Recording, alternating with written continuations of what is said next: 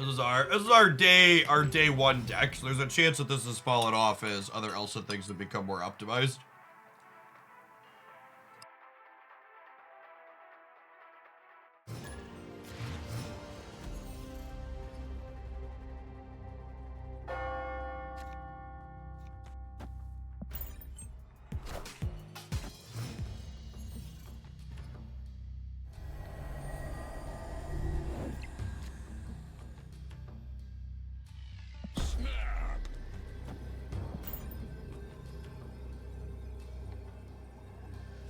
We'll snap the turn 3 Elsa activation on Angela here.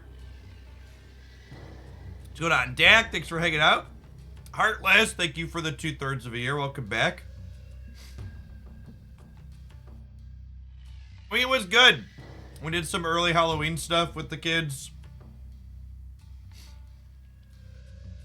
We took,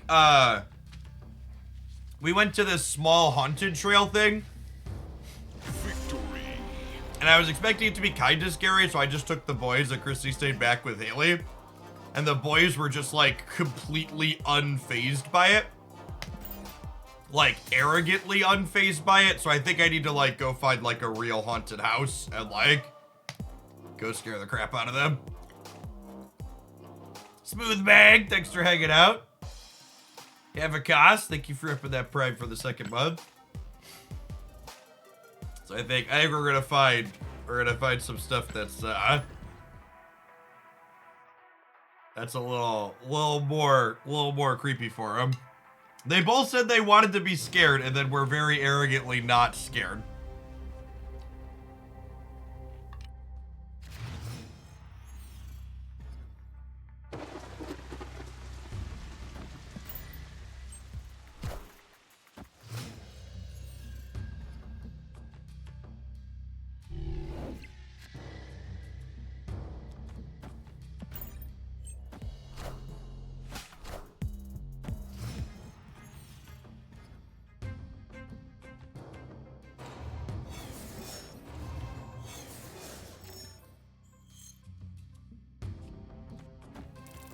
Hey, look, it's the wasp I wanted for Christmas.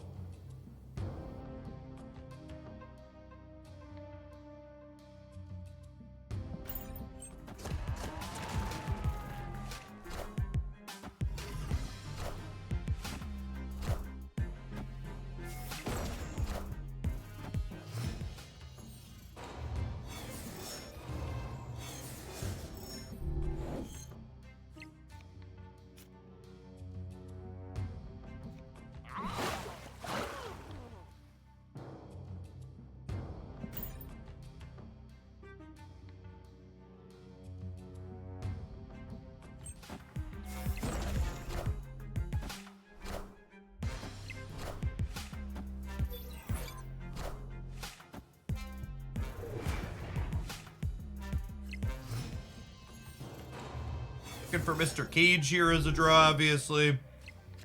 Moongirl would also be great.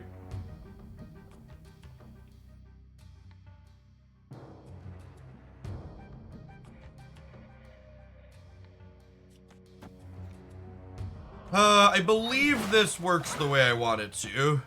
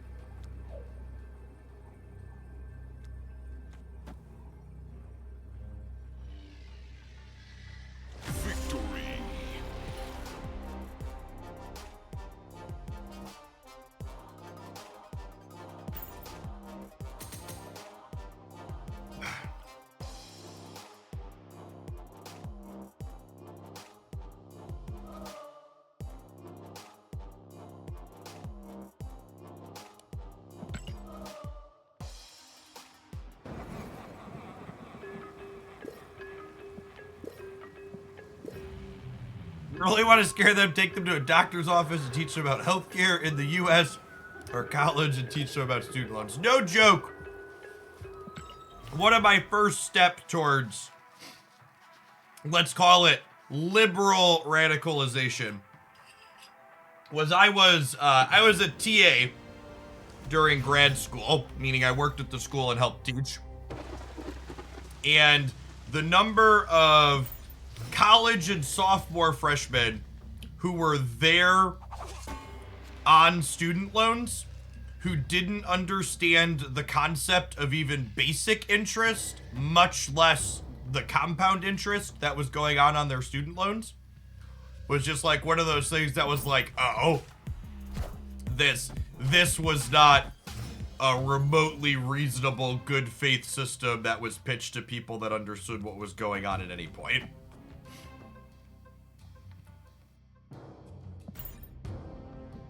And you combine that lack of knowledge with how easy it is for people to acquire student loans and take on that debt, and it's just like, well, this is just not remotely reasonable. We give,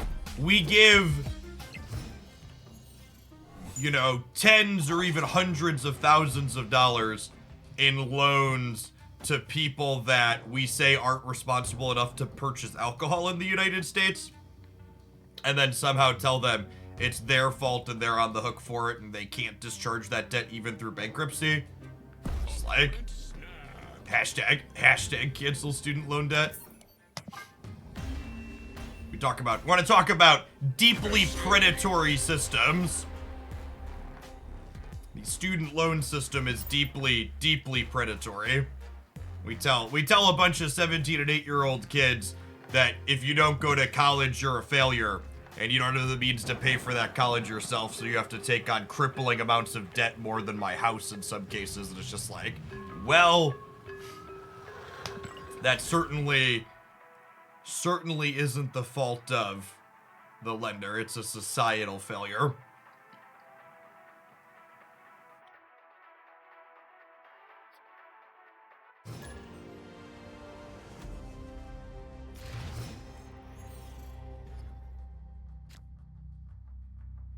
Also, for the record, in case there's any conservatives that haven't turned off the channel yet, my household has $0 in student loan debt.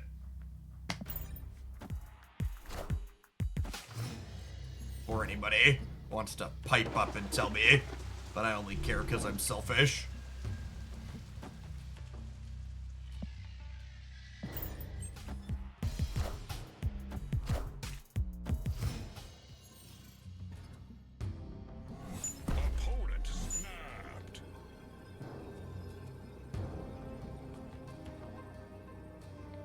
Wife's a college professor, and a real consideration of her choosing that career path after a doctor was a lower burden of student loans on our children should they choose to go to college. Yeah, every time, I have a Edward Jones guy that manages some retirement stuff for Christy and I, and every time he asks about retirement stuff, or he asks about college savings for the kids, I always tell him that, if they haven't reformed the cost of higher education by the time my kids get there, they can go to trade school or do something else.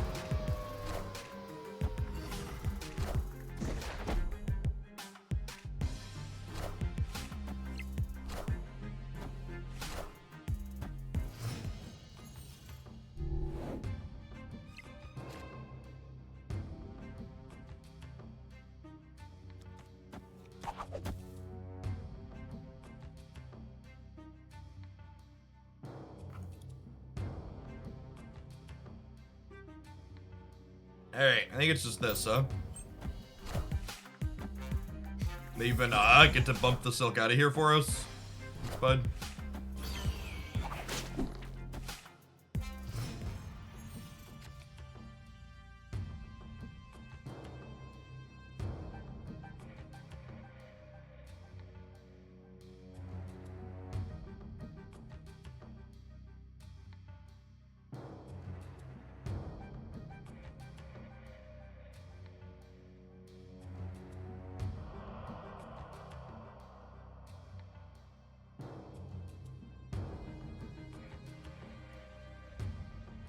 Do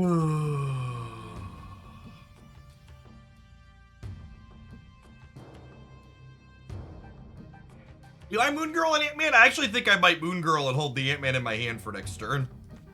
Kind of sounds like a reasonable plan.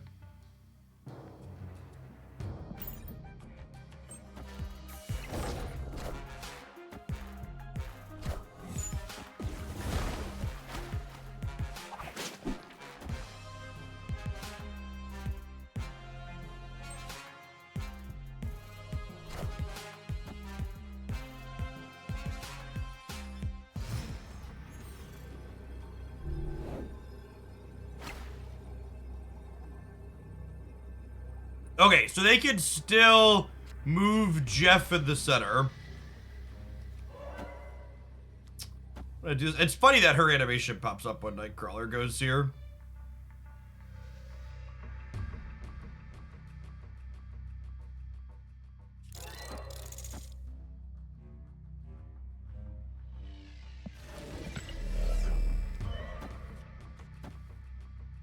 Yeah.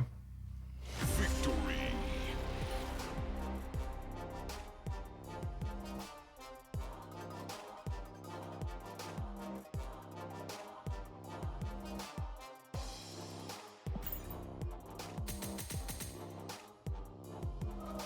Hearing the sigh and seeing the band go through, yeah.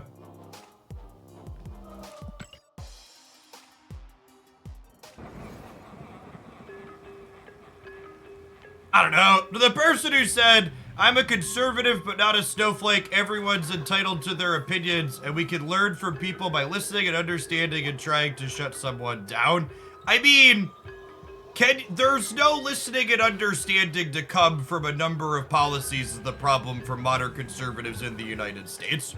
There's no listening and understanding to someone that says a man and a man can't be married because if they love each other, like, they're just a bigot. There's no listening and understanding to people saying things like children going hungry during school is a personal responsibility issue and not a societal thing that we should make sure kids have food to eat in one of the richest countries in the world. There's no listening and understanding to bigots passing all sorts of hateful rhetoric against trans people in many states all over my country. So like, yeah. Like if you want to sit down and talk about like how we're supposed to like reform an education system, sure. But if you're just like tough shit or just like these are my hateful policies, you need to listen and understand them, it's just like I don't know. I do know. It's just like don't. And if you're one of those people that's like, well, I don't do all the bigotry, but I'm fiscally conservative, so I vote for Republicans, you're still a fucking idiot because like you need to go back and look at like the actual policy Republicans have passed in like my lifetime and probably longer and see that they are in fact not actually fiscally conservative. They consistently take the deficit and run it way fucking up. Our hand is terrible here. Cat Heart, thanks for the brand new primer. Appreciate the support. And Yellow Rebel, thank you for the 7 months. Just like, agree to disagree is something that works for civilized things like I like vanilla ice cream and I like chocolate ice cream. Agree to disagree doesn't work for basic human rights.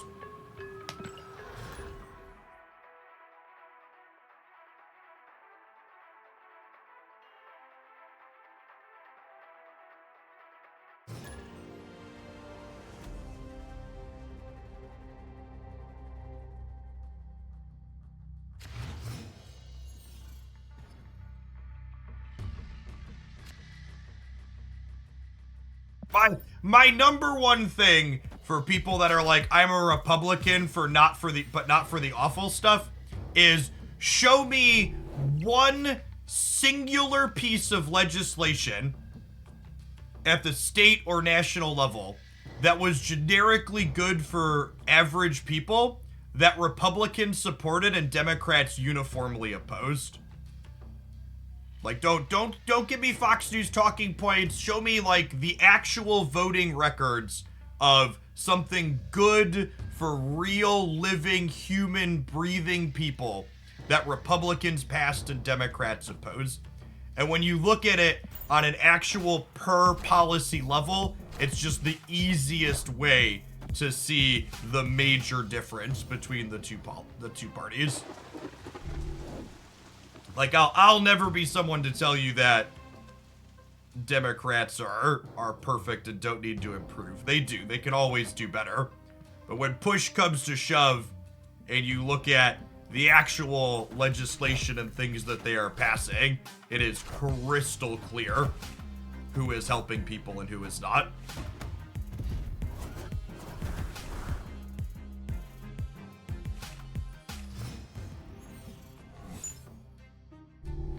Alright, an Oscorp Tower only happens at the end of turn 3, so we're good to go here. They haven't played a Mobius yet. They might fill this turn. I don't know, they need like a 1/1/2.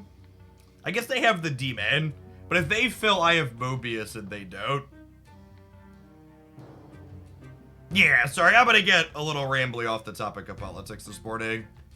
We're just like playing cards and making mouth noises.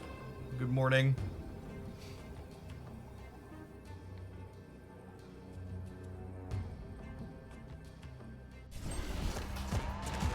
So they also have it, but if they don't have a Mobius, they can't play theirs, because I have Mobius, which is why we snapped. What's going on, Robs? Thanks for the brand new primer. And their Rav card is also a 6/3. Yeah, that's a good shout.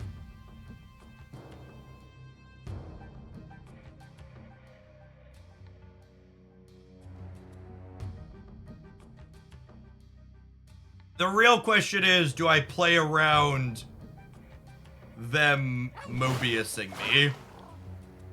I'm probably supposed to, right? I think I do this, and then next turn... Obviously, this stops the Doom out here, but that's fine. So I'll have 1, 2, 3 slots left, and I'll play Cage, Shadow King, Kitty in them.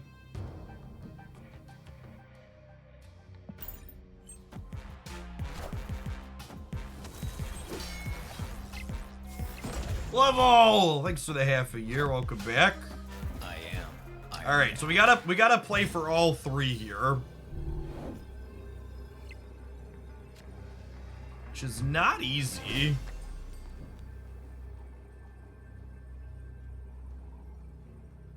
Do we think they play harder for Oscorp Tower, or do they play harder for the Raft? I think I'm Shadow Kinging the center to give myself a shot there. And then it just comes down to, am I kittying here or kittying here? I think I'm kittying on the right of this game.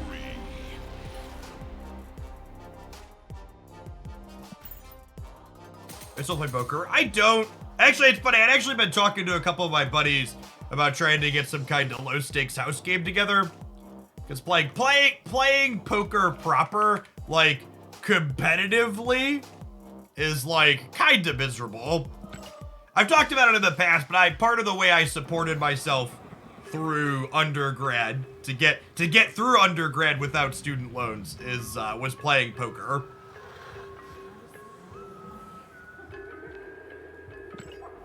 Yeah, cash poker is extremely dry. It's a lot of waiting and folding to play optimally and profitably.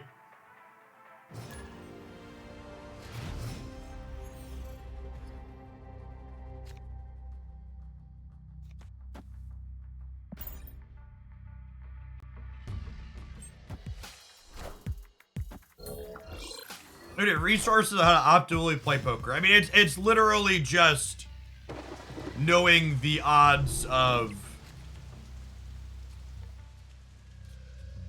certain hands based on what's on the board, and then thinking about what people are representing as they bet patterns. I guess a good resource for teaching that? No, it's been so long since I was in that space.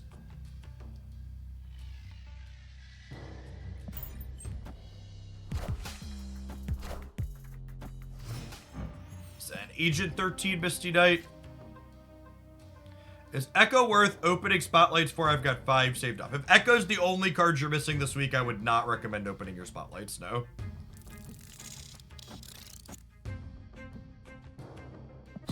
I'll snap them here. They haven't played Moby yet, so I can grab the Raft card.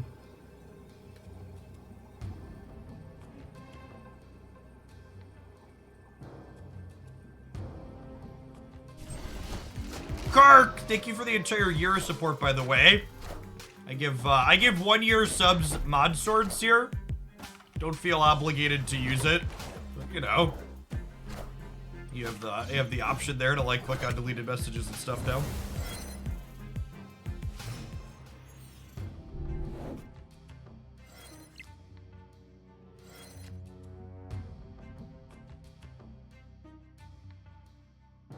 If you really want to play Echo, yes, get her. But if you have to ask, then no. That's probably, I agree with that take. That's a good take. I'm gonna get greedy and try and Moon Girl my Thanos here, I think. Dodge Mobius for one more turn.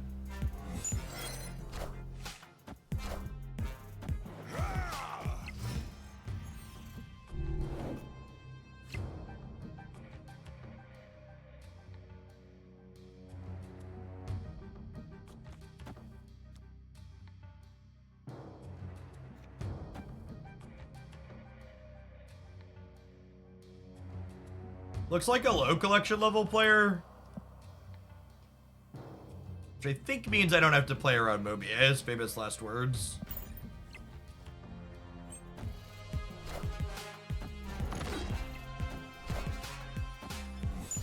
Thanks for your best X videos. I was floundering after the kitty nerf, but I found one that helped me out a lot. Awesome.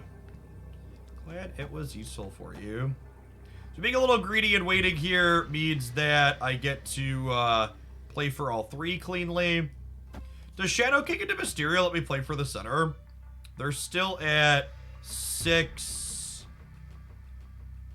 11, 12, and I'd only be at 11, so the answer is no.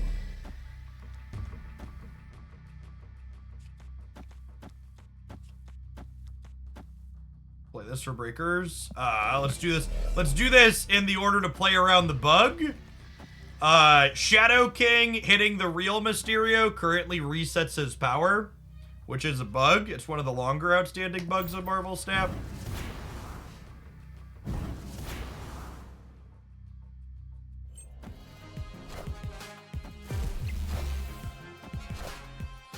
Yeah, it's still bugged. If you have Luke Cage, he actually prevents the bug, but yeah, it sets the Shadow King sets the real Mysterio's power to 0. Yeah, I guess at some point that's just newer to Snap. Victory. There's no collection level based matchmaking post Infinite, so this person's probably sub collection level 600 newer to the game. It's one of the kind of awkward things. So one of the things the high bot density does early is it kind of teaches players bad habits about staying in games that they shouldn't.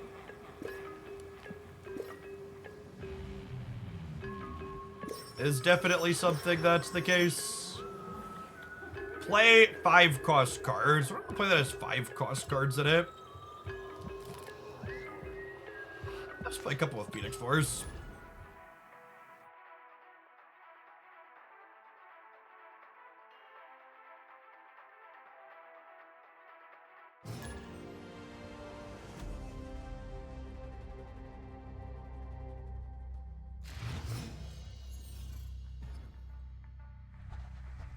So I do bots snap on turn 1. There is a subset of bot that snaps on turn 1, yes.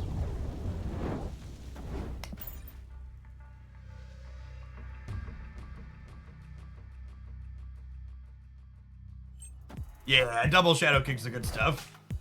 Do I hear a Healy girl? Good morning. You have a blue Triceratops? That's pretty cool.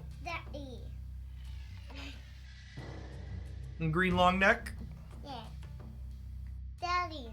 It is a Triceratops with 2 horns. Triceratops? Oh, he has a 3rd horn right there. See the horn on his nose? Yeah, it's a nose horn. Nose horn. Beep, beep, beep, beep, beep. Daddy, my Jerry's gonna get put. Thanks for the 10 months, Moram. Appreciate that. Daddy. What? Oh, is there poop in your pull-up? No, Daddy. My Jerry's gonna get poop on them. Okay. Why don't you go tell Mommy you need a change, okay? Mommy's upstairs. Daddy, You need me to carry you up? could you come upstairs after you're done working? I will come up when I'm done working, okay? And we're gonna go to the farm later, okay? With the boys? But Daddy, I just want, Mom, I just leave these in the car so they don't get lost at the farm. Okay. That sounds like a good idea. We'll leave them in the car so they don't get lost at the farm. Daddy, Yes, Haley. if I don't want to wear these anymore, how about I just wear pants with pockets and stuff so they don't get lost? Okay, sounds like a plan. Maybe I should have blown one of these up proactively. I waited to play my destroy card so I could double the Nimrod, but now I have some regrets since we drew the Phoenix Force. What's going on, Crockett? Thank you for the 46 months. Welcome back. I have a dinosaur neck. I move slow.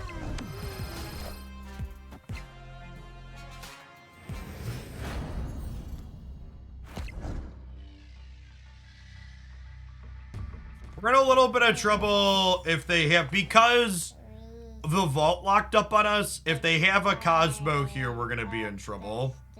But if they don't have a Cosmo, we're in a great spot.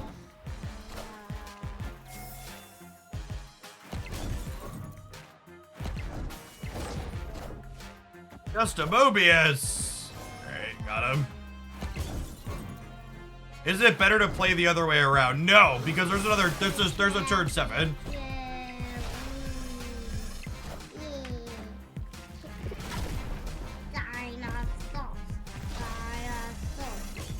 So now I get to do this. And then I get to Venom. Well, actually, I guess they can kind of go wherever, huh? Daddy, the body can't go to a pot. Let's do this, huh?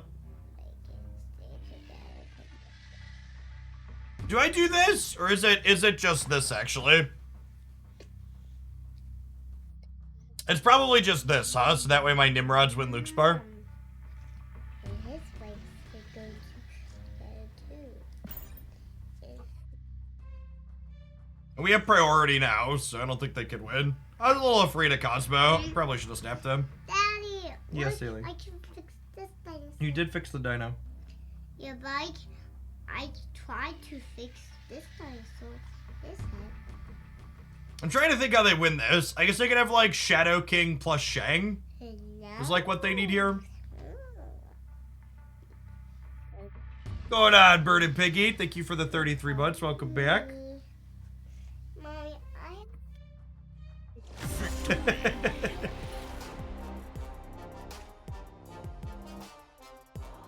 Alright, non-subs. We're taking a 2-minute break for the ads contract for the month. You're not going to miss any gameplay. We did our play 5 cost mission, but I think we're going to play a couple more Phoenix Force at least when we get back. Thanks for hanging out. Don't go anywhere.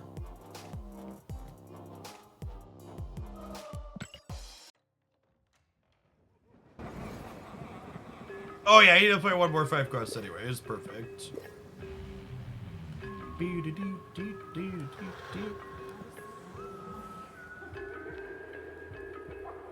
And remember, chat, this is the first week that our weekly rollover has moved.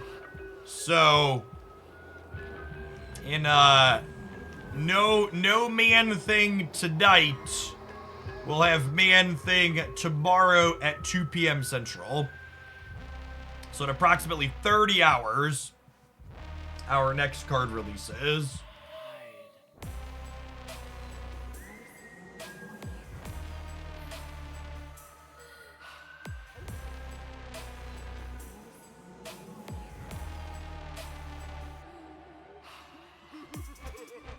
How old are my kids? We have, my older two are 8 and 9, and then Haley is 3.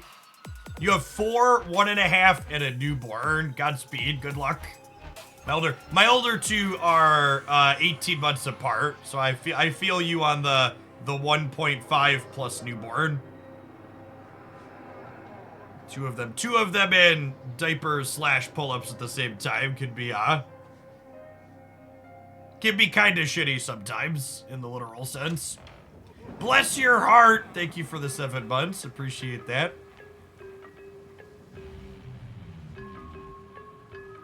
We had one of those moments the other day. I like walked into the kitchen and Haley was standing there.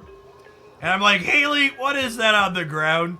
And she just looked up at me and goes, it's poop, Daddy. And it's just like, yep, that's what I thought it was. All right. Into the shower with you. Let's find the disinfectant.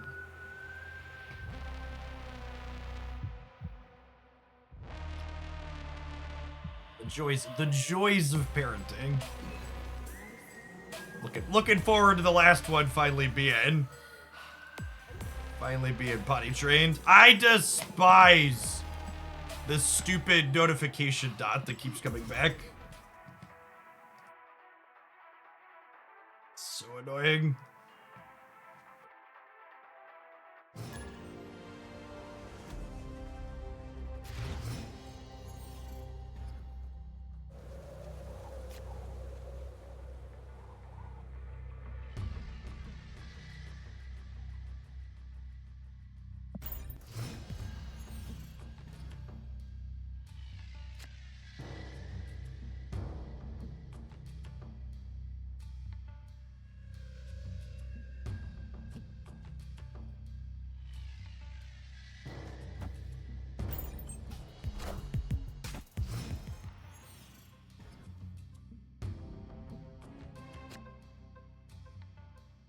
Ooh, that's a piece of candy. All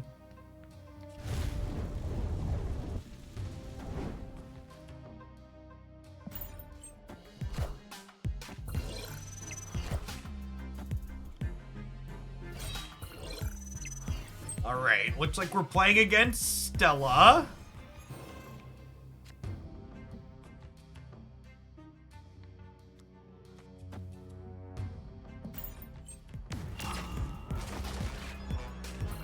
We're looking for a Venom or a Taskmaster here.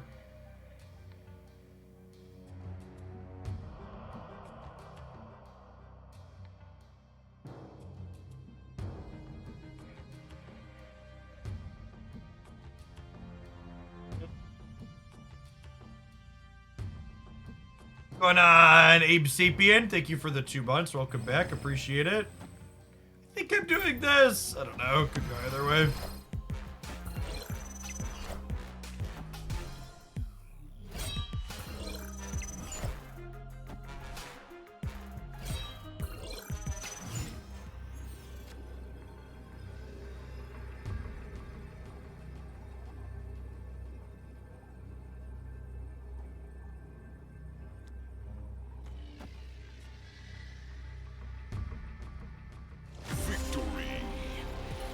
Our hands have been, like, good enough to win these games people are limping into, but, like, just not anywhere near good enough for me to snap with, so we keep winning 1-cubers. Yeah, I think playing for the Nimrod, I had Deathlock and Venom in my deck. That's good.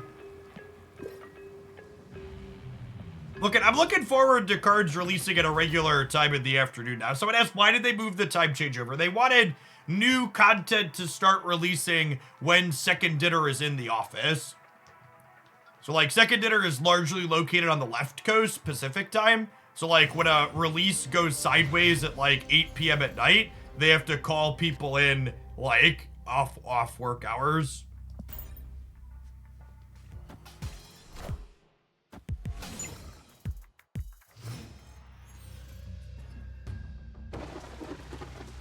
In my opinion, they landed on what is the ideal time window to be releasing in.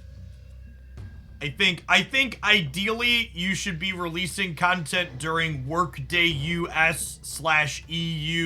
early to mid evening. if your player base is there, like obviously there's a handful of games where like a majority of their player base is located in the East, but I think any game where a majority of your money is coming from like Europe and the US, you should be releasing during prime time for both of those places.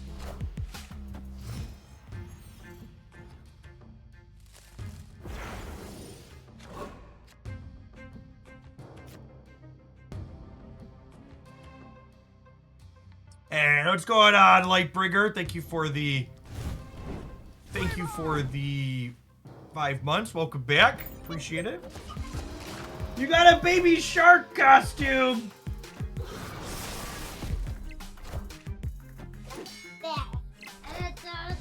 Oh, that's so cool, baby girl.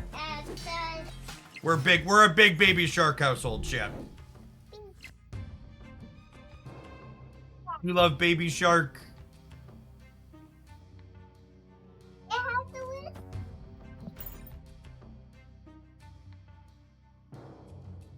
If you ask Mommy, I bet she can help you put it on. Not yet? Okay. When we get to Halloween. Oh, okay.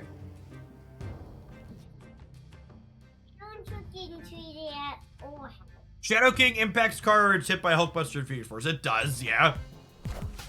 A lot of these more successful Elsa decks have not been playing things like Shadow King, though.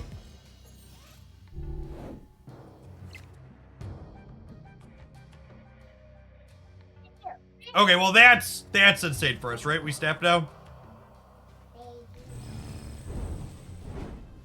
I get to do this, and then it slides and doubles, and then I get to Ghost Spider it back.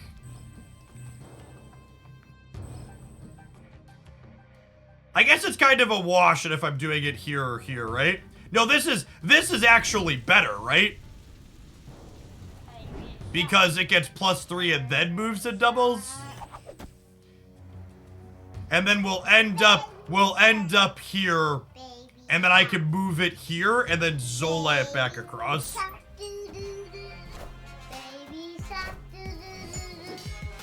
Ooh, they're playing the Moon Girl build, which probably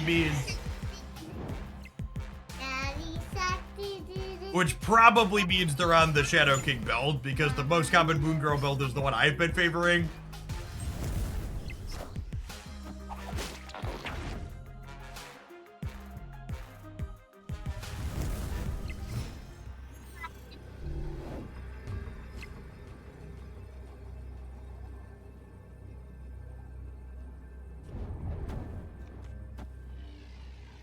I could Shadow King us here, but I'm gonna stay for one more. I got so distracted by the toddler I didn't snap, which is for the best now since they're on the Moon Girl build.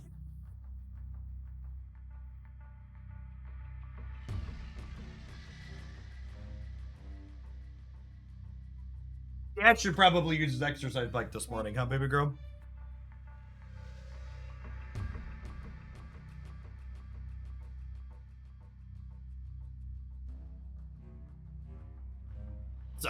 Sweet Angela split. Inked with the white crackle.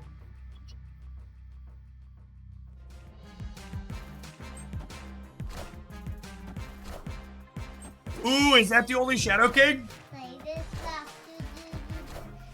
It is their only Shadow King, chat. Sick. Got him.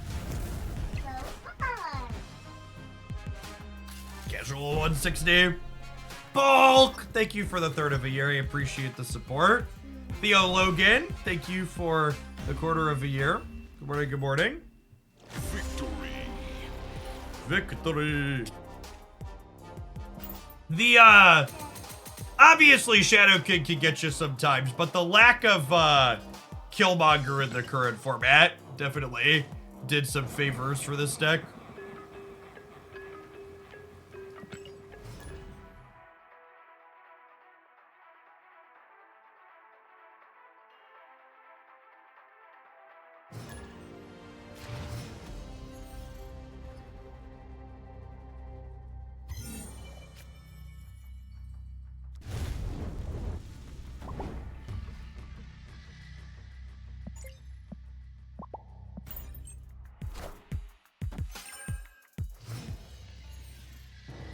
Can you put that back, please, baby girl? Thank you. Can Daddy have his chair? He wants to exercise for a little bit. Oh, you can have this chair if you want. But Daddy. Yes, baby girl. When you had some... Well, I guess with the Adeland coming up, we'll carnage the Human Torch here. Sometimes I save it if I don't have Phoenix Force teed up. I want to sit on your lap. Nope, you can't sit on my lap while I pedal, okay? You can have this chair, though. You want to get down? No. You need to sit if you want to be on that chair. No standing, okay? Maybe get down. No. I love that. I pedal. I can't pedal with the toddler on my lap. Hmm.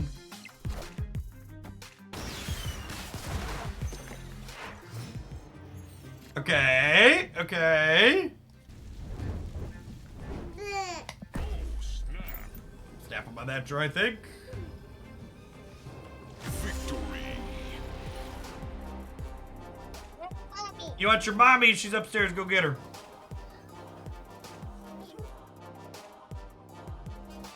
You can take your unicorn book. You left it down here last time. Hey, Daddy. Do the weekly missions still reset tonight? No, it should be tomorrow now. My understanding is the new stuff should always be at 2 o'clock. See your color. Good job. I made a lot of pictures for you Yeah. to look at. Thank you, baby girl. But then I have to kill some more. Oh. The cycle chair needs a sidecar for passengers. Yeah, exactly.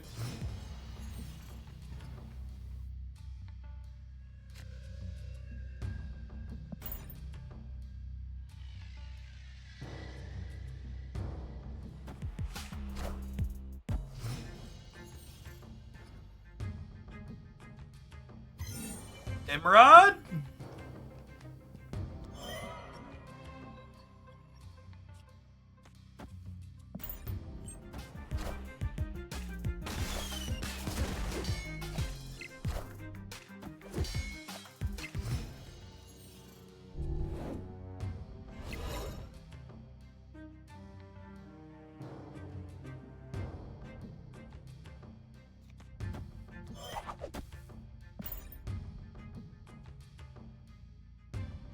Maybe I'm supposed to save the ghost spider.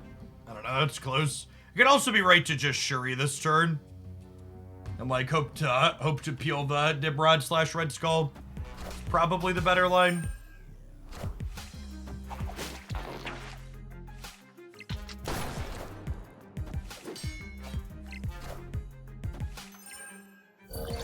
This Phoenix Force into Multiman isn't actually going to be that good, huh?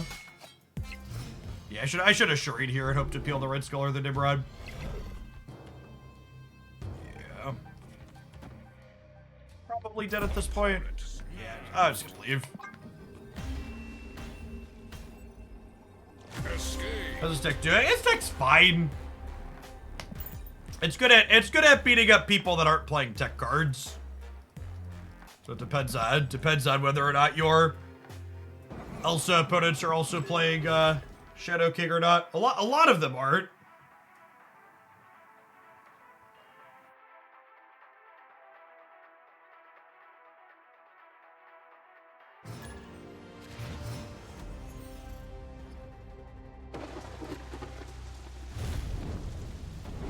Flame on!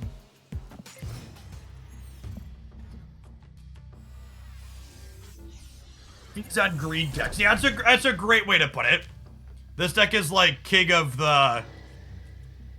beating up green. Other people just trying to race you have a really hard time keeping up with what this deck is doing. It goes over the top of other people that aren't interacting with you. Infinite with a similar version of this, yeah.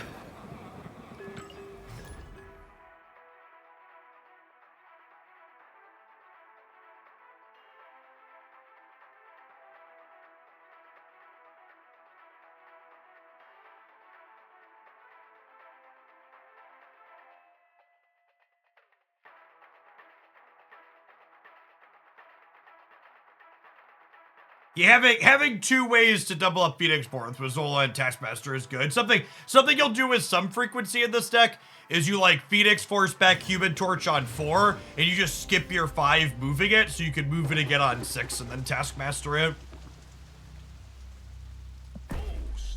I'm gonna snap on the combo in hand.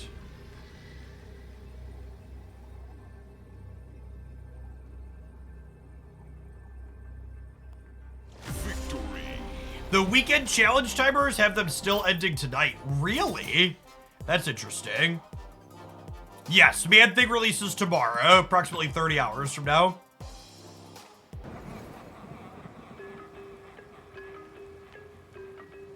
Oh, Norf, you don't have to do that. I just feel free to just pause and minimize.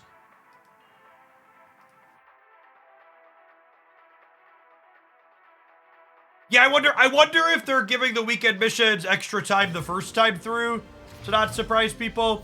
Yeah, they started at 2 p.m. on Friday. I actually think 2 p.m. on Friday to 2 p.m. on Monday is like the perfect length for weekend missions.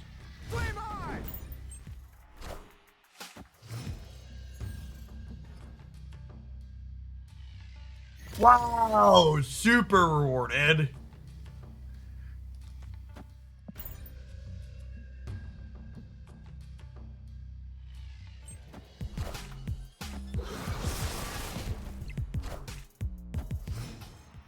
I just did the face down location because I didn't want to get like Crimson Cosmos or something, and we like ended up super leveling them.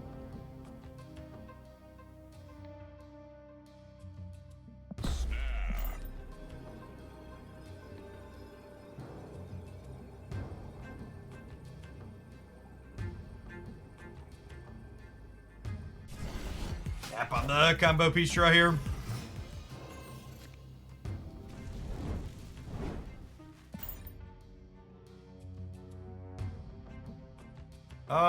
The Patriot build has Dr. Doom to get into Sanctum is something to think about. We do kind of need to draw Greg Davies here. Taskmaster would be ideal. Oh, they're playing Jeff as well. Okay. It's a less common card in their archetype.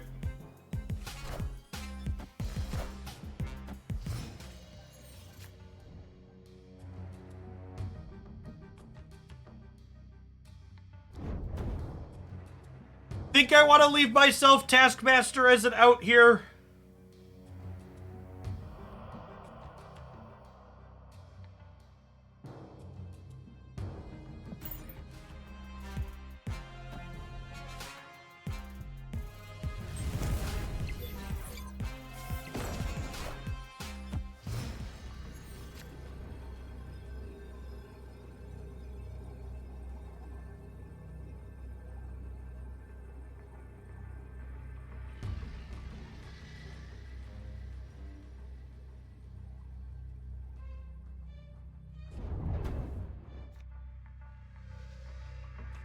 This beats a lot of their... There's even permutations of how they play this that hitting Carnage beats too, right?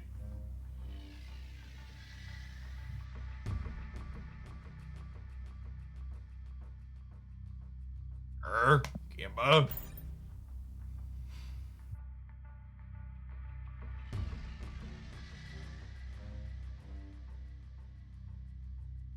No, cards release on Tuesdays now.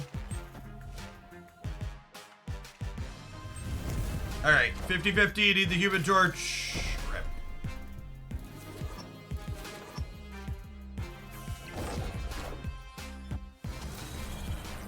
Yeah, so I talked about why I didn't do anything on turn 5, Al.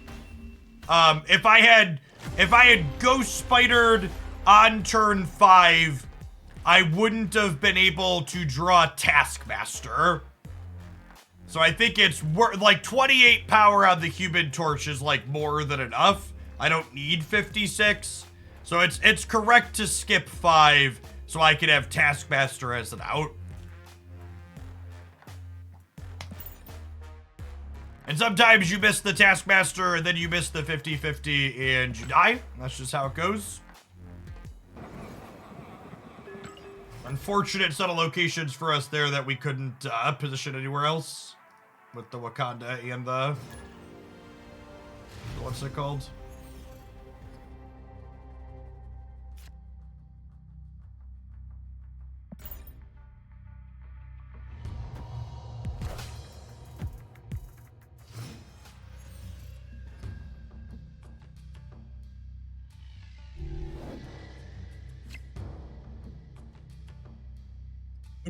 And eating the right been correct, because then you could have easier Taskmastered and Zolad. That's worse into some of the permutations of play that they could take into an Alioth on the right.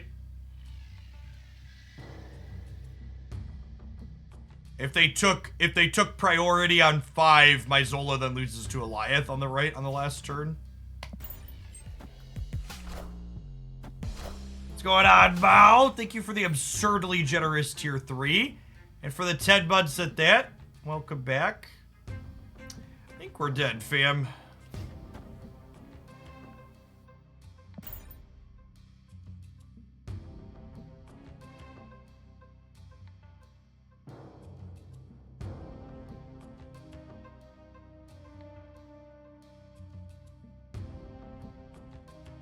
That's true, actually. The cards did release on Tuesday for most of the world anyways, right? It's just slightly longer.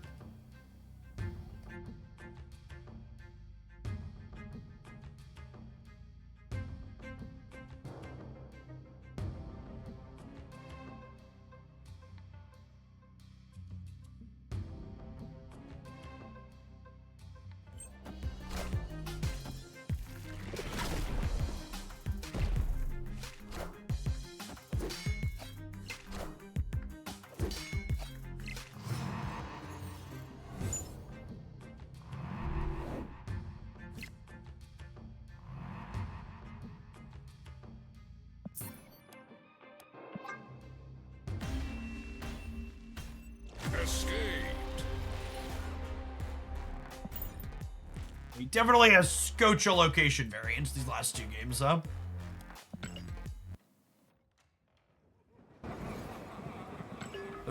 The third person in every game of Marvel Snap.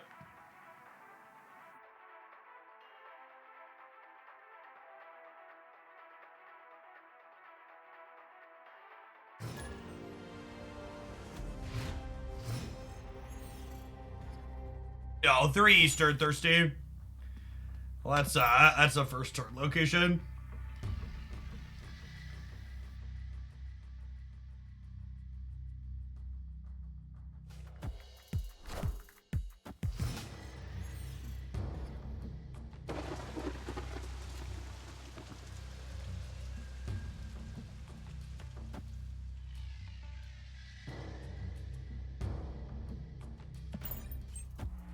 Oh, subs! I commissioned some new emotes, by the way. And I got these obviously need coloring still. But I got the first loose sketches of a couple of them. So this one's gonna be animated, the sweating emote. I hadn't noticed how sour Beast's face looks in this one, but it's actually perfect for RTFC. Just like, big I'm not mad, but I'm disappointed in you energy.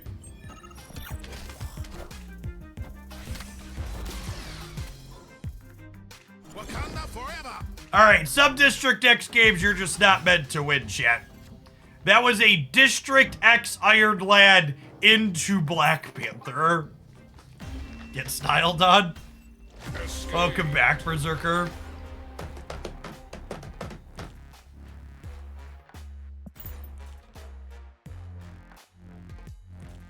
And we won like 4 or 5 in a row to start with this deck, and now the locations have been, the locations are like, that's enough, Hogland. No more Phoenix Force for you.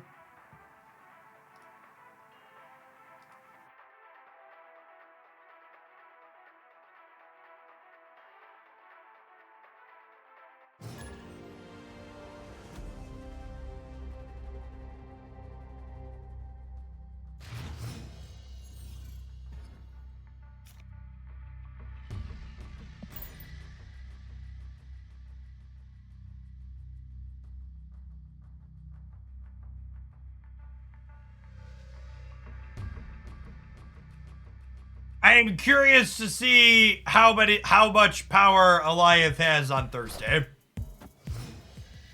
This is my... How low can you go, Glenn? How low can you go?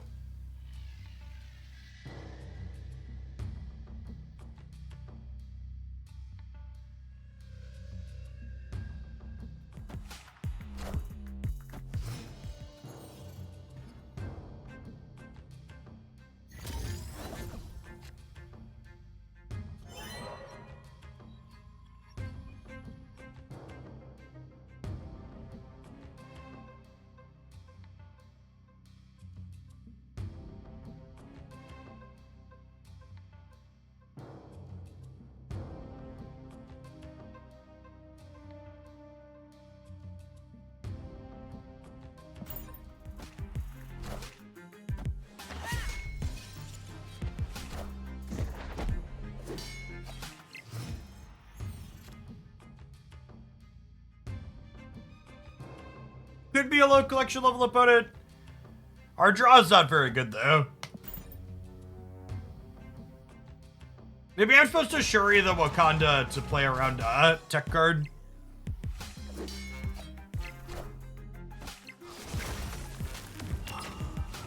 Did draw Red Skull or Nimrod here.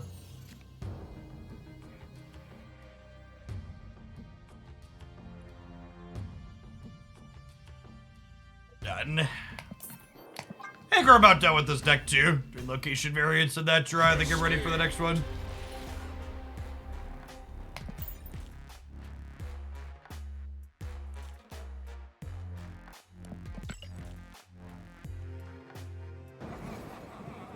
Oh, I forgot feature locations were a thing.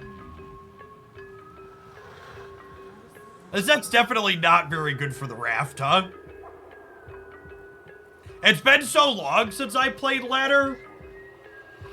Like in my brain, feature locations weren't a thing.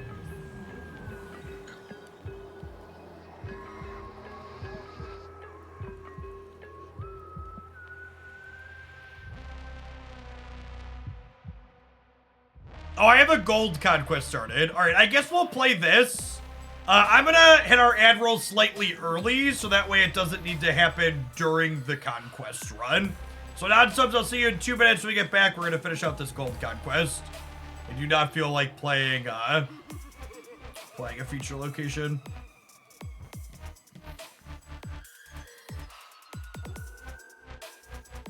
Yeah, with them changing how things lined up, the feature location is a different time. Usually the feature location's off by Monday. Usually it goes Saturday into Sunday.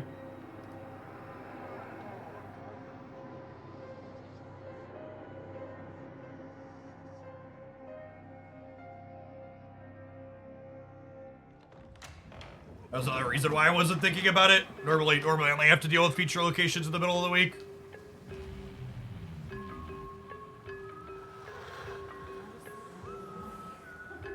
Do I want to play for this?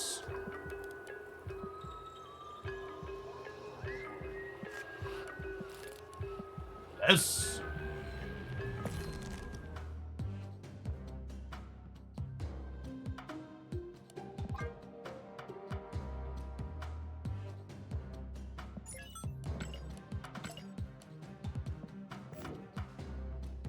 What's going on, Delicate Beast? Thank you for the quarter of a year. Welcome back. We tried Psylocke in Cerebro 2 when they first buffed her, and she really just doesn't help your curve in a meaningful way.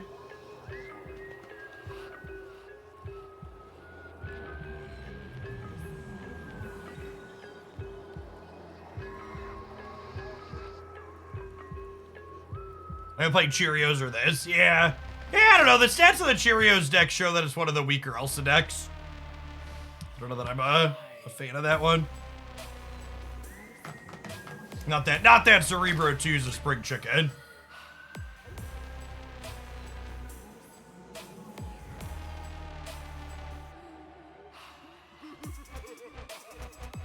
The Goliath gets pulled as low as 2. We'll play Psylocke for it in Cerebro 2. In.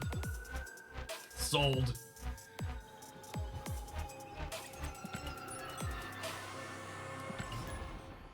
It's the best version of the Elsa deck. Well, there isn't really the Elsa deck.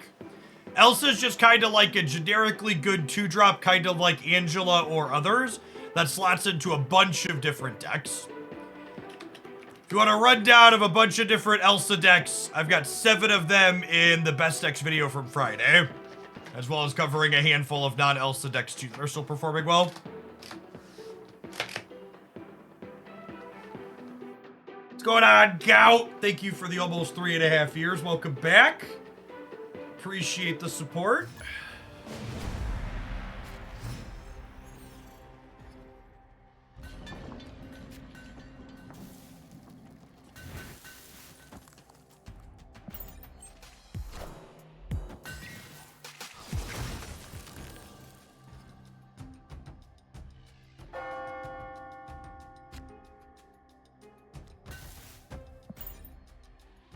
What's going on, Boneless Wing? Thank you for the almost 5.5 years. Did you buy the Mobius bundle? Nope.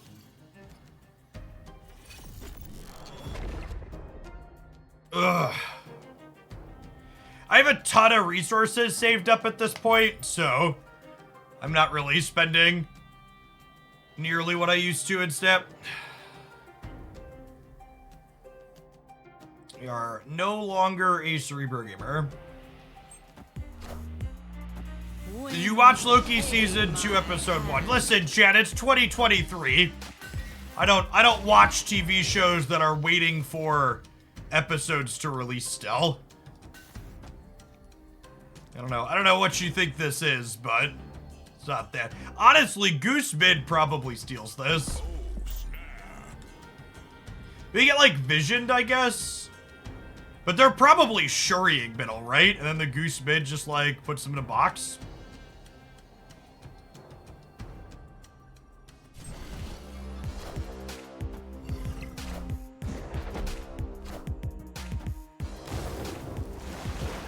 I need to draw Blue Marvel, chat.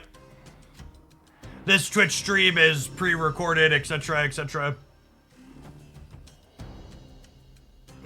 That's vision.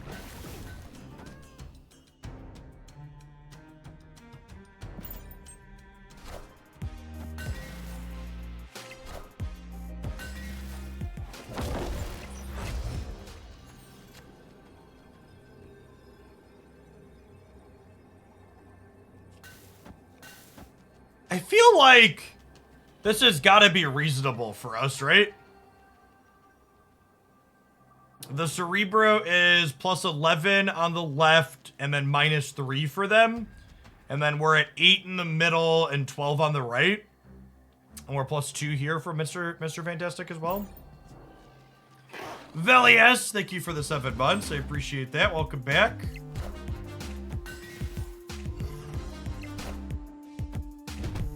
Yeah, I got him, right? I feel like stealing a 4-cuber off of the Red Skull deck is huge dump here to start for us. Shuri is a tough matchup for this deck.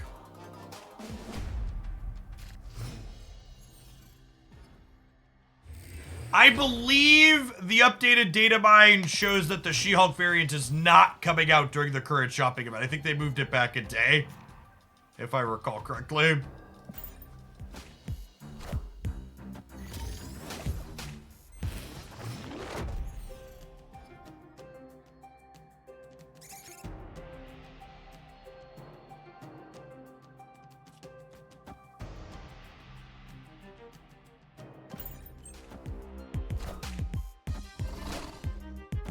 Wind, aid my hand.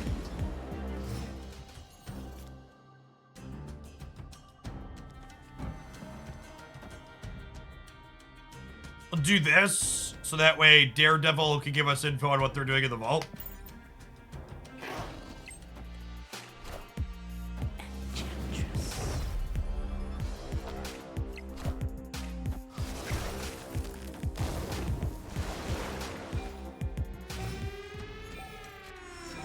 Iceman is definitely one of the better cards in our deck in this matchup.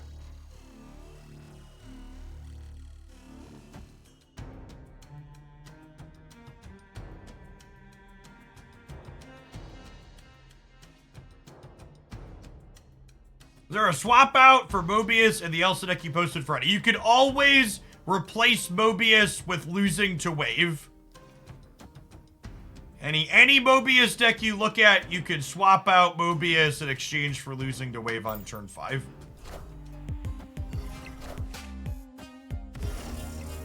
And my number one piece of advice, if you're... Oh, I forgot Red Skull. The Squirrel was gonna... I was expecting to get +6 here. The Squirrel gets us, though. Rip. My number one piece of advice, if you don't currently have Mobius, is please, for the love of God, check my upcoming caches in October and November card review. Like, we've known Mobius was coming for a very long time. I was telling people it was going to be a format staple for a very long time.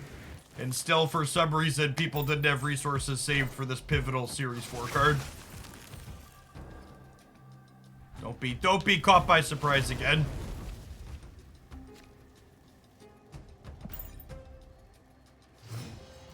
They're the Enchantress build of Shuri too. It's absolutely brutal.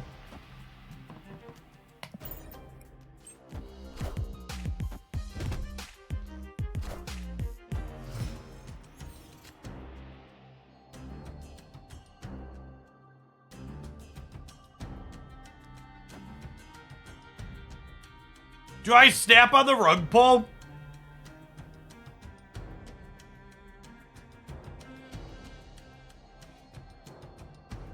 Yeah, so I think this is not... Chat, for people saying no bonus from Cerebro, I can't count on a Cerebro bonus against the Red Skull deck. Oh, I guess they Sauron'd, though. Can I? I don't know. There's like Monster Metropolis and DC. I think my line is just play for pulling a rug here. I'm gonna snap, I'm gonna brood DC, I'm gonna play for Blue Marvel. Blue Marvel into Mystique Storm.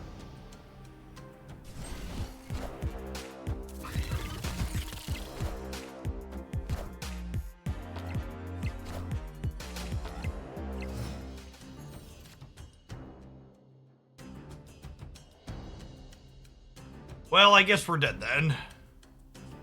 Opponent snapped. I guess that's fair. Sauron, I should know that Sauron gives him bonuses there. That's on me. That was a bad snap. We should have just left. Lost Axia, thank you for the 46 months. Welcome back. Man Thing is the only Series 4 release this month.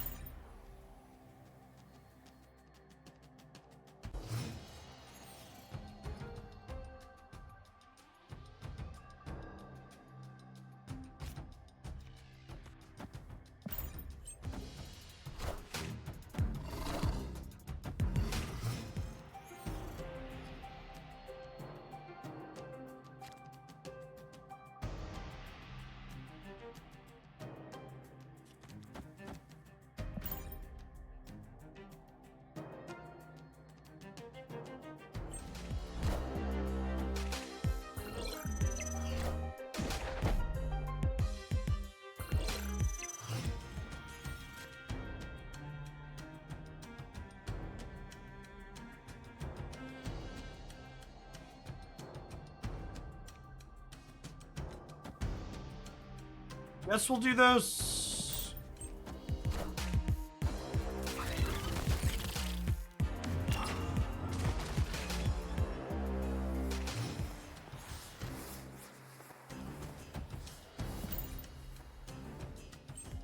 Zen Grieve, thank you for the 3.5 years. And Francisco Elvis, 607 months. Good morning, good morning.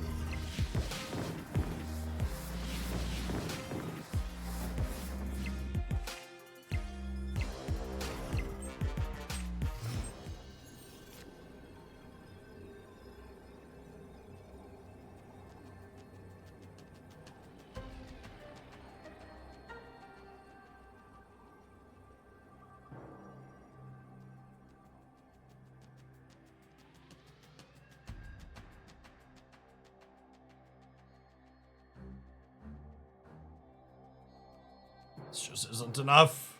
It says 7, 26, minus 4, 31. It's technically wins here by 1. Opponent snapped.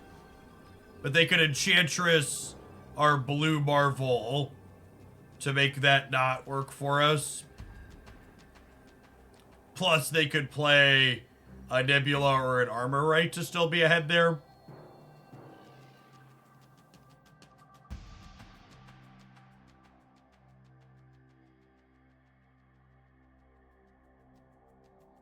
Yeah, I think I just have to keep waiting for a better spot. Escaped.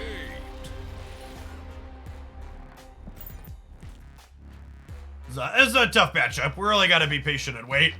Like I said, the fact that we took a 4-cuber in the first game was a big deal. But it's gonna be tough sledding.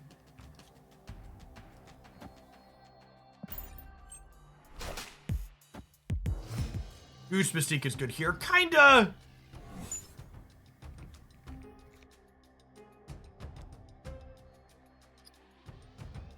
A District X game, I think, is low-key very good for us.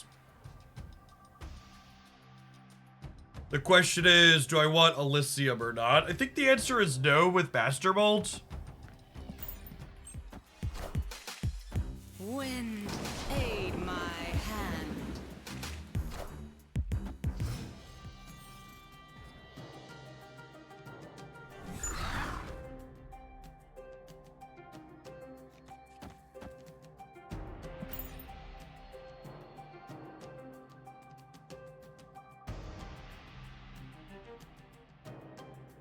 Should I play the Nightcrawler for free? Sure.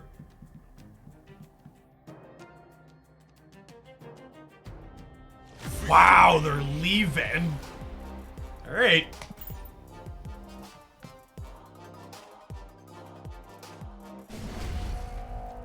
Certainly take those.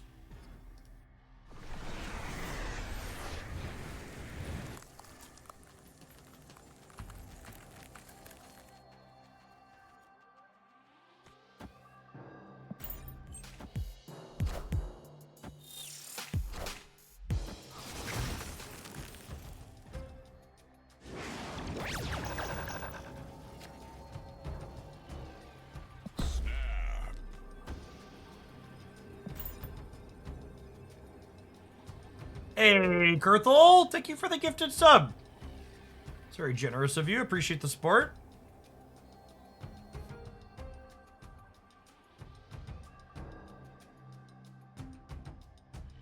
Heek does beat Quantum Realm here as noteworthy.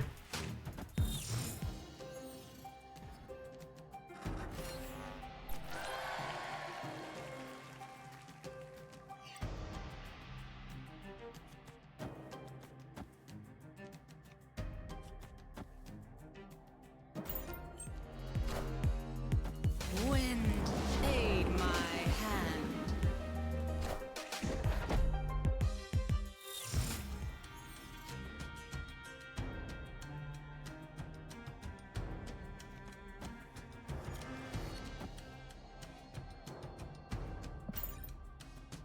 Yeah, they have a couple of decent beat cards, but not a ton.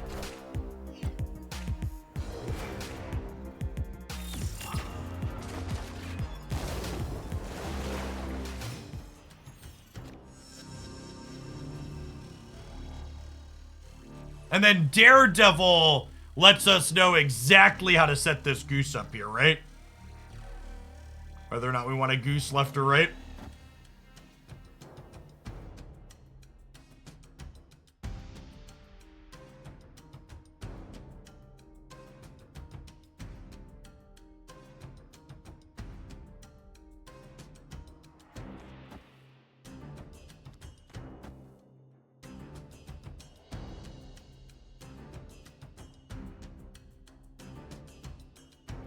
I just do this and I hope to draw Blue Marvel.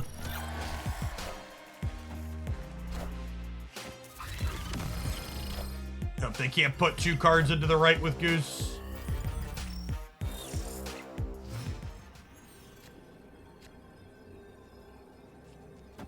Or obviously didn't think it put 2 cards here, but they haven't Sauron, so they need Armor Lizard here, basically. Which they could have.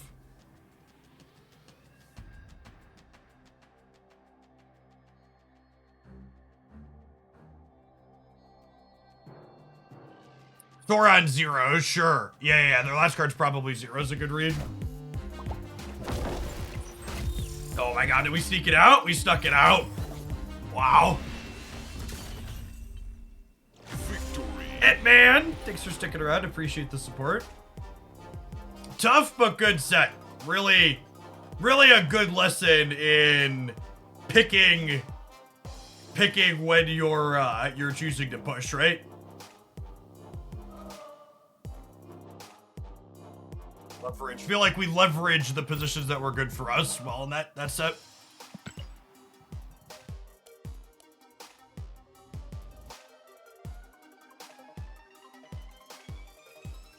We'll write that one down, I guess.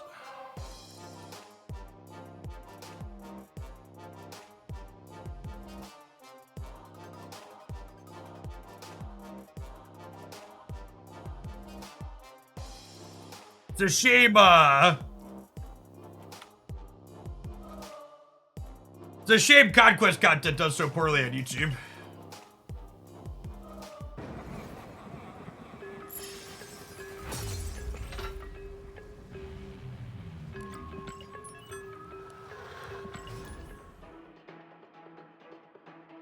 There was a peak. A peak was the center location. So they had a free Taskmaster from that.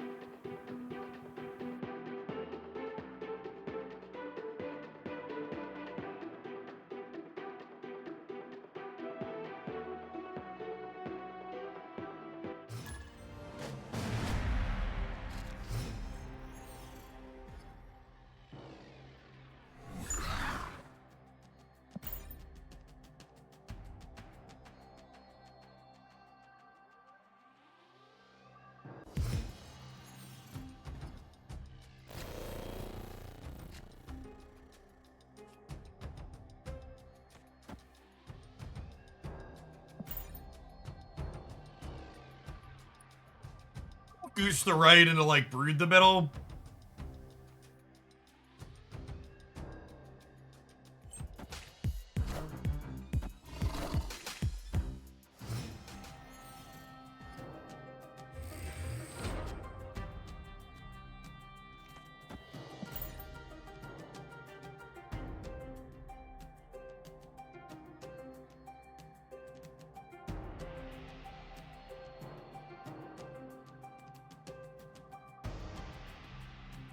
Any man thing to execute up yet? Nope.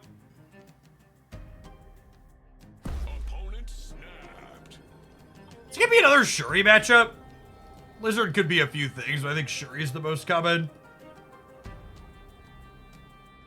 Just some peak matchmaking variants. This is in fact just another Shuri matchup.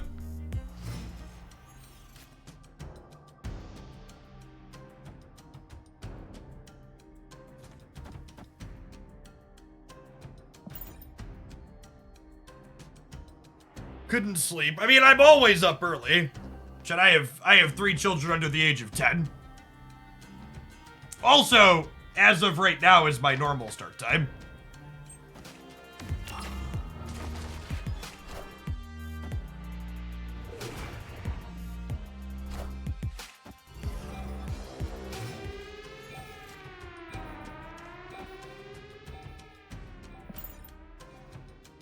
I think my wife and I are taking the kids to the pumpkin patch / corn maze later this afternoon, so I wanted to start a little bit early so that way I could still get a full stream in before I sign off a touch early.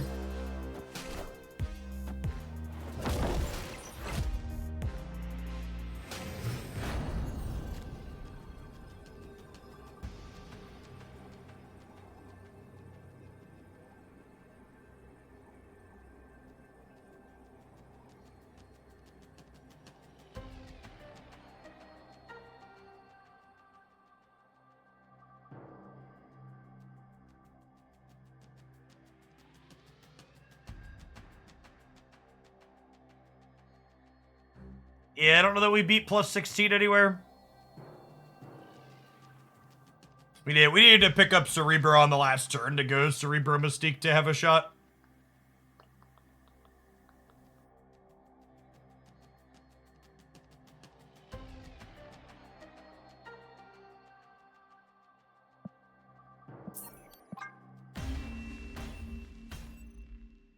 Escaped. It's very peak matchmaking variants to, This is a wonderful reminder of why off-meta decks, and honestly, I think this is people talk about, like, Conquest being less popular because of stuff like, the time taking longer, but I don't think it's just the longer timer. I think part of the reason why Conquest is less popular than the ladder is that less decks are competitive in Conquest because of matchup variants like this. Conquest really needs a sideboard or multi-deck or something so that when you queue into a matchup like this, it, like, doesn't just feel like crap for perpetuity.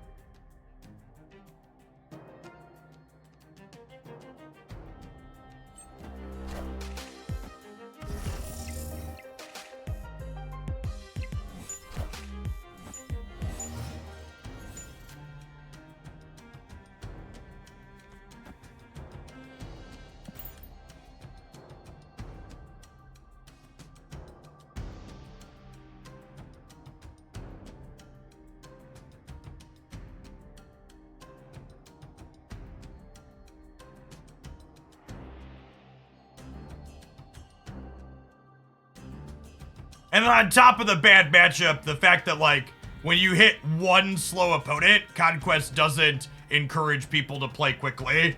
So you just, like, get roped in perpetuity for 45 minutes.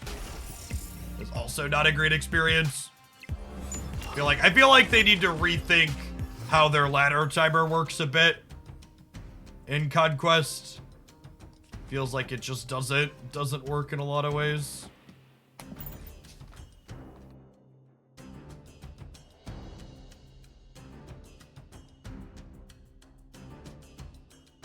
They got Subterranean and Quad Iceband. Let's see what they have for sure, huh?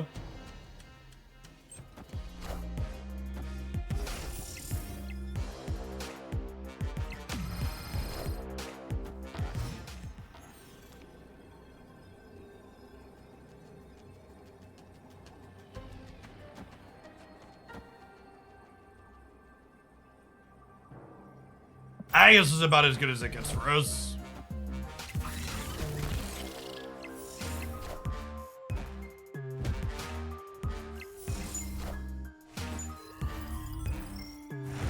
Still a 4-cuber, chat? I think we still a 4-cuber.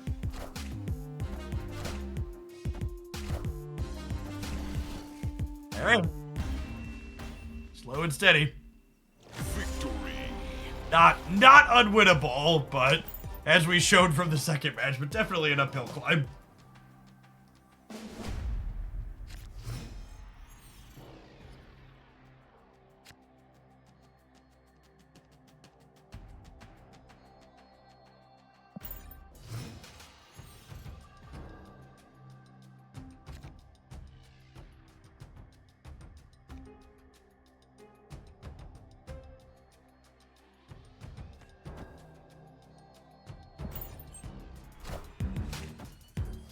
Don't run Enchantress. Yeah, I guess it's possible, but generally speaking, I would assume that this build of Cerebro has Enchantress.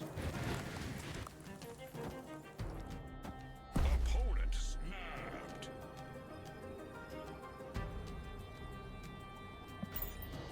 I think I'm staying in here.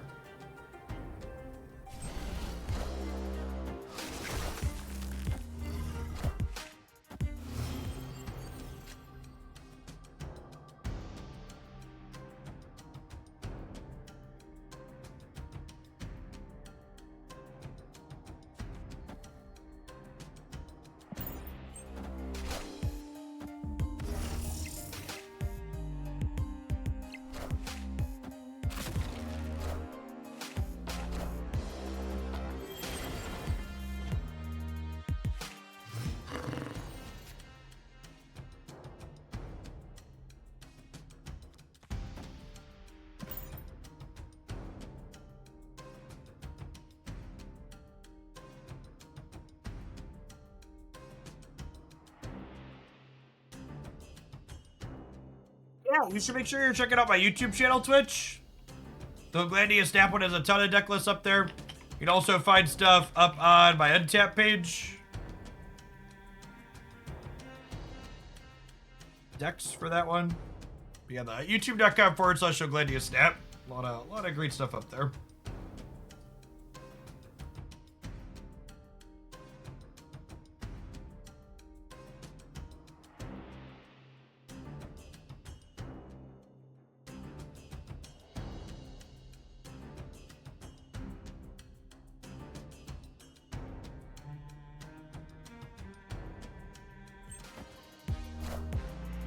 Hey, what's going on, Immortal?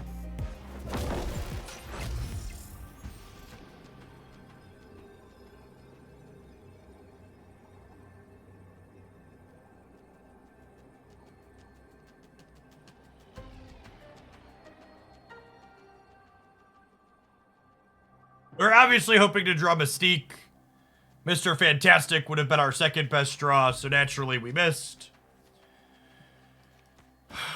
There's some worlds where this wins the game, right? They've drawn their entire deck though, right? So there's like no way we're living in one. They could really mess up to lose this game, I suppose. I needed ways to get more power into the left and the right.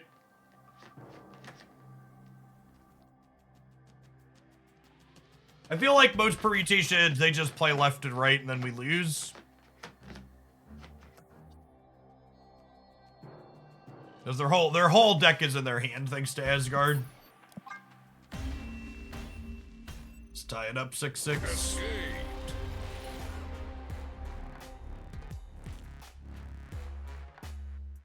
They have no 1-drops, only Taskmaster. Yeah, but they could play like a 2/2s, right? Or like a 2 and a 4. One of these face down cards could be an Enchantress as well. A lot of the Sauron decks play Enchantress. Yeah, armor left, lizard right beats us. That is accurate.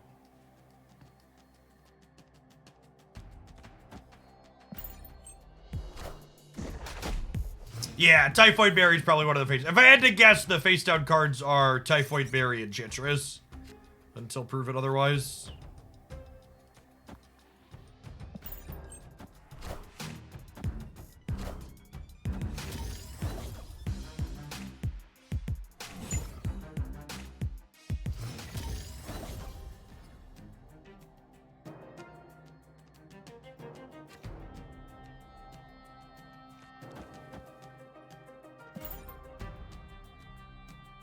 Yeah, someone will play Chavez too. Not all the Sauron builds are on Chavez though.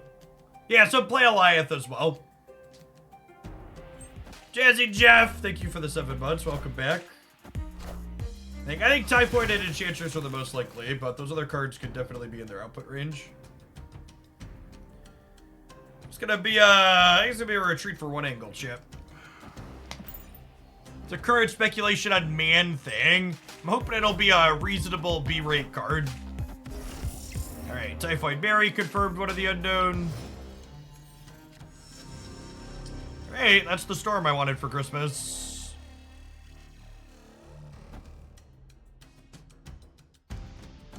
You're looking forward to Man Thing. I think it's going to struggle into the Luke Cage metagame. I mean, you have Lady Deathstrike in the same caches for a reason. Lady Deathstrike gobbles up Mr. Cage. She thinks he's a snack.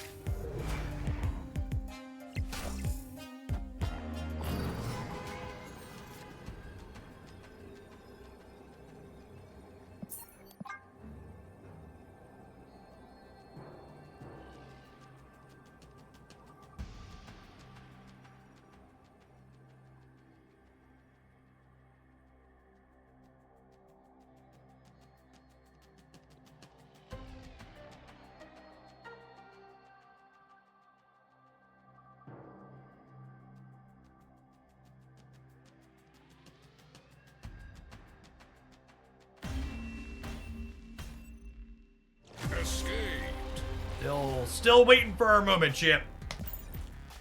We're headed to round 5 here, so the window for that moment is closing. Need a strong set of locations for us here.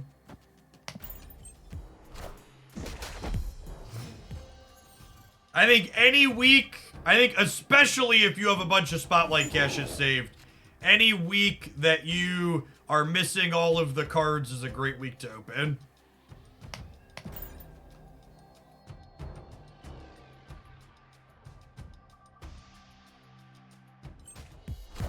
Especially if more than one of them is Series 5.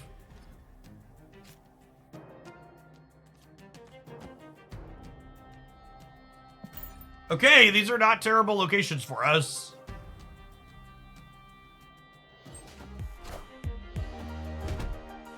How many caches would you recommend opening if you want all three? Again, I feel like a lot of people keep looking to content creators for like objective answers on how to use their caches, and the answer is really just it depends, gamers. You should open spotlight caches to find cards that bring you joy. And which cards are going to bring you personally joy is a personal question.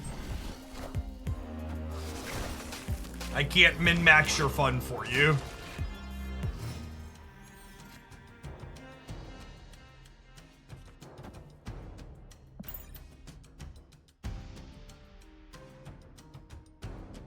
There's a good chance we're just dead here, but 3 to 6, I think we were dead anyways, so. I don't know, maybe I'm supposed to leave.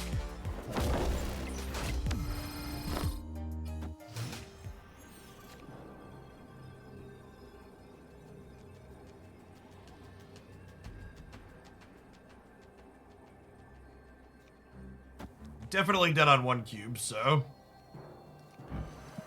Let's do this, I suppose, and call it a day.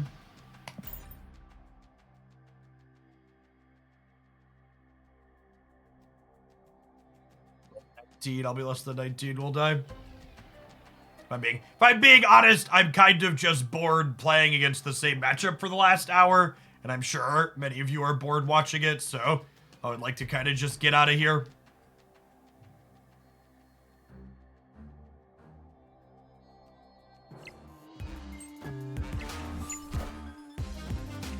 Win. Aid Reasons my why Conquest is a tough content format. Yeah, Enchantress, Red Skullberry were their last 2 cards as predicted.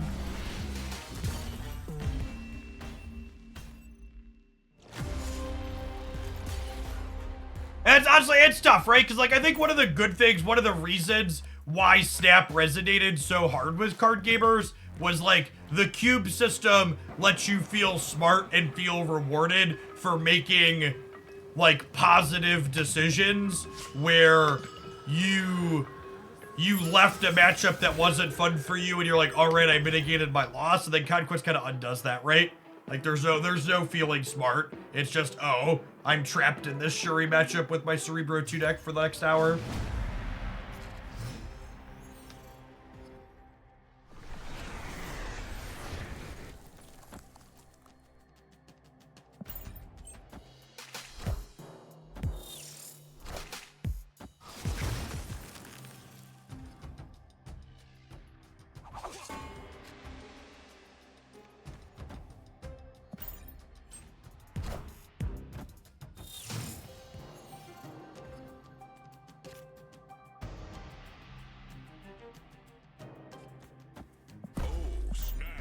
Snap Cerebro into Mystique in the Quantum Realm here. Victory.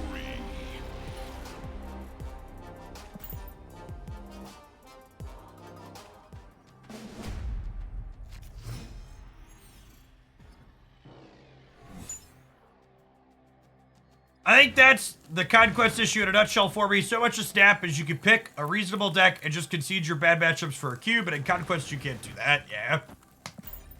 And that's really, it's like a super innovative part of Snap's core system, right? That like mitigates kind of a traditionally very tough part of card games, like the matchup variants. Like the cube system on the ladder very eloquently allows you to address matchup variants in a big way. In a way that lets you feel smart and feel like you have agency over what's going on your screen.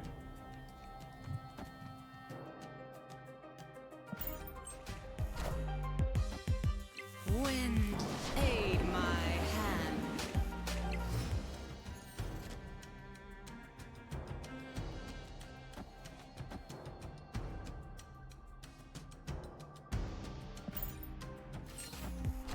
They've done a whole lot of nothing. Do I keep showing them cards in my deck without snapping? I just don't know what they're doing.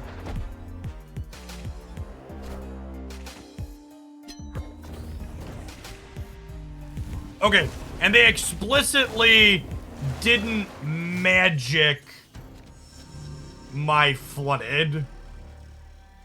It's noteworthy here. I don't know what happened to my notification this morning. Remember, if you're in the subs Discord server, you can join the Marvel Snap Live notify group there, and I tag on Discord as well if your Twitch is finicky sometimes. I am Iron Man. I was gonna say probably Hella Tribunal, but the Daredevil's throwing me off. I don't know exactly what's going on here.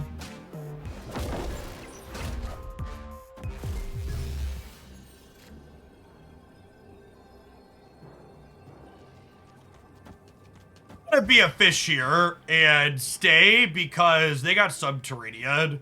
So I would like to pay 1 cube to confirm their tribunal if that's what they're doing.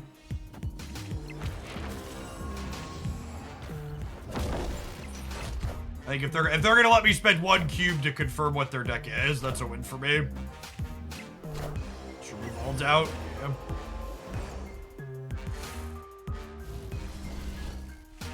I don't know if we're gonna be lucky enough to beat a Tribunal player who draws their Tribunal combo through Subterranea.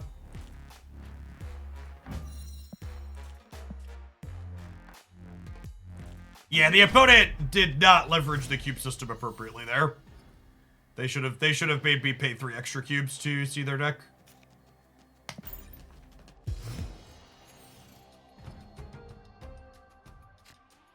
Yeah, I don't know if this matchup's unwinnable for us. We've got Storm to disrupt Limbo, and we've got Goose to disrupt their invisible movement path on occasion.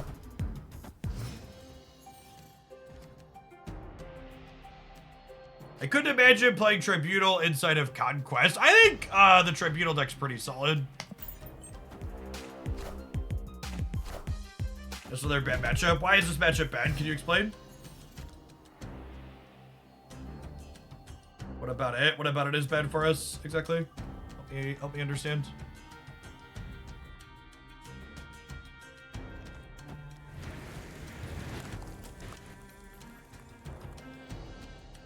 The Daredevil and which list feels off for you? Their list or my list?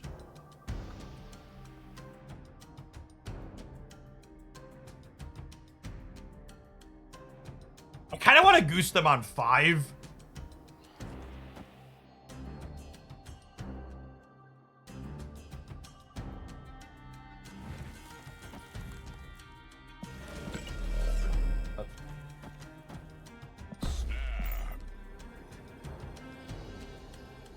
Both. I think one of my Marvel Snap, I guess, hot takes is that Daredevil is an underplayed card, is just a generically good 2-drop. I think there are a lot of decks that like the information Daredevil can provide on turn 5.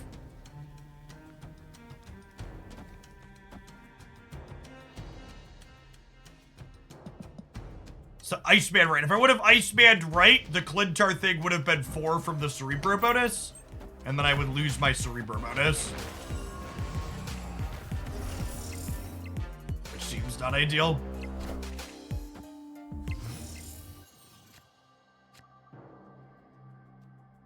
It's not the copy of Storm I wanted for Christmas.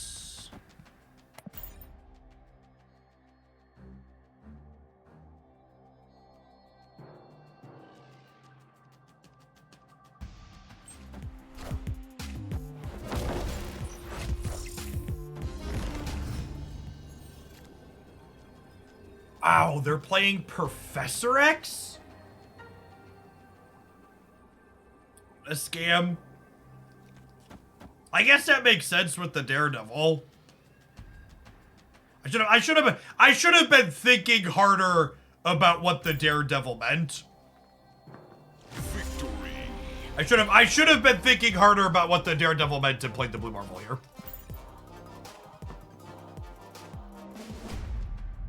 Your insights into the game and YouTube videos help me tremendously, not only to enjoy the game, but also get better at it. Well, thanks for the second month sub, R squared. Subscribers here on Twitch provide the bulk of my income in a given month. And they make this possible to be my job. Thanks for keeping me around.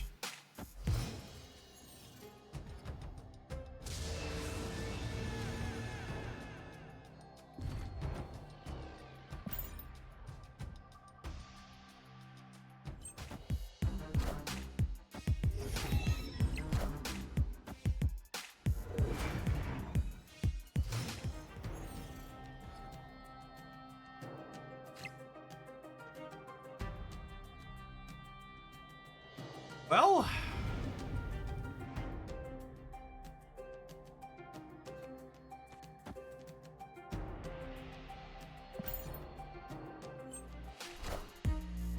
Wind, aid my hand.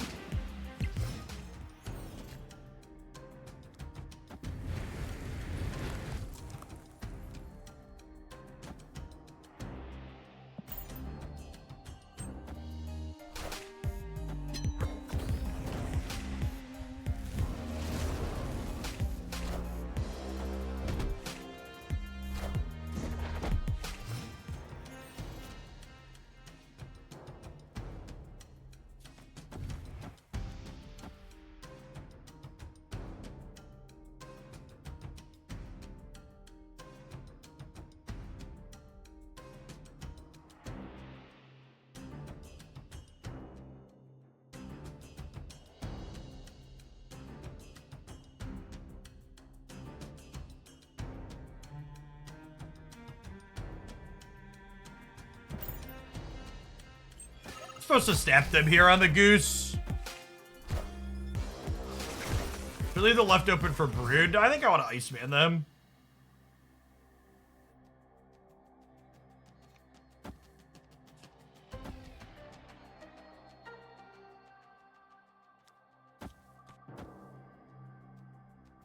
Oh, snap.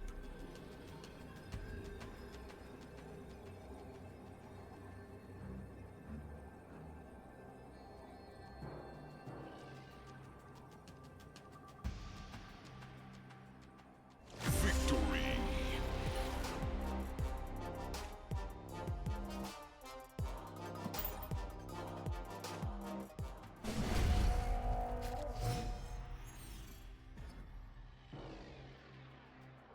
We're up a little bit here, but not a ton. Iceman seems very good in this style of matchup. All of their cheap cards. Yeah, agree. Agree that Iceman is very good for us. All of their cheap cards are very good to hit with an Iceman.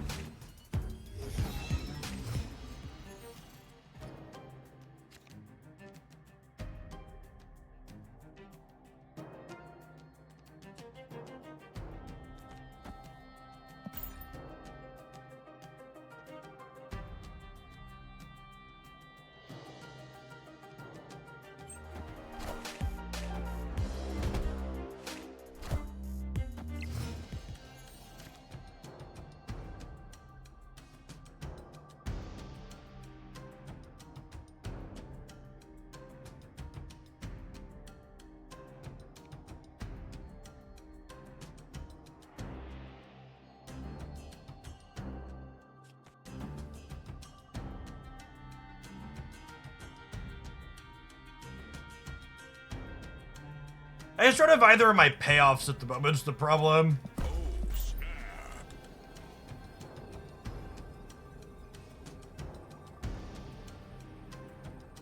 I think I'm snapping the goose into Fist Tower, or goose into Invisible Wind Path.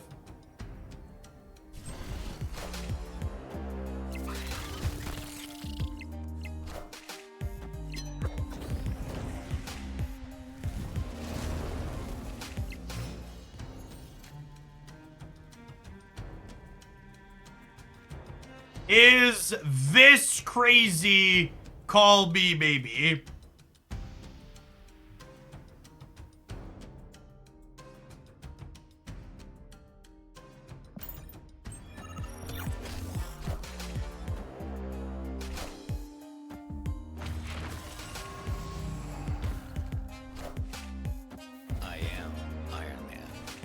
Crazy like a fox, maybe?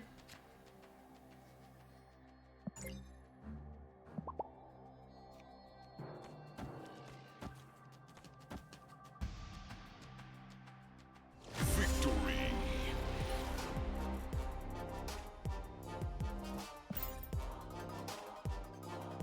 Are they gonna slog it out, or are we done? We're gonna slog it out. All right, we gotta win one of the next 4.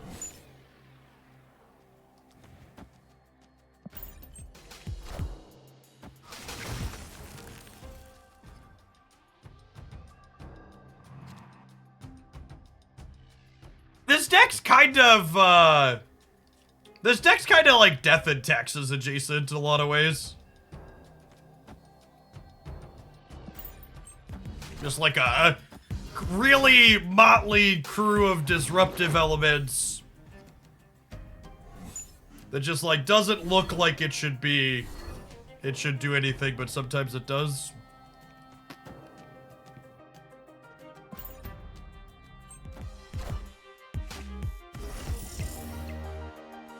Losing Storm here sucks. Storm and Goose are definitely our best cards.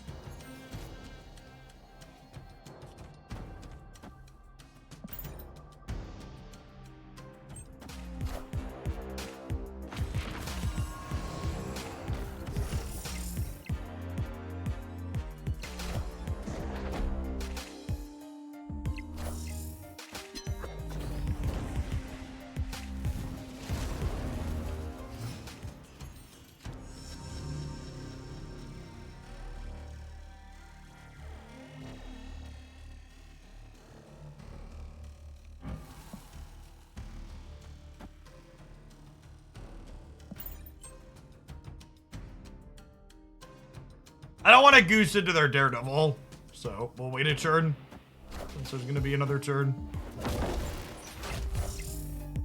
I am Iron Man.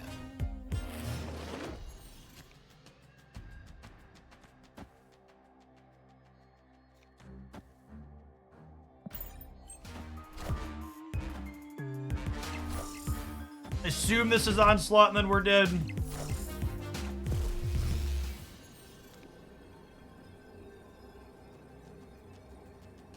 They can't Tribunal there, though. Do we overpower them by filling every path? Do they beat 28s here? I don't think they beat 28s, huh? Oh, I can't. Hold on. Pause. Pause! Hold on. Hold the door. Hold on. I got it. I figured it out. I figured it out before chat got there. I would like the record to reflect that I got there on my own.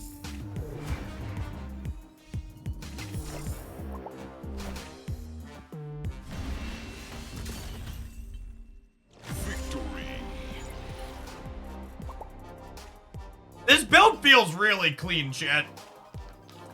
Like, I like this build of Cerebro 2 a lot.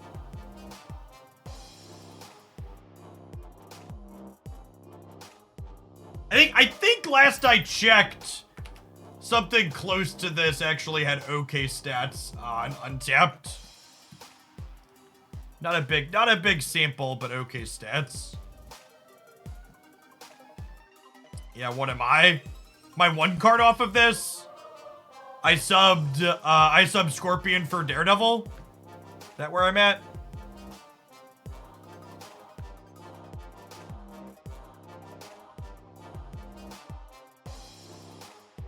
Yeah, looks like it.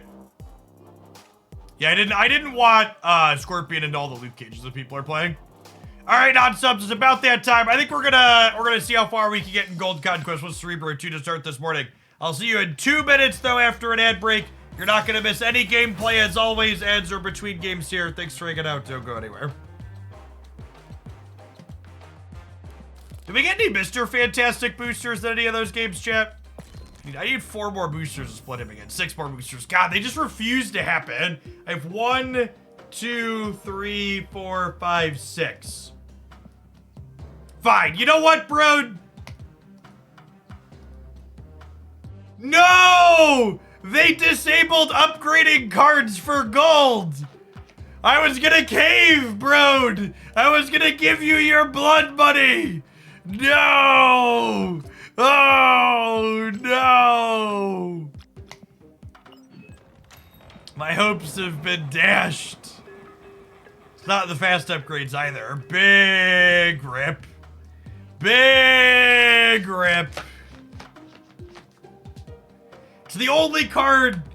He's the only card in the deck without an inked or gold background, chat. Don't you want to put it to red to increase your chances? Yeah, I guess. I just hate the card not matching everything else.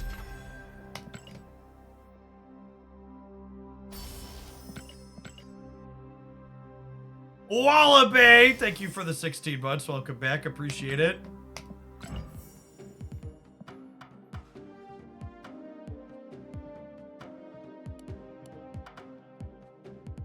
The real mistake was, chat, his base art has a fool's gold background, and past Jeff upgraded him like an idiot. Past Jeff should not have upgraded him. Mistakes were made.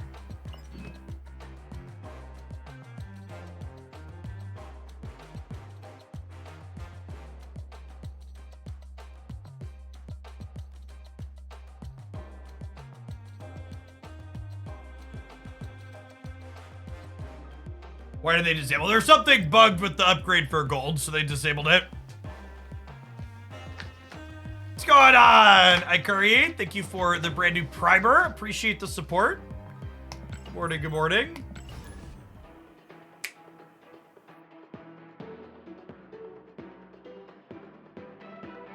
Why not what, Ikari?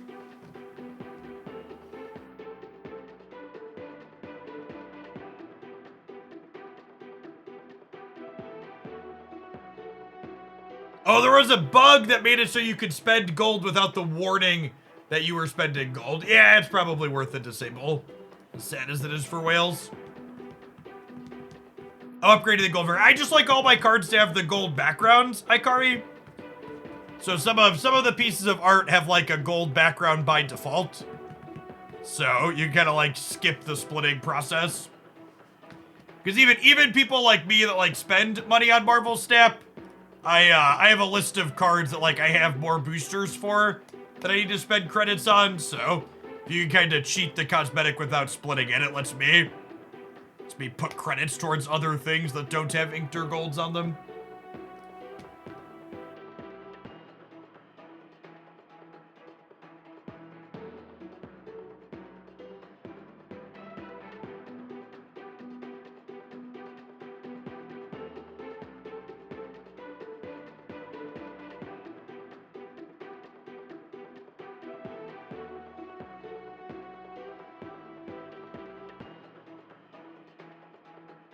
All right, lesson learned. Next time we will queue for Gold Conquest when the ads are halfway done.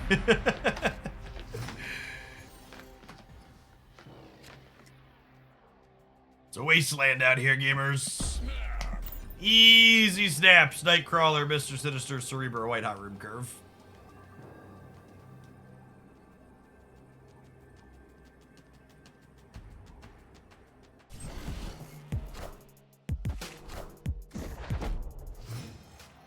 Another Nebula gamer here. This doesn't give us a ton of information on what they're doing. This card's generically pretty good.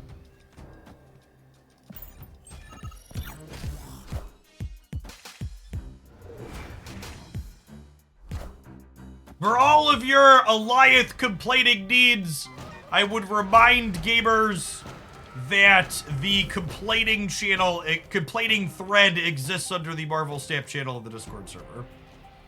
You know, I think, especially with the 3 extra energy here, I think I'm actually going to wait on the Cerebro because I want to try and Mystique this if possible. Saps! Thanks for the half a year. Welcome back. I'm the dude man. Thank you for the 2 months. Good morning, good morning. Victory. Cyclops into the Luke Cage concede. Yep. Now, the scary part here is they're probably a Mobius wave deck. And we obviously aren't playing Mobius ourselves. So this matchup's probably going to be a little bit on the challenging side. How do you think Man-Thing is going to impact the betting? I assume sweaty nerds are not going to play Man-Thing at all. So I don't expect it to have a big impact. I expect to have lots of fun playing with Man-Thing on this channel, though. I think Man-Thing and Lady Deathstrike will combine their powers to form a lot of B-rate Marvel Snap decks that I will enjoy playing.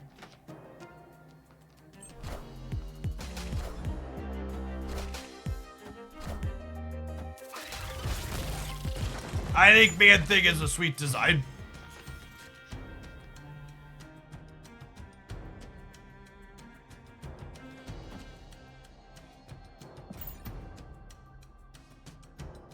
Part of me wants to snap here.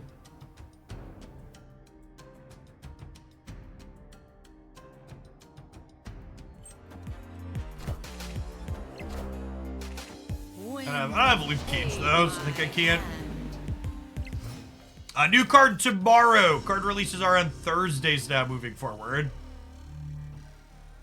Oh, Daredevil lets us know if we're getting waived is a big deal.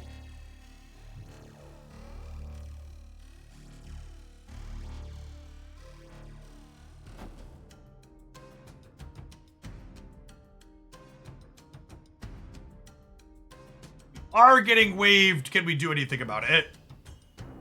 I think the answer is no, unfortunately.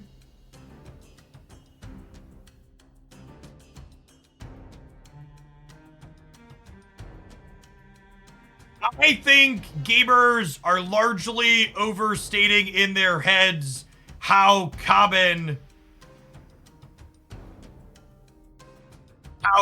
Luke Cage is in the current metagame.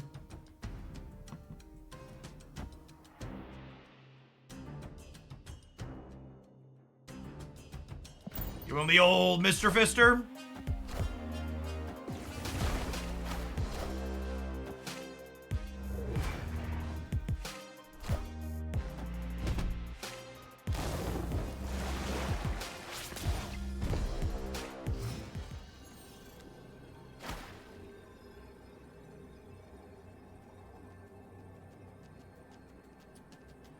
And then unfortunately, I believe we're dead here. We're just bouncing for one, right? This ties me middle and puts me up some amount right, but they'll have a Hulk and maybe something else.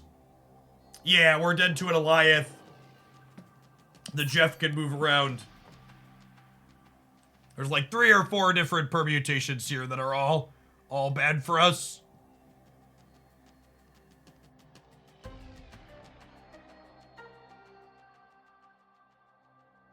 Yeah, Dr. Doom's bad for us. Opponent did not raise any of the stakes. It was a very vegetarian game. So you just get to leave for one here. You gotta leverage your good hands better than this, chat. With this setup, the opponent not snapping early is I guess their turn 4 was weak with the high evolutionary, but the rest of their draw is very strong.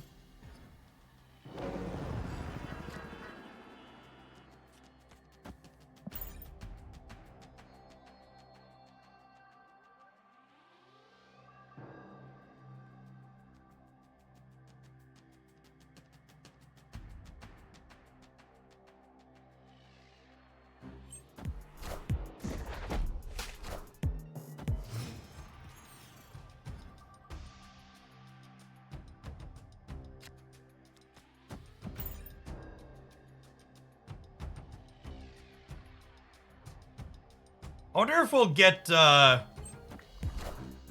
we'll get news on anniversary stuff sometime soon.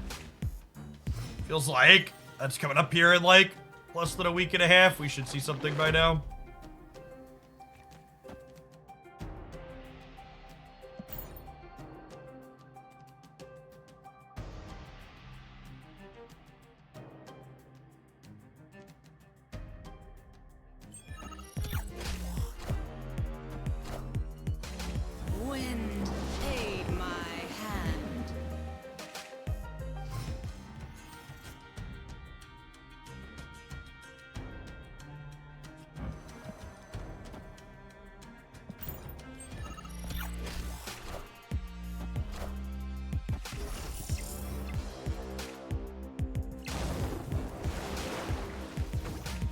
Does the Cyclops and the no Luke Cage finally get a snap out of them?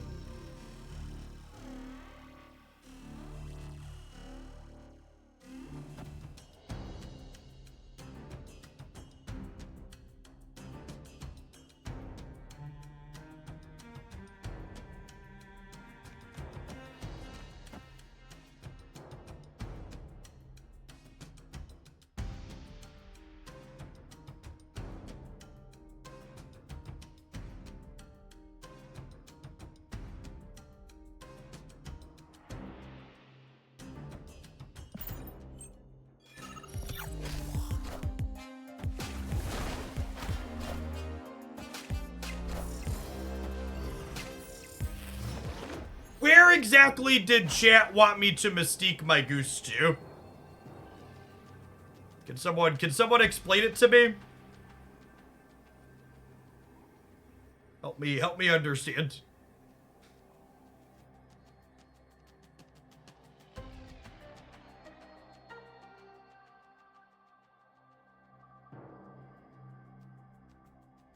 You want to be Mystique to Cerebro. That dies to Eliath really hard.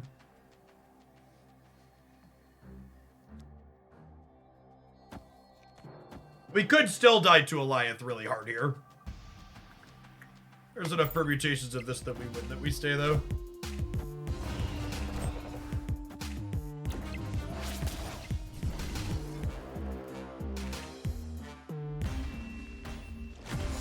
That was a coin flip we lost, right?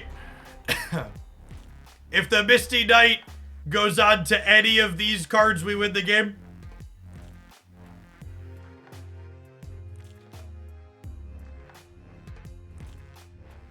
I mean, lucky for us. Lucky for us, they didn't snap. But yeah, we were a coin flip to win that.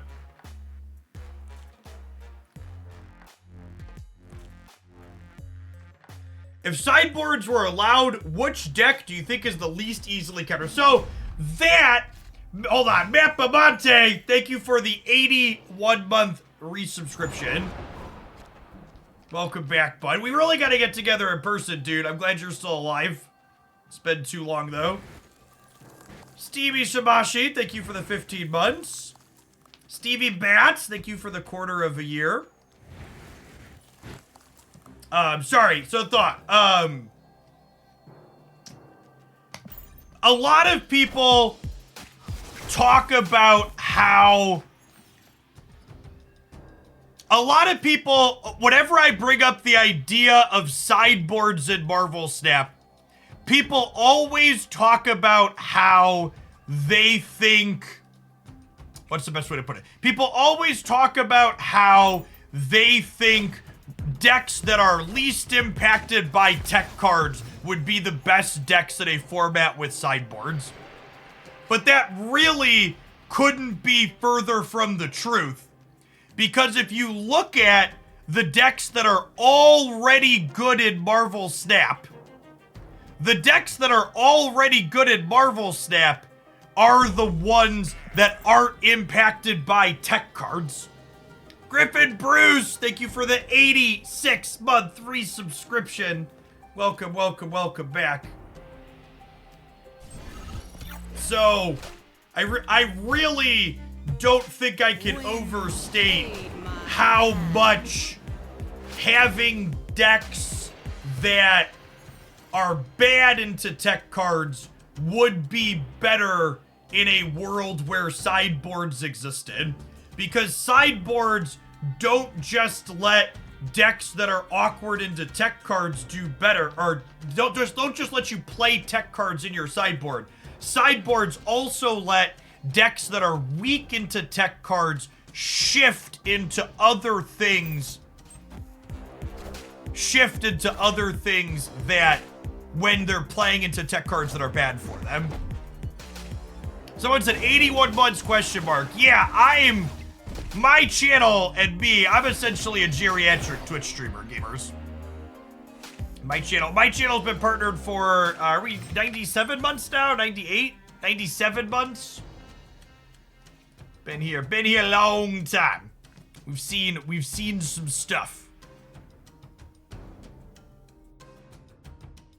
All right, we do this, and then we hope to draw a Cerebros as local man about to be Goliath.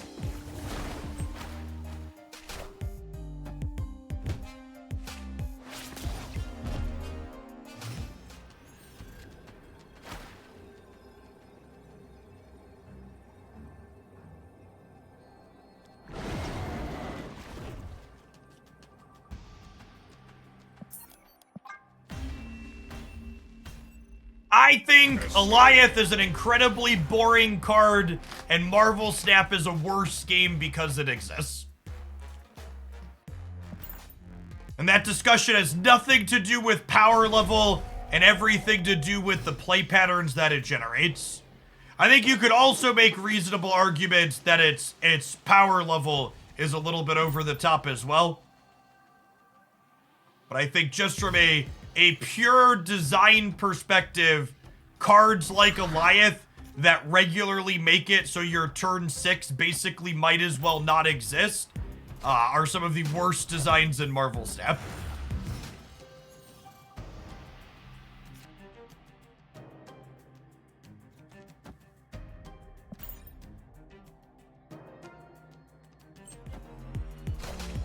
Goliath the new Leech. I think Goliath is more comparable to old Leader or Arrow. It's not quite on the same power level as those things, but it's relatively close. It's very similar to those things and types of the feelings that it generates. Can you elaborate what you mean when you say play patterns? I mean the type of gameplay that it generates. The things it does inside of the game. Does Goliath get around armor? Not if armor's in play already.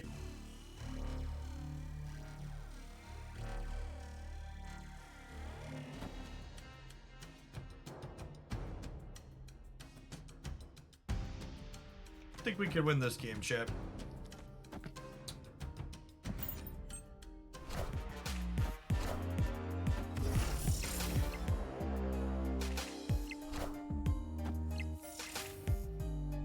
Draw Luke Cage, maybe we have a shot.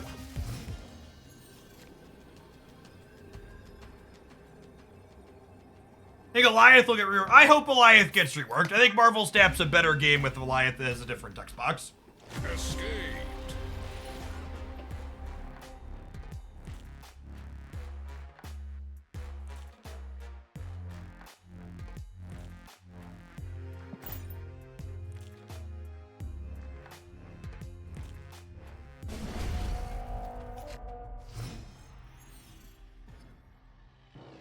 All right, we have to win this game, chat.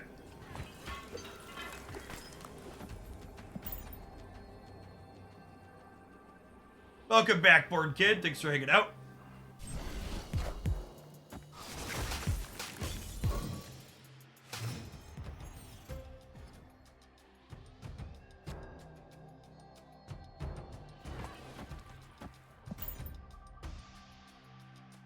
Gotta win. We gotta win 2-3 cubers in a row here. Ah, right. They're a Mobius deck, so Iceman doesn't matter. That's on me. I should have been thinking about that.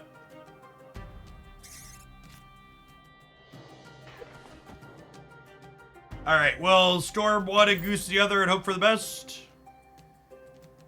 Old Seasons, thank you for the 2/3 of a year. Welcome back.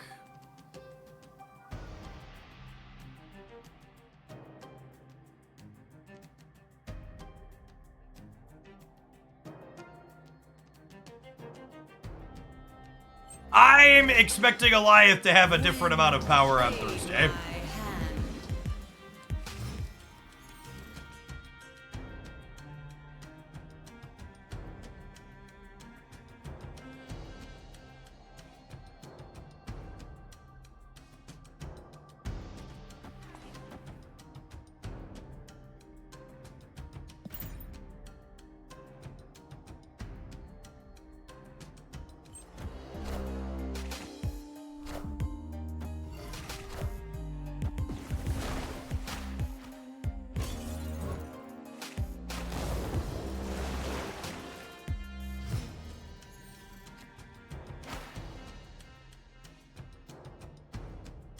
Alright, I can't play any cards here. They can because they have Mobius.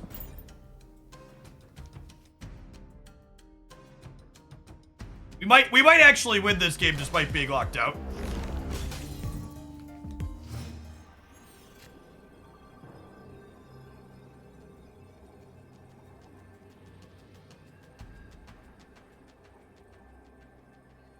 They're a Professor X gamer. Could have Iceman. The Iceman doesn't matter, they have Mobius.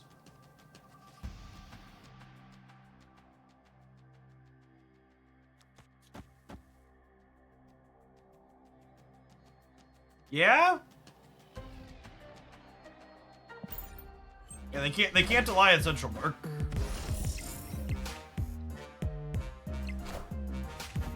Oh, 9's enough here.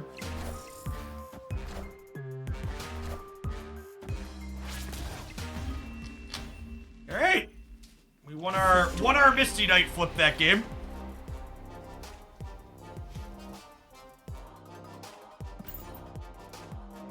It's not done yet though. We need to win another 3-cuber here, and then we get 2 shots to win the last one.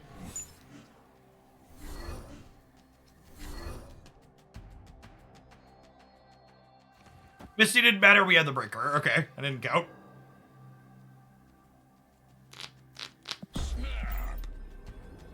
I don't think I could win 3 in a row here. So I think I want to just try and win the second one in a row, and then we'll try and win one of the next 2. I think it is optimal snapping from this position.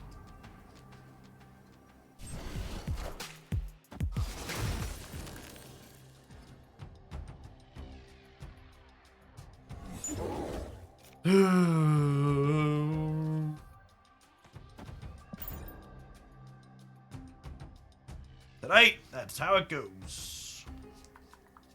We notably haven't drawn Cerebro yet. Hopefully, we just draw Blue Marvel, and then we go from there. Blue Marvel, and Goose are the cards we're looking to pick up here. Luke Cage, potentially good as well. Yeah, there's the Cerebro, unfortunately. Wind, aid my hand.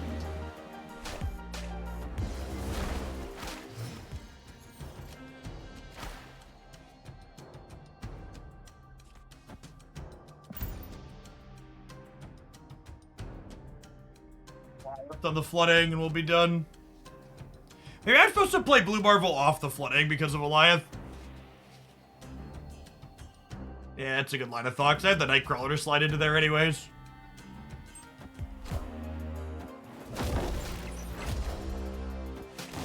Just a Mobius. Okay.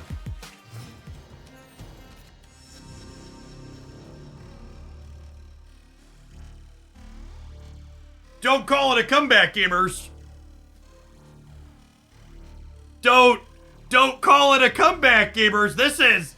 I think Daredevil is actually the secret sauce in this deck.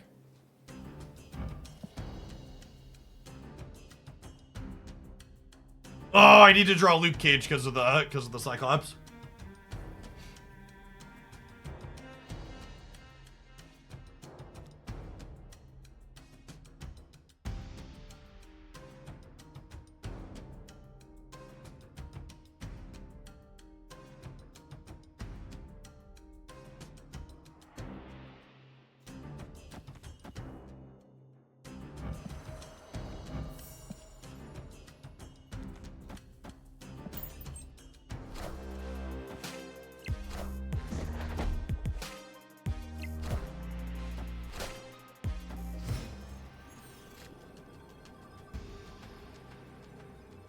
Oh, I messed up. Oh, shit. Damn it. I was trying to think, does it matter where I put the Goose, and leaving a path open to be able to max Brood into totally mattered. Because this game is coming down to a tiebreaker most likely, right?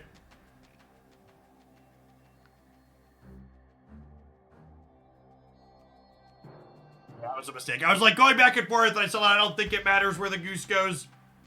100% should have 100% should have played goose mid so I could brood left.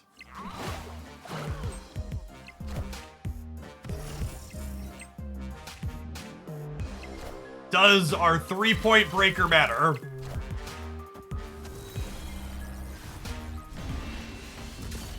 I'd have beaten that, right? If we goose mid. I could have also played the brood here, just assuming that I should have played the brood mid to play around Dr. Doom anyways, right?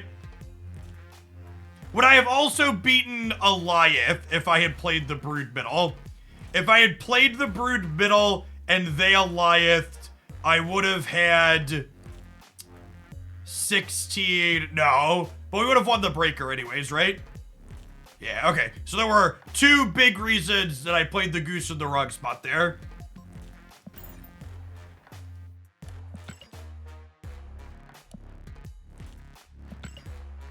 All right, we got our Mr. Fantastic split at least.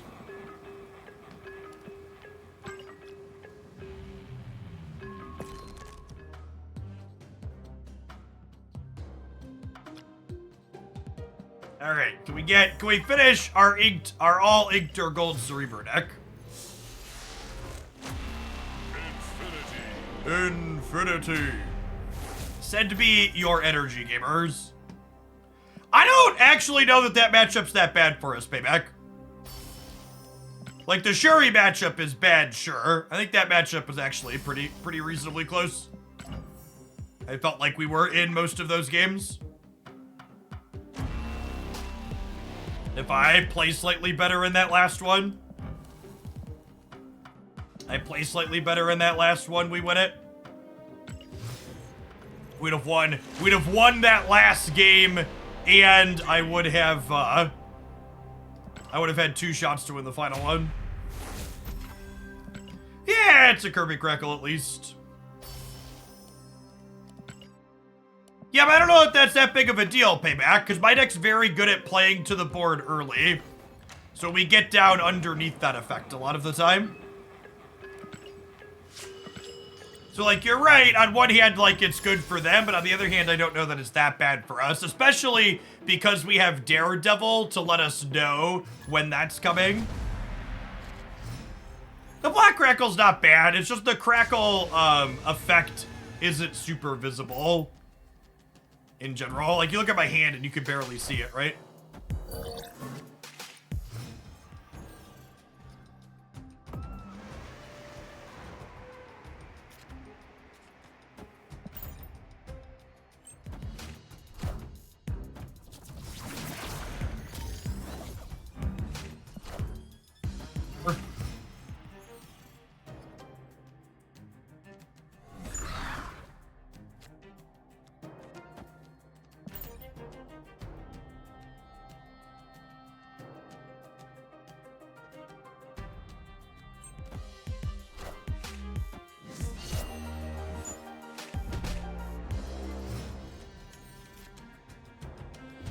I want a Mr. Sinister here, because I'm not going to get bigger than this anyways, and they could be Snow Guard bearing here to try and fill this.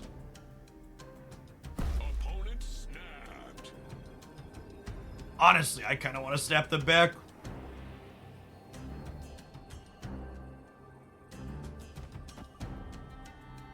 I think this is, I'm going to bear the right snap.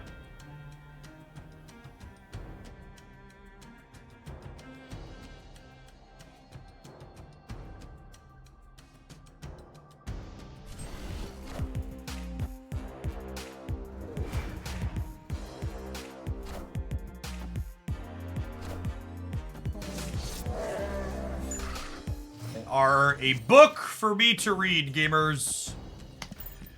I goosed the middle and blue marveled the left because I want to play around Rogue in this matchup if possible.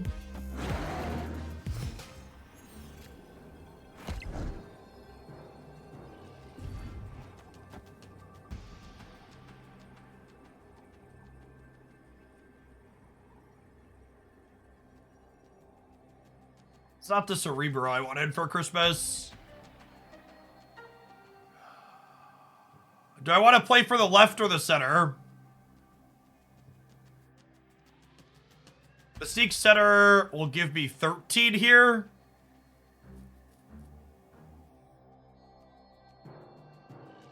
Dead to their Mystique? No, I get up to 18 on the left. I think I just do this.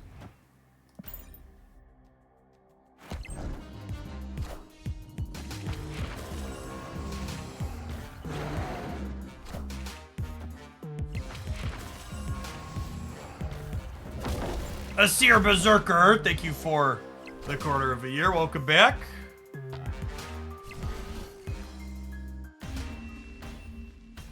Yeah, the nowhere means they can't generate cards anywhere.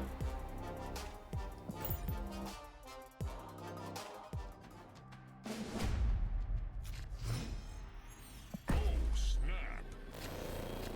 Opponent snapped. This deck is all right. I think your only truly atrocious matchup with this deck is Shuri Red Skull. I think everything else is pretty fine.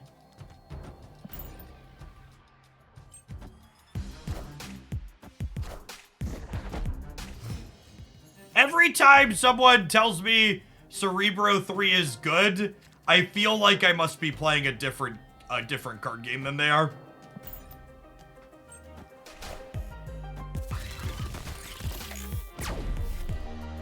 Just like the furthest thing possible from my experience.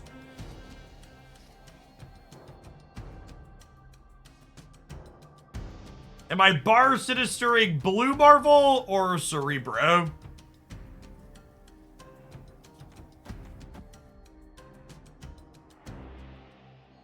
That's true. Blue Marvel right forces them to compete there, is accurate.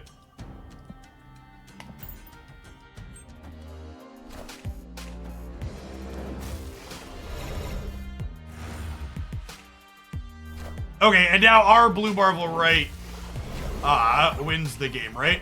Or at the very least, it ties their Blue Marvel. Oh, and then Fister Mantastic here means we beat their Blue Marvel.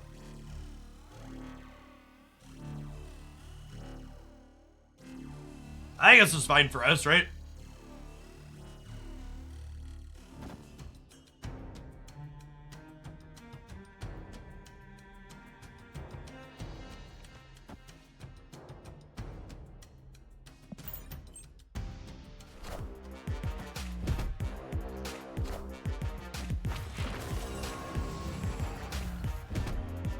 Yeah, each Blue Marvel is 6. Yeah, but I'm counting on what if they have our Blue Marvel to put 4 more into the right gamers.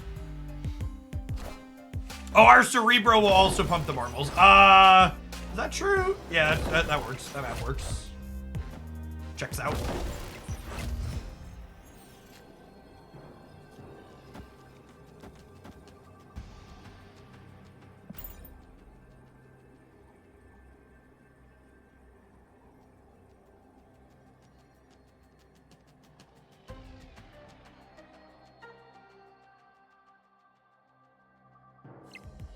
BG.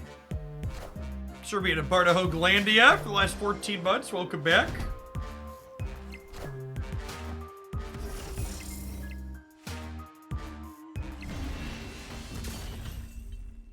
Victory.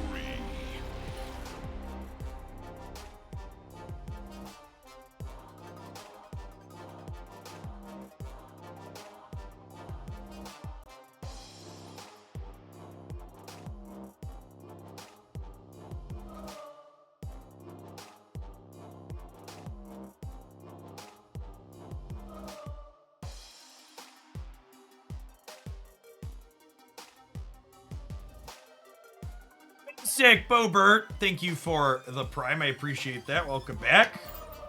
I think we definitely have enough content for a Cerebro 2 highlight.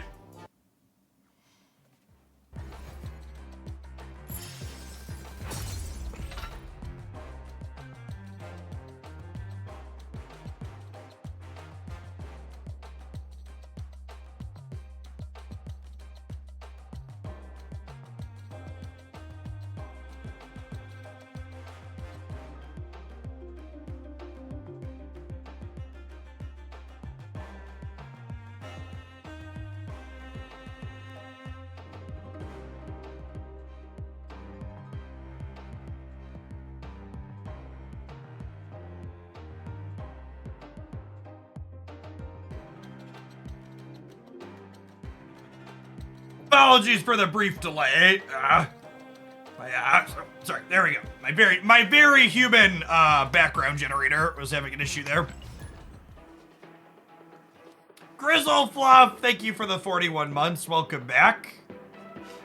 Sporadic Penguin, thank you for the Hawaii 5-0. I appreciate the over 4 years. Welcome back. Dan Hip is absolute garbage. Sometimes that's how it be.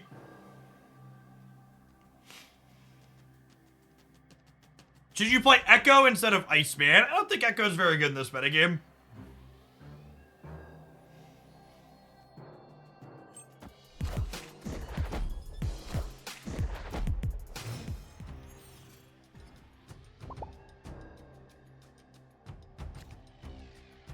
Is there a green screen behind you? How does that background work? No, I just shared that I have a very human background behind me.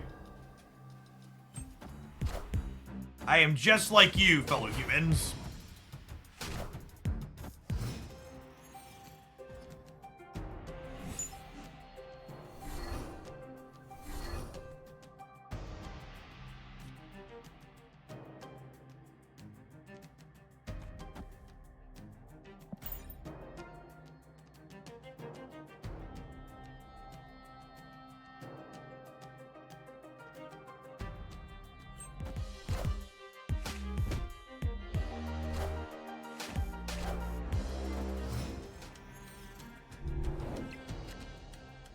Zeph is just like us, Chad. He puts on his pants one tentacle at a time. Exactly.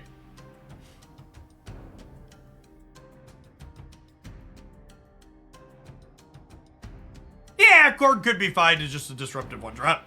I don't know. I think news of Iceman's death has been exaggerated a little bit.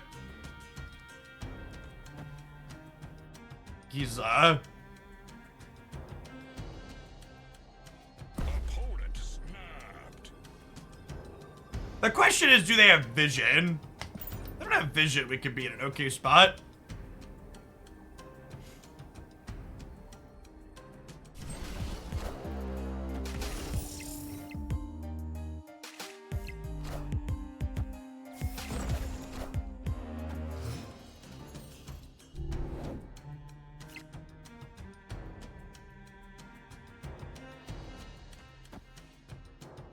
I'm gonna play Blue Marvel right to play around Goliath here. This is vision, unfortunately.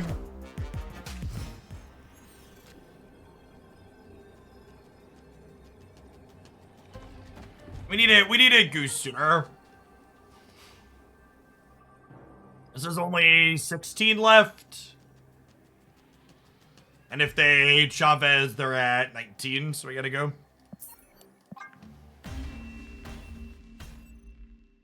Escaped.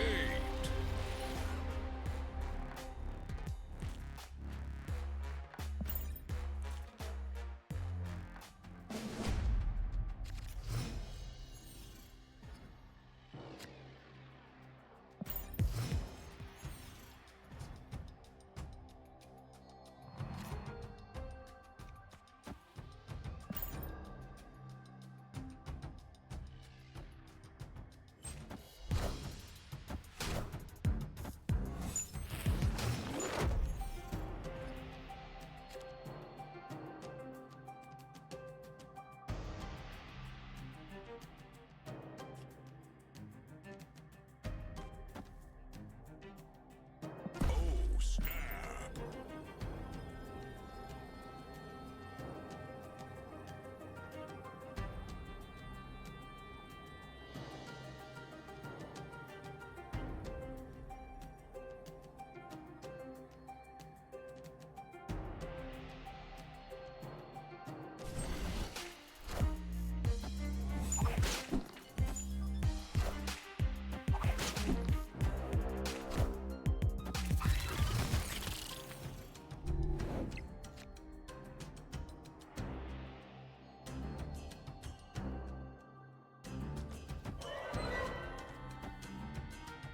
This is bad into Blue Marvel.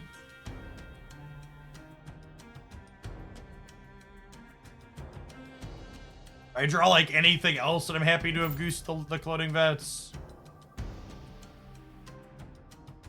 I guess if I draw Blue Marvel next turn, I could go move Nightcrawler, Blue Marvel right, Mystique, Blue Marvel the cloning vats, thanks to the White Hot Room energy. And then we still get a bunch of buffs, so it's probably fine. Yeah, it's definitely goose.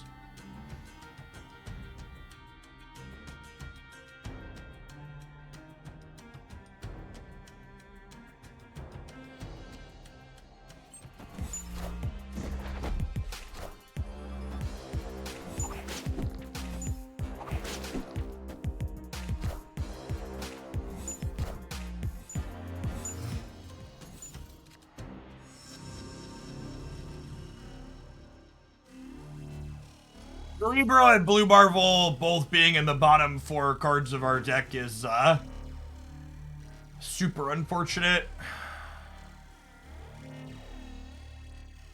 We're dead at this point.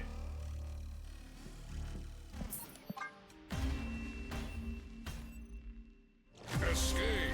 His deck doesn't have to draw Cerebro, but it needs to draw Cerebro or Blue Marvel by 5 typically.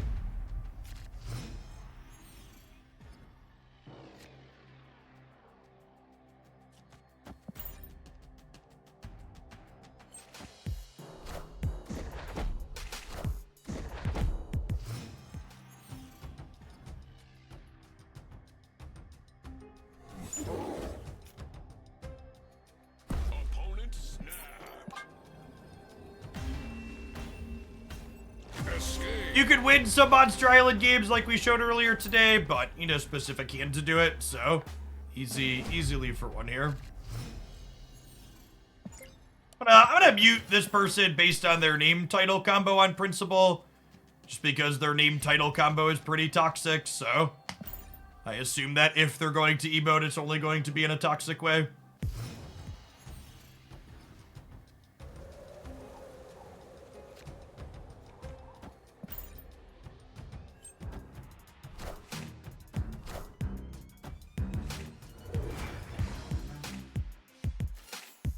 Their name title combo is Dan Hip is absolute garbage.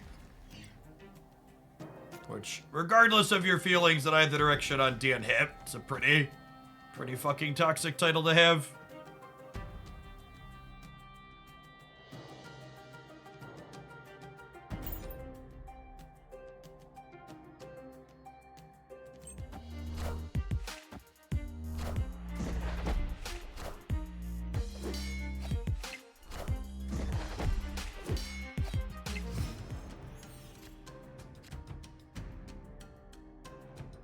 Opponent snapped.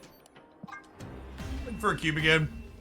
And then this is the point where we're at 4 to 10, so we're gonna snap kind of aggressively even with a weaker hand in this game because we basically have to go at this point. Opponent snapped. Alright, we just hope for priority to get rid of Shuri's Lab on 2 or on 3. Who is Dan Hip? Dan Hip's a Marvel step artist.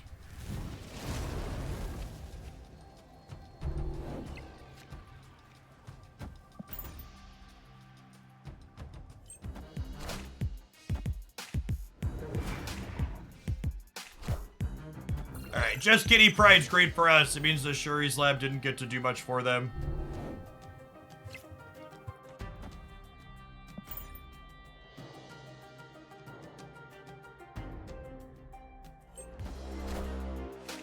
Wind, aid my hand.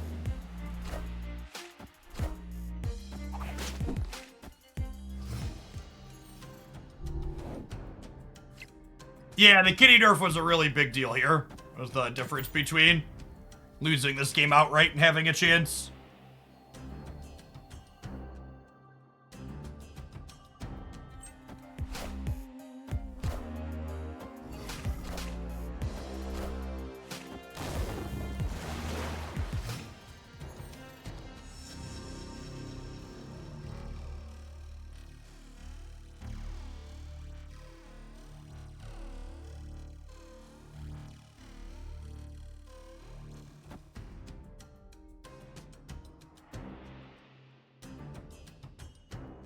All the cards in the middle. Maybe I'm supposed to...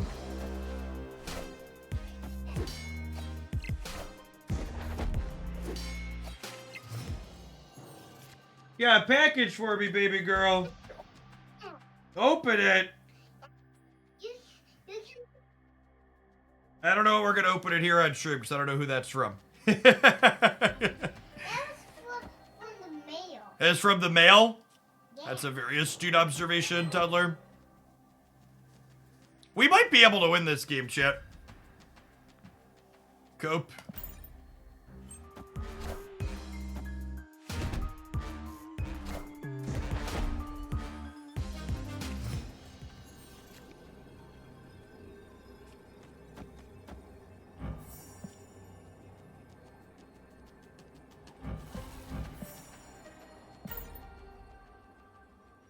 I don't know if my body's ready for the Eliath, right?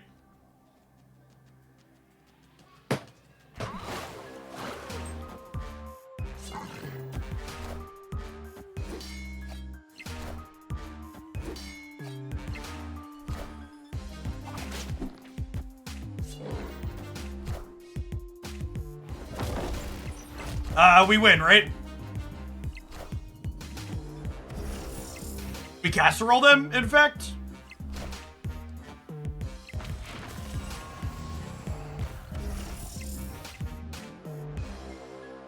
We're definitely a better turn 7 deck than they are. Victory.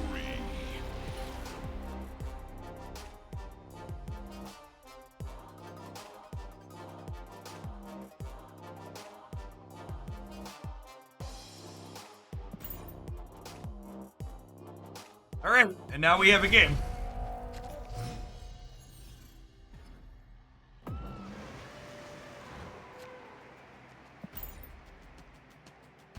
Opponent snapped. I don't think I want to win 3 in a row. I think we stay with our only okay hand here.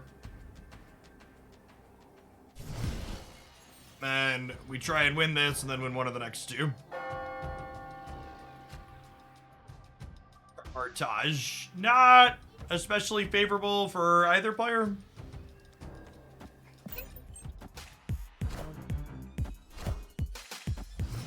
Oh, is it a baby shark noisemaker?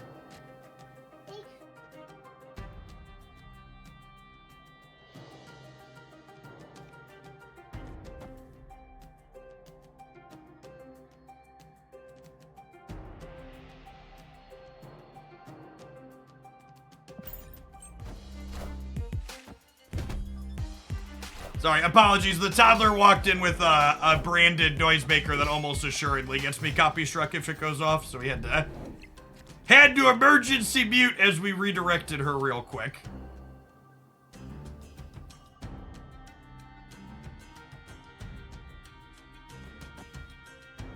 And what's going on, LKR Moose? Thank you for the 3.5 years.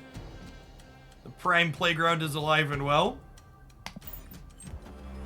Has that happened? I have gotten, had issues with her, like, walking in with a tablet in the past, yeah. Friendly neighborhood Spider-Man here.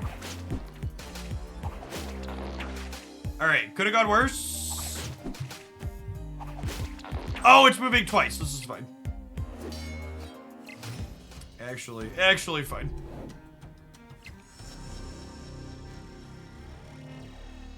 HR back. Thank you for the 5 years. I appreciate the 60 months. Welcome back.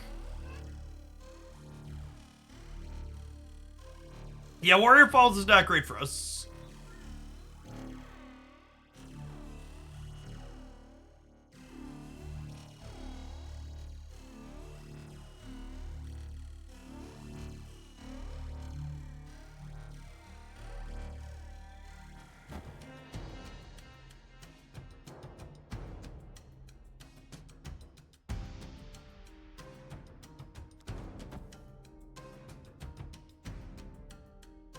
I thought Twitch didn't have copyright stuff, which is how other streamers are playing copyright music.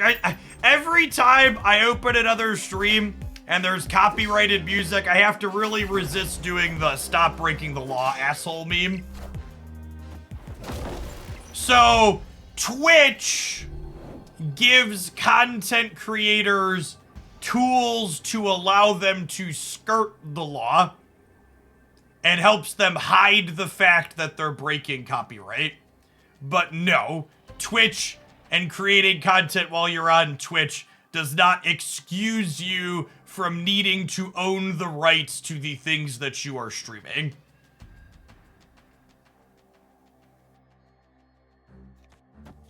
Every time you open a twitch.tv stream and someone is playing copyrighted music, they are breaking their partner agreement and likely the law in whatever country they live in.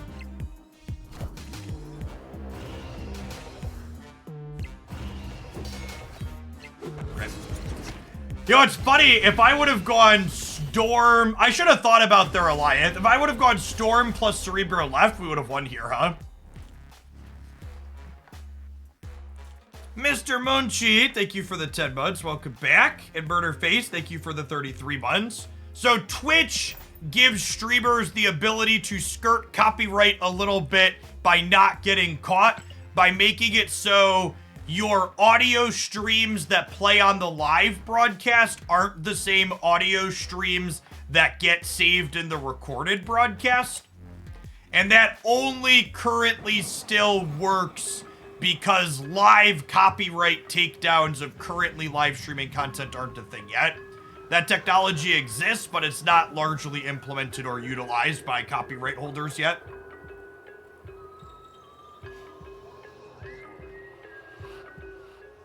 Yeah, or people that don't manually split the audio off like Twitch lets them. Twitch will just like mute their VODs after the fact so the archives don't get hit. But one of the things, and this is actually in every Twitch account, one of the things you agree to when you sign up for a Twitch account is that if you're broadcasting stuff, you're only broadcasting stuff that you explicitly have the rights to. So basically, anytime you open a twitch.tv stream and someone's streaming top 40 music, they're breaking their partner agreement and the law in most countries. Non-subs, it's about that time. I'm gonna hit the ad roll. We're gonna play a different deck when we get back. Thanks for hanging out today. Don't go anywhere.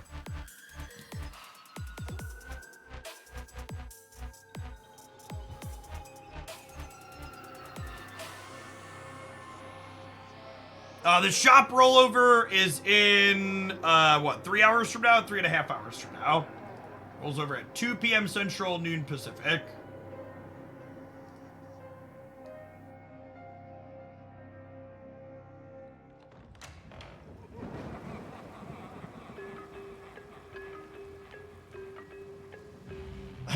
I still end up with some Magic the Gathering stuff on my Twitter feed.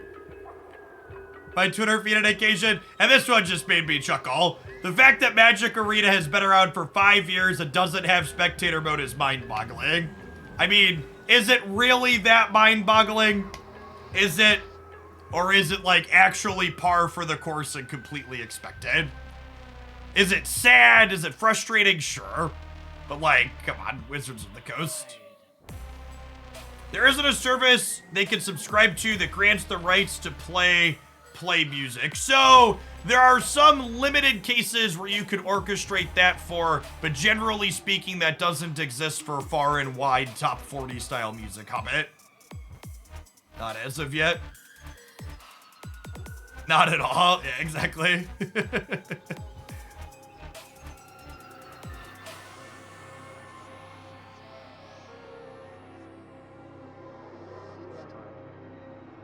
Assume there was like a Magic Arena Mythic Championship or Arena Championship or something this past weekend. And I assume for her to tweet that, they must have had a problem with players having screen shares again.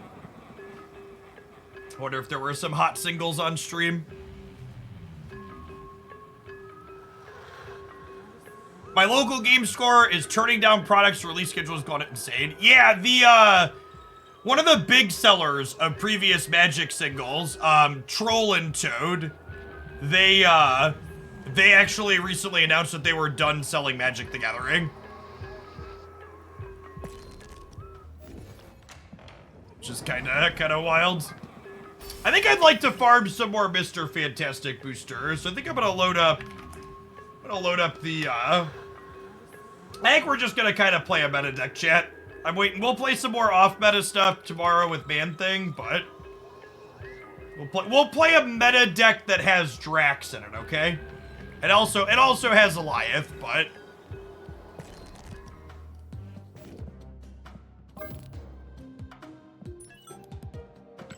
yes, Man Thing releases tomorrow at noon.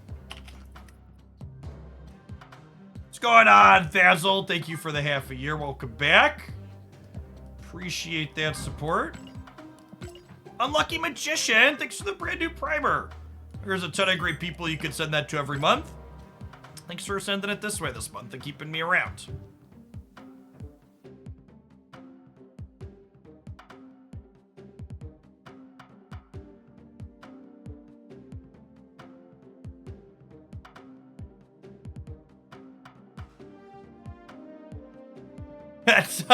That's quite the pasta, Risto Furs. What's going on?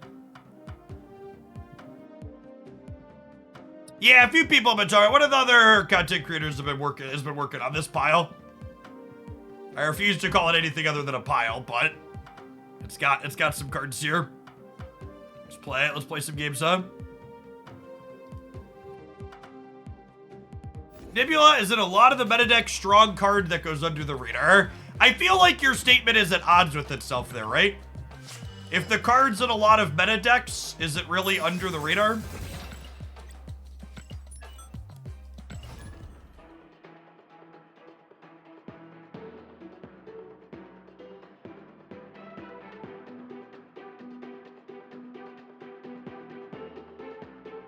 The notifications in the corner keep popping back up. You can't actually clear them. It's bugged on the PC client.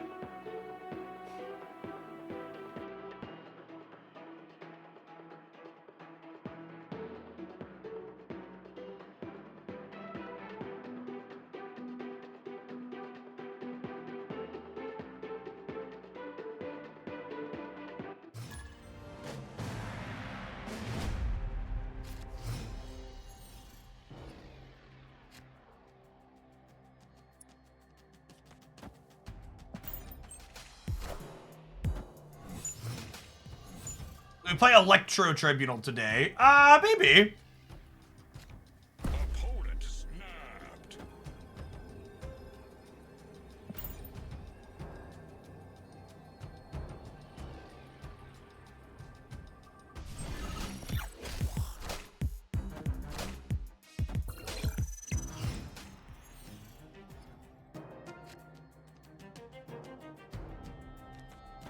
Assume that, Wolverine is bad for our double Nebula start here.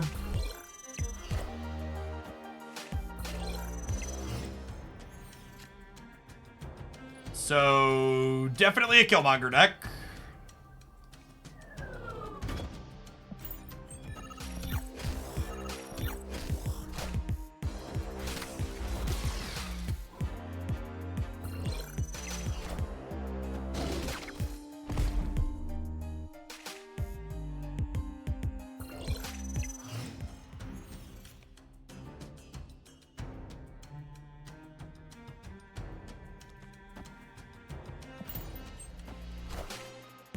Strong.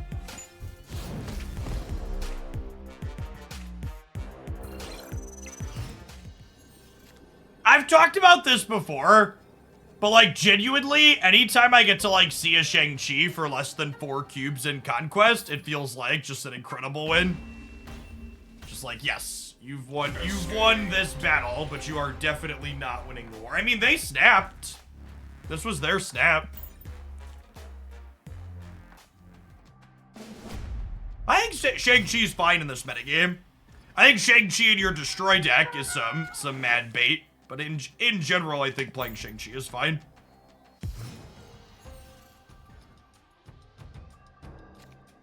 Plenty of quite large things.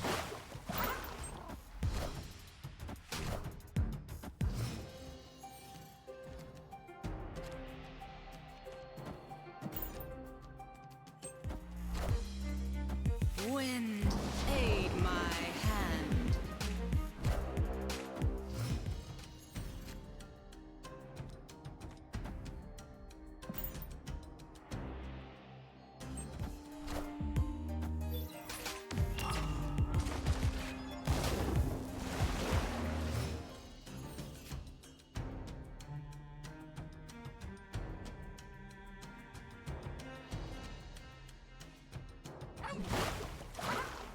Okay, so I want to do this, so that way we have priority going into the next turn, so I can Alioth whatever they're going to try and destroy their Nimrod with.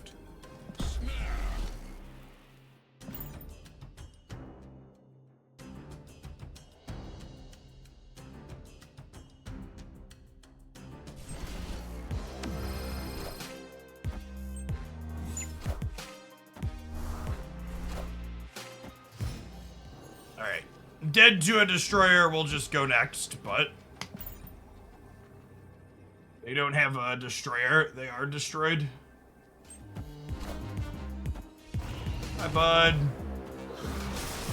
Is it fun for you? It's fun for me. It really wasn't fun for me, Chad. It was kind of anticlimactic and lame. Victory. GG.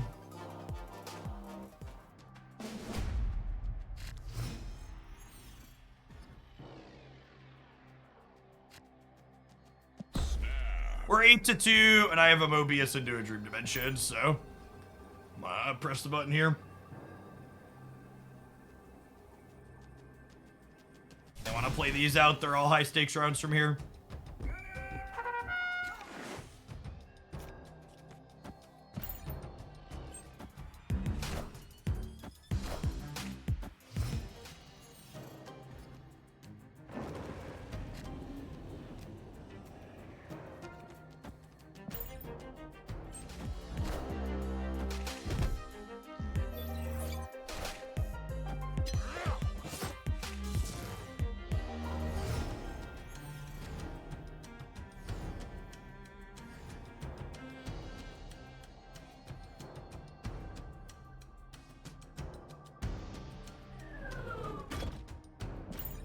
These hits seem great.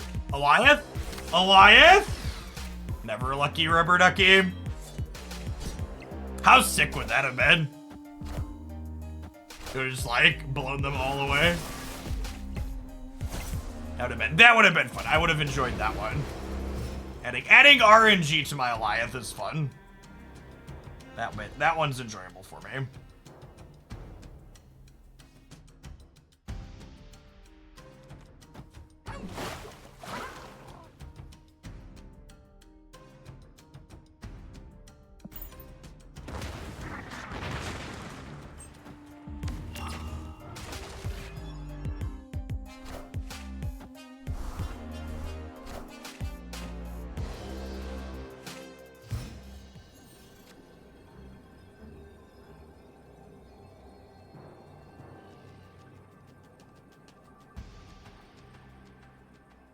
If we had hit Alioth here, the Dakin would not have doubled, though.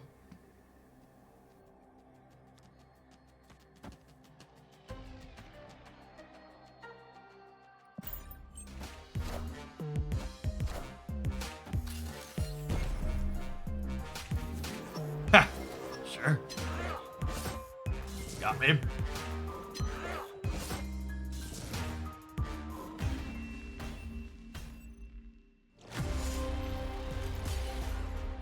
They Zadja. I mean, did they? Did I have a line that beat this? I didn't, right?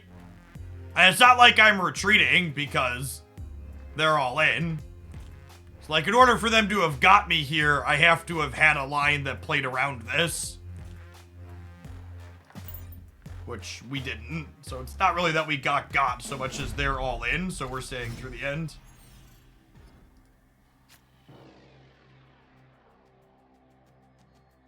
Oof, Jeff, Gamora, man. That only gave me +4 in the middle, which still lost in that spot, Papa.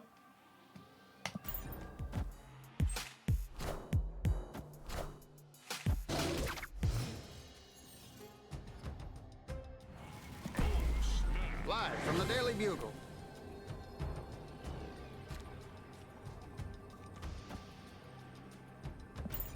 By the way, folks, so I started a little bit early today. My older two are off of school for Indigenous People Day here in the United States, so, I'm gonna be ending a little bit early this afternoon. We're gonna stream till another 2 hours, 2.5 hours or so. We're gonna take the kids over to the pumpkin patch slash corn maze. Aid my hand.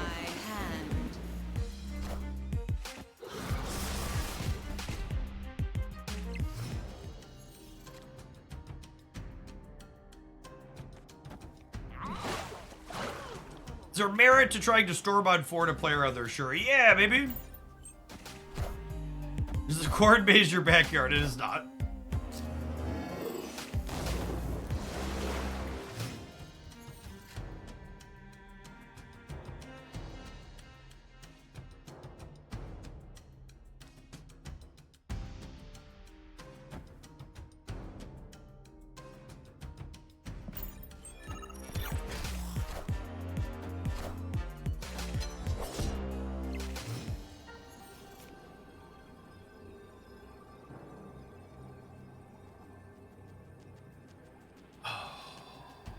So if they blow Nimrod right, it's 12. I'm going to 10.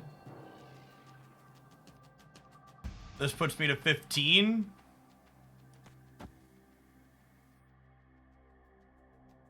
If they have Deathlock and Venom, they get us. I'm gonna play this middle just to play around Goliath.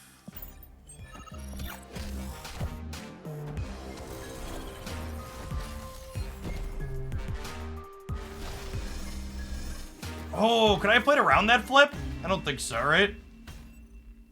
I don't think so. I could have gotten one more over here with Claw, but that's it.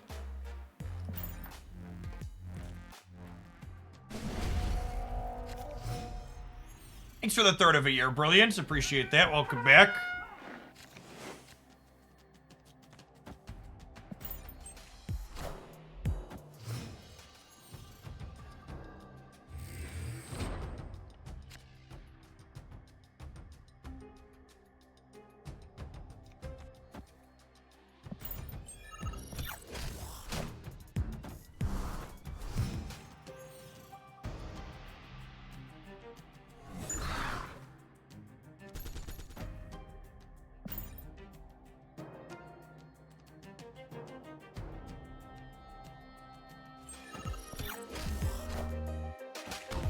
Maybe I'm just supposed to punish your mid because of all their ways to blow things up.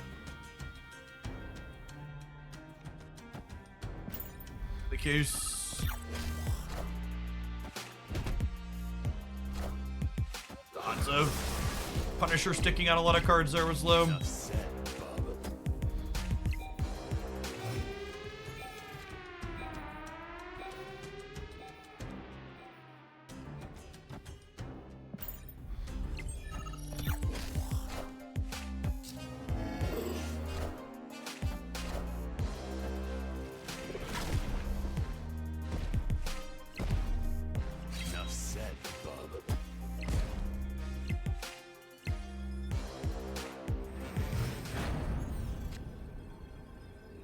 Okay, and then even if they Killmonger here, this is 9 to 8, so we're good.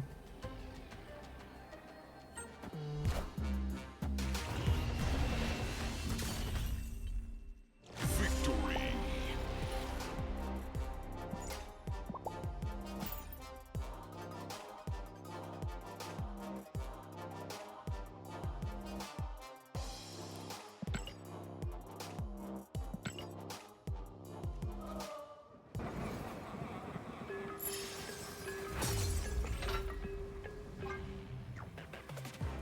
Did I feel anything? Not really.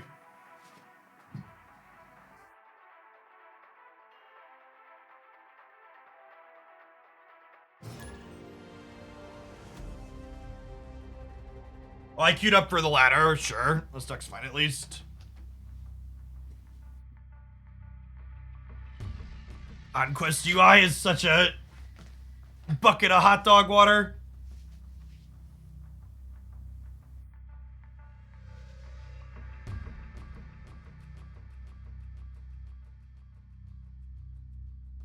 We get Man Thing at 3 p.m. today, right? Negative. We get Man Thing tomorrow, which is why I'm taking off early today. Card releases. Card releases are on Tuesday now. Victory. God, the ladder is easy, chat. What a game. Crushed him.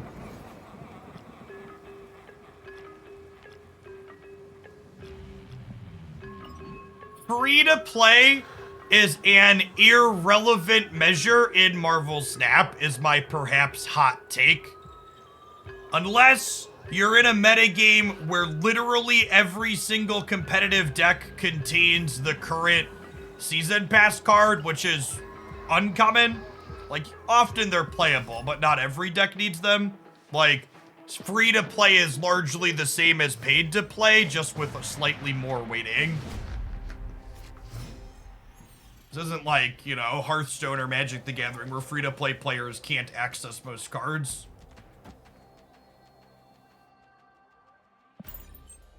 Hot locations do not impact Conquest, correct?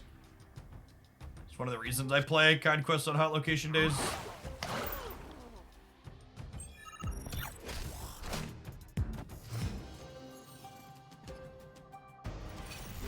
Yeah, it's a scorching take. I guess. I don't know. I think a lot of the culture and mannerisms surrounding free-to-play versus not is like super toxic in games like this. In large part because people who free-to-play like to act like they're some kind of holier than thou in a lot of situations.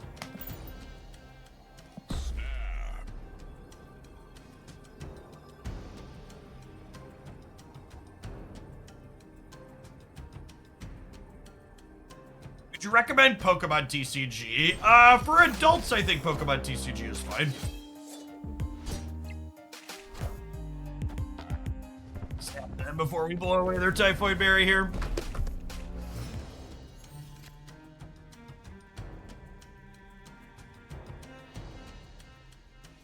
Victory. I think Pokemon TCG is a very reasonable game. It's a tough game for kids to pick up, though. It's mechanically a very challenging game to play. I think for teenagers and adults, it's fine.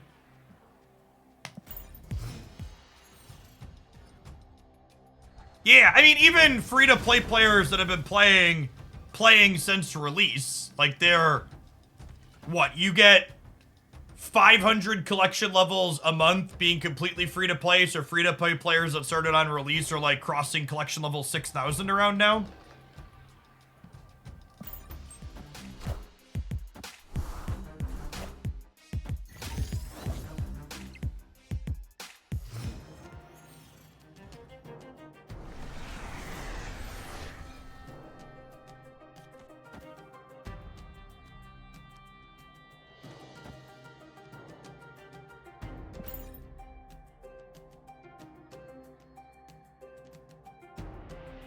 Cards come out during the day on Tuesday.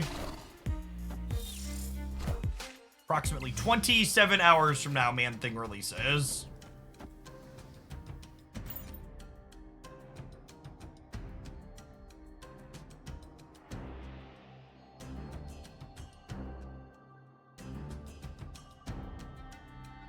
I've been playing since closed beta free-to-play and I'm almost 8,000. Yeah.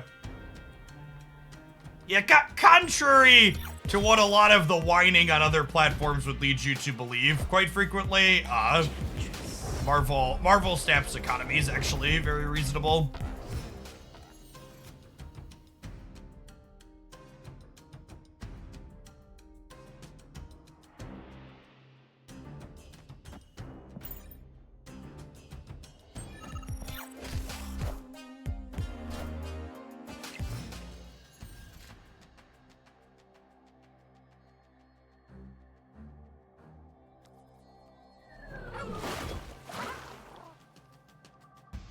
Oh, I feel like we're dead. I don't know that I want to show them more of my cards.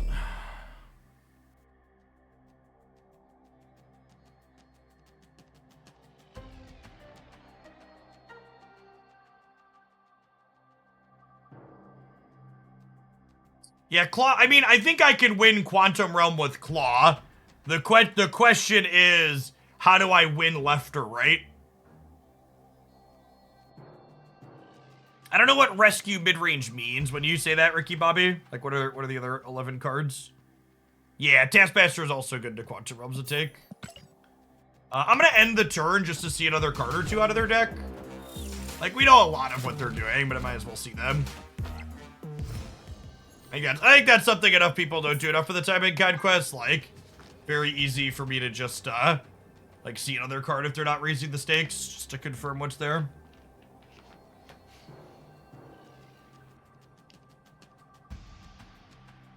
Feel like I've hit a pool 3 plateau. Any remedies or push through and or spend more money? I mean, the blunt of it is, even if you're spending money, it still takes you a while to get through pool 3.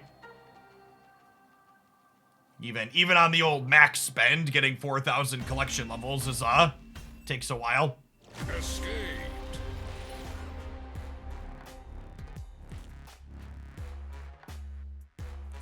I think there's Alliance shells that could probably play rescue. Okay, Ricky Bobby. There was another creator I was watching over the weekend that had rescue inside of like a Hitmonkey Elsa shell that looked okay too. Could be fine.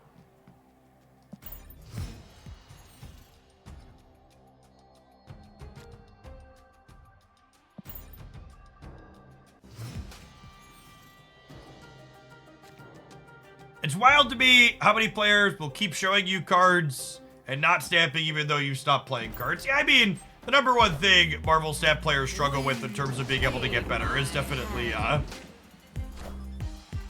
knowing when to snap or when to not. Opponent snapped.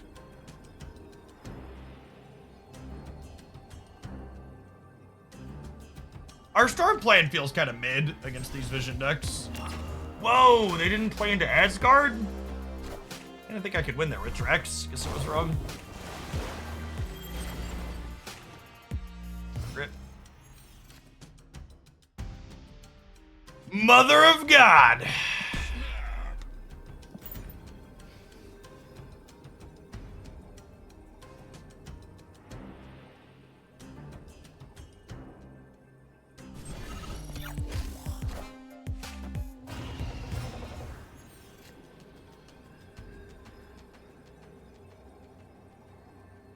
Fun, interesting Marvel Stamp card. Are we the baddies? Deterministically, yes. Not close.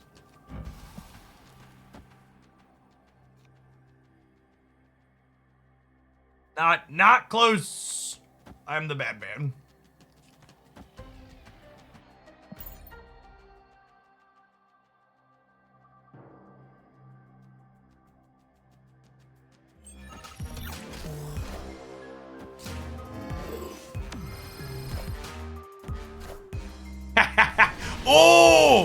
Oh, that's an interesting interaction I didn't think about. Victory.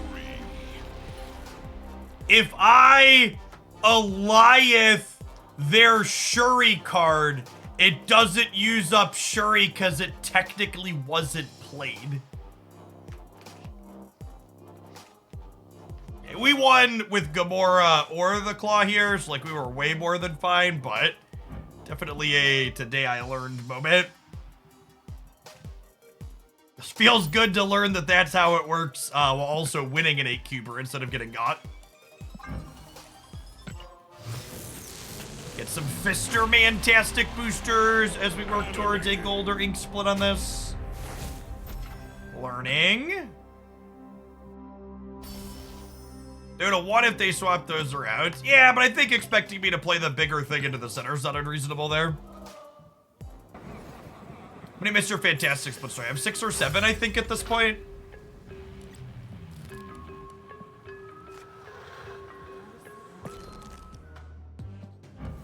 One, 2, 3, 4, 5, 6, 7, yeah. Click back into Conquest.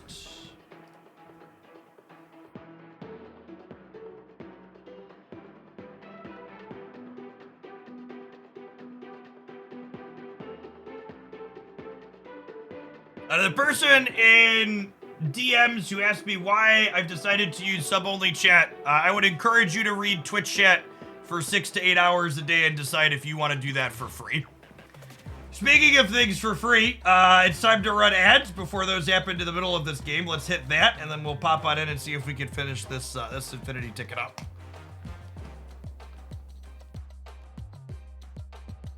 The less sarcastic answer, and I guess maybe I should repeat this again. Maybe I should repeat this again once the ads are done, because non-subs are watching the ads, is I found my mood being negatively impacted by what I will refer to as Twitch chat takes surrounding a number of things in Snap recently, especially with Alioth and Galactus. And rather than feeling constantly mad and annoyed while I streamed, I decided to make chat be less frequent and put a paywall up. So that way I am less annoyed and my mood is better while I am at work.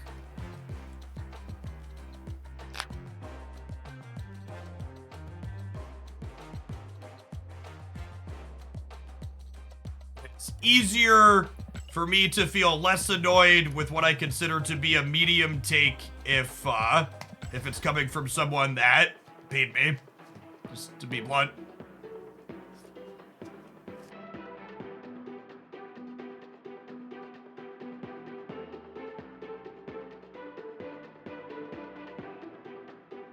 I think less annoyed at work is everybody's goal. Good on you. Yeah, I mean, mental health's important. Manage my mental rather than burning out.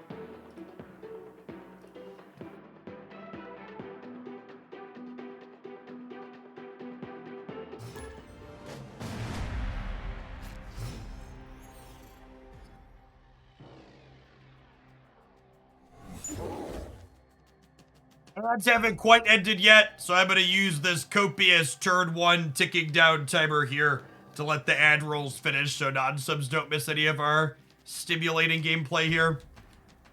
Dear Marvel Snap, please make the turn 1 timer shorter.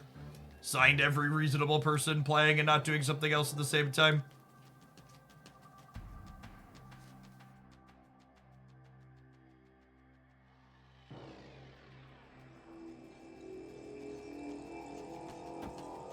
Welcome back, non-subs. We waited to start turn 1.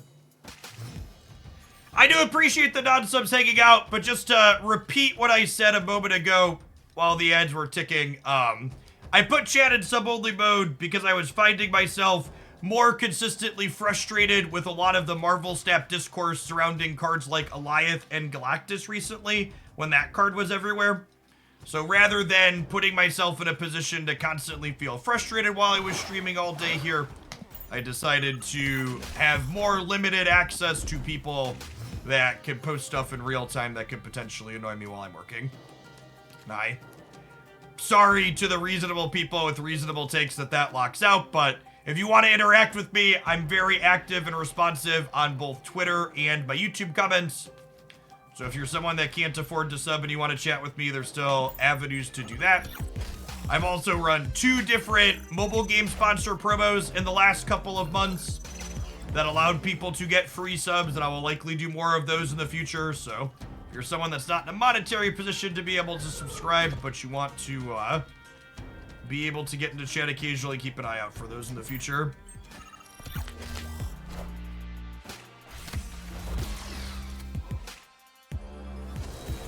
Argnaw, thank you for the 3/4 of a year. Welcome back. Appreciate it.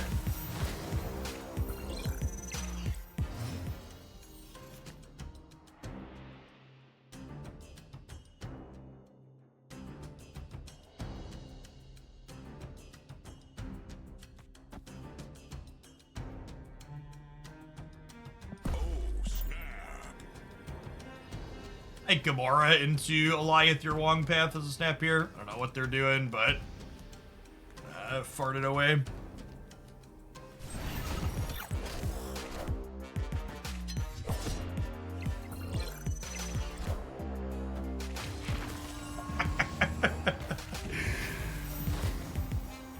It's me. I'm the problem. It's me. At tea time. Everybody agrees. And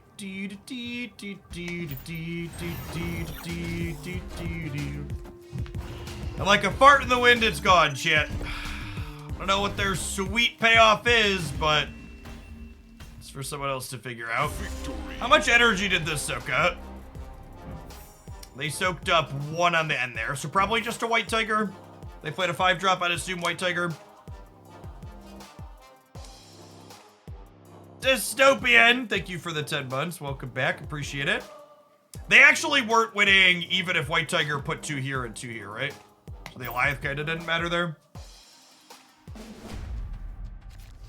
Thank bro, Goliath has finally encountered a Wog. Yes. Thank goodness.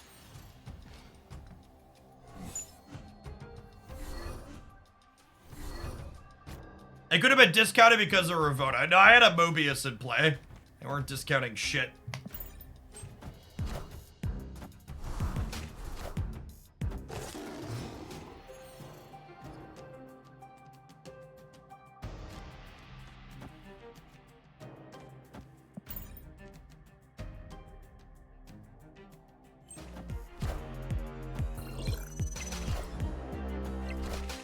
Think they'll nerf Goliath anytime soon. I'd be very surprised if Goliath isn't at least a 6-4 next week.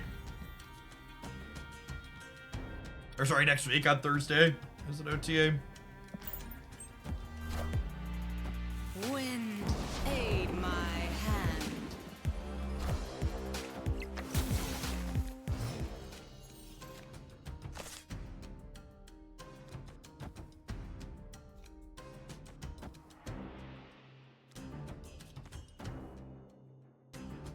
Do I want 1 here or 4 here? I think I'd rather have 4 here.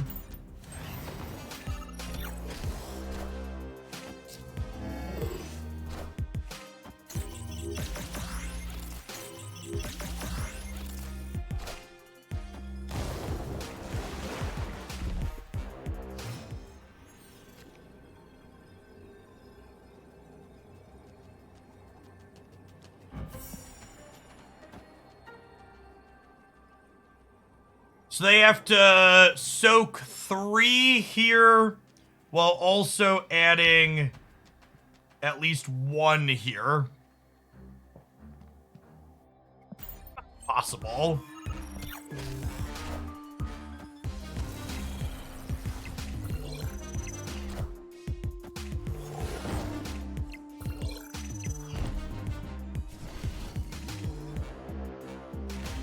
I have 2 negative cards. I have Mobius in play. Their negative cards are full. Full price. They have increased power, but nothing else otherwise. Alicia, thank you for the 3rd of a year. And Dystopian, thank you for the 10 months.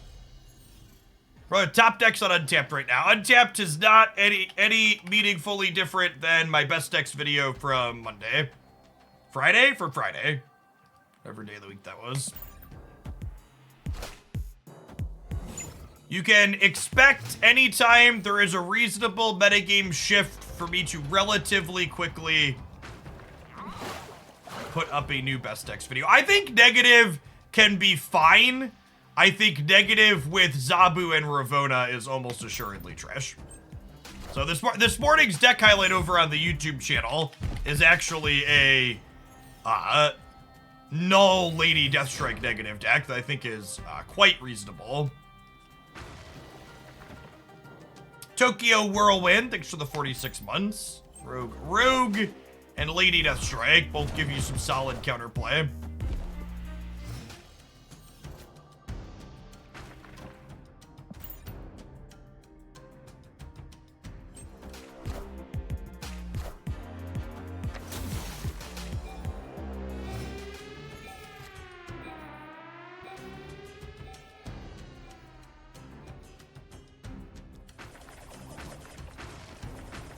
I think Lady Deathstrike is a supremely reasonable Marvel Stamp card.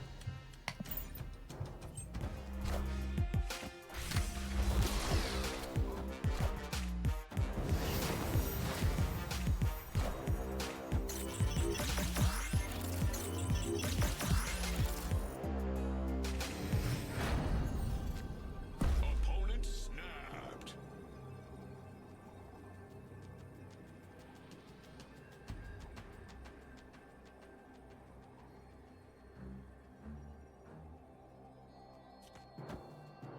What's their play that beats this? I think I need to play for Ant Maze because they could soak 5. But, like, this hit Mobius for reference. White Tiger mid. White Tiger mid, I win mid and right, right? Yeah, stay. Fish.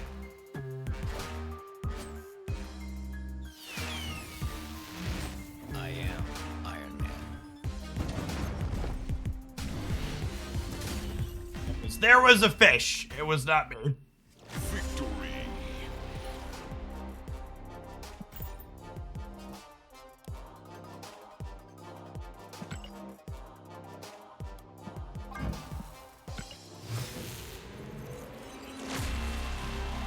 Like, I think that was them potentially trying to bluff.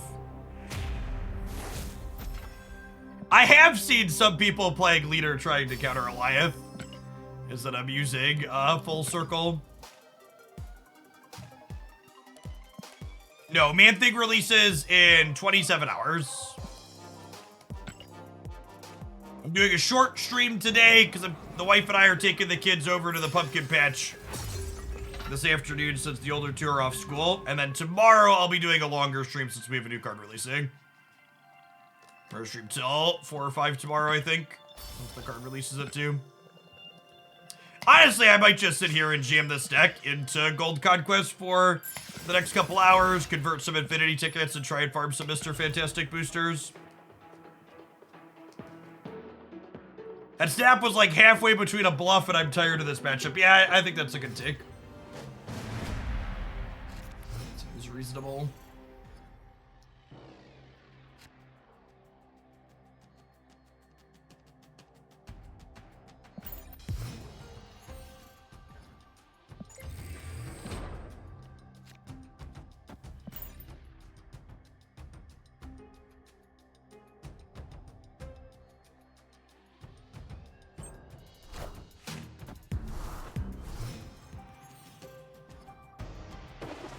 Cards release at 3 p.m. now. They release at 3 p.m. Eastern, yeah.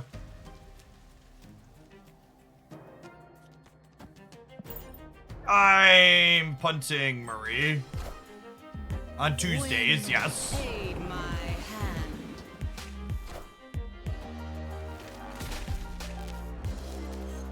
Oops.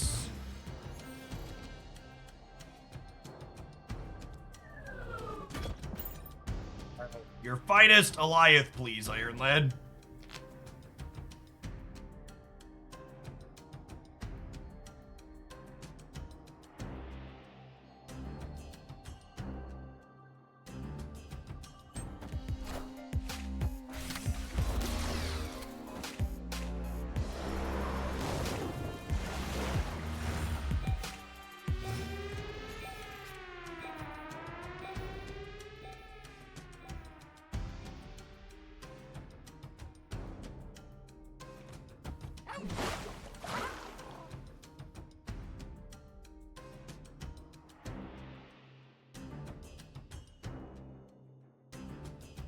How often do you get recognized in public? Chat, I'm like a D- internet celebrity. Nobody knows who I am.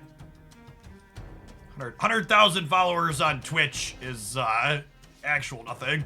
Honestly, even Twitch as a platform is kind of actual nothing. A lot of the time when I'm talking to non-gamers and I get asked,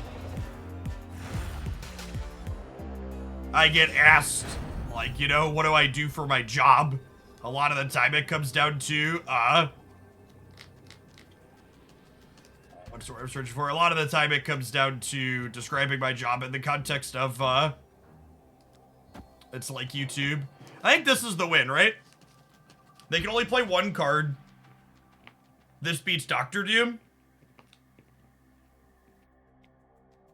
You said you live on that countryside. I live in a 100,000 person town in the Midwest. We're not dead to Dr. Doom. This beats Dr. Doom, right? They can only play Doom right. My lad is bigger than the Doom bot in the middle. They can Absorbing Man. I mean, if they have Absorbing Man in their Electro deck, they got me. This also beats that. We're losing to Leader. We are losing to Leader. Leader is a card they could reasonably have that beats us.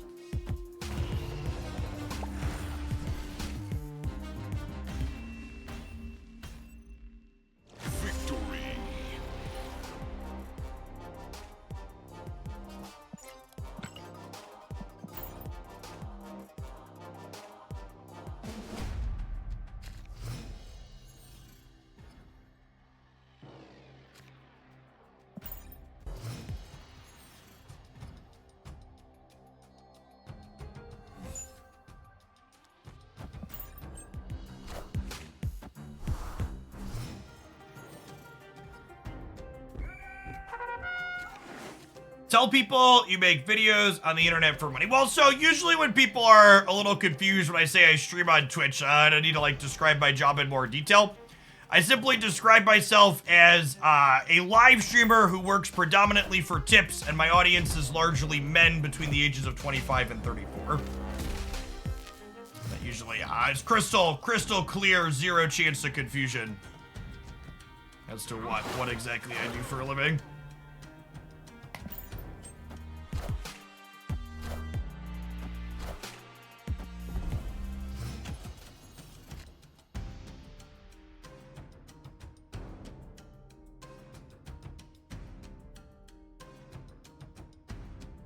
I think this is a Renslayer middle, try and set up an Alioth win on the last turn, huh?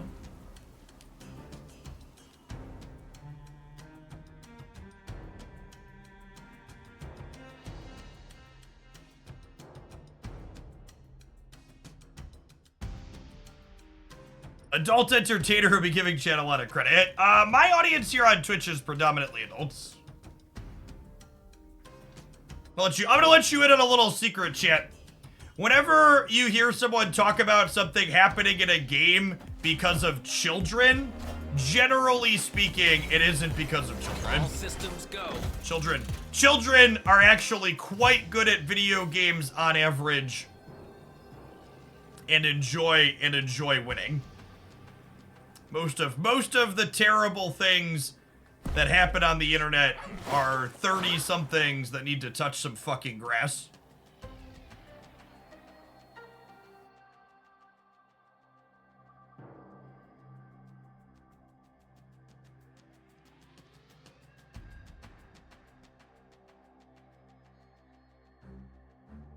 Are they Zolaing me again? They're not priority. I think move Jeff right, my Doom left beats their Alioth and beats their Odin most of the time. Zola the Doctor Doom could get me, but that seems like an unlikely line given they only have one spot open on the left. And I can beat that by just Aliothing middle.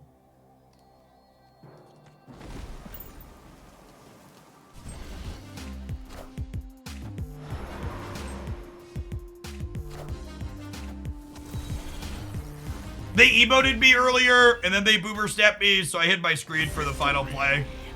Just because. I think once you're emoting me, I more likely suspect you of screen peeking, so we'll pop out there. And for what it's worth, they hadn't locked in their play when I played my thing, so they were running the rope down. CT Jester, thank you for the quarter of a year. Welcome back. Appreciate it. Hackerside, thank you for the 48 months. Appreciate the 4 years. Good morning, good morning.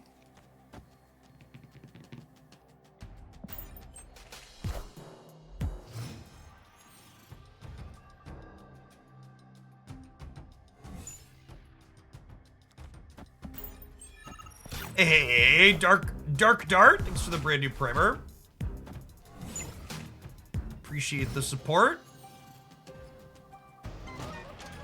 Always nice to have a couple of Jeff Bezos dollar dues fall into my pocket. Wind paid my hand.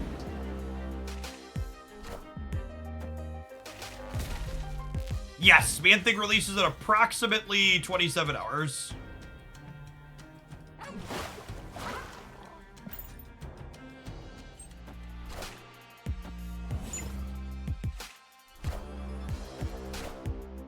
Wakanda forever.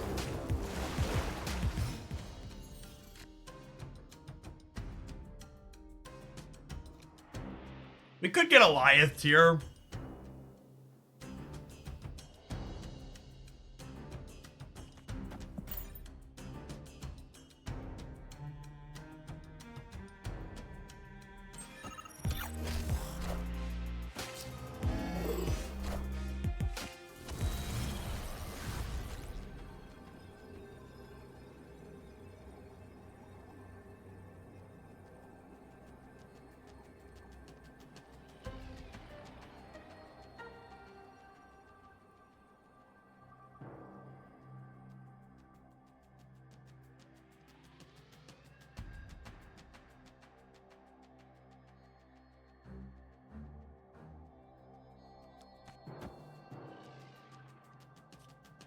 Yeah, it's 50-50 Eliathan to Doom.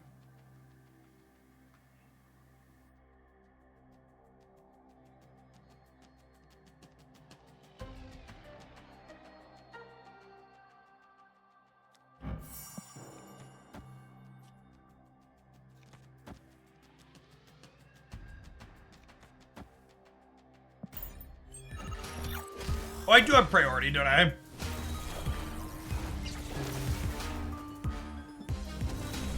Nah, we're good. Victory. Chat! If the screen peeker can make out the play inside of my glasses, they deserve it, okay? If they need it that bad, it's okay. We'll give it to them.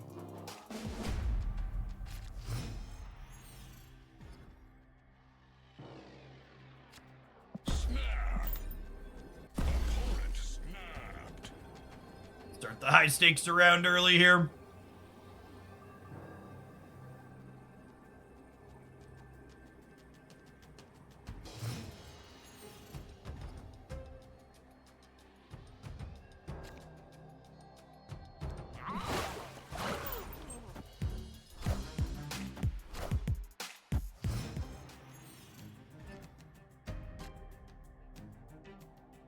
Thanks for sharing the Lady Deathstrike deck. It's been super fun. Just killed some Luke Cages with it. Yeah, Lady, I think we're going to see a lot of Lady Deathstrike after her.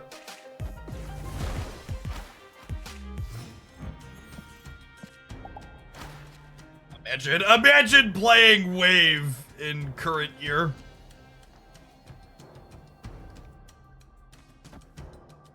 Imagine being in current year and playing Wave.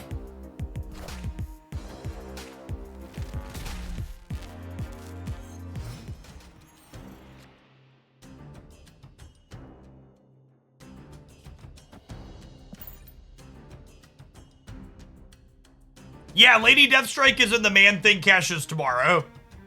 And I think once that drops, you're gonna see a lot more of her. I think she's really solid. Griffin, thank you for the almost 2 years. Welcome back. Appreciate it. Wakanda forever.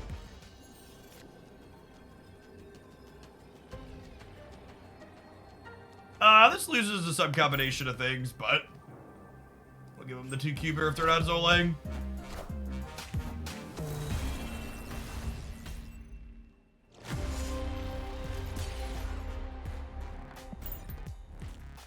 Man-Thing is the only Series 4 release this month.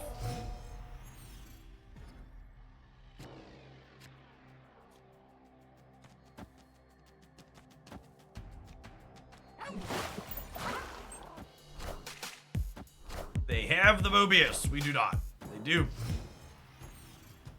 Dedge.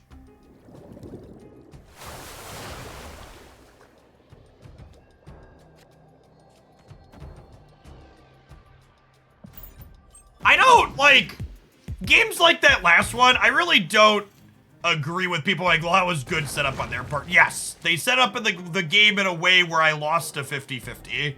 Like, I don't know, I just, like, games like that just aren't satisfying to me ever. And that's, Eliath has created a lot more of that style of game, right? Where there's more of these, well, we lost the 50-50 here at the end of the game. Is a, like, dominating experience that the card generates.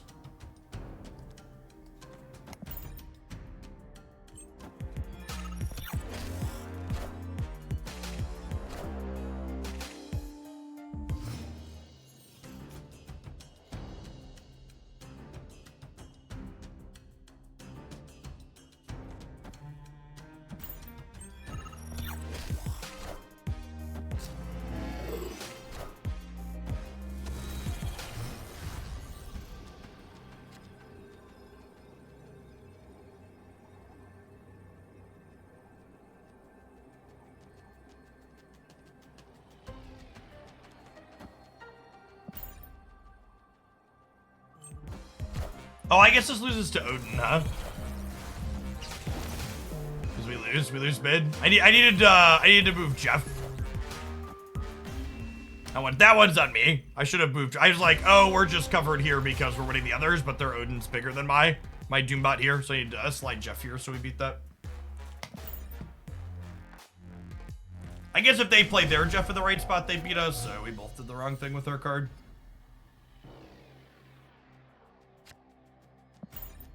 The next 3 here.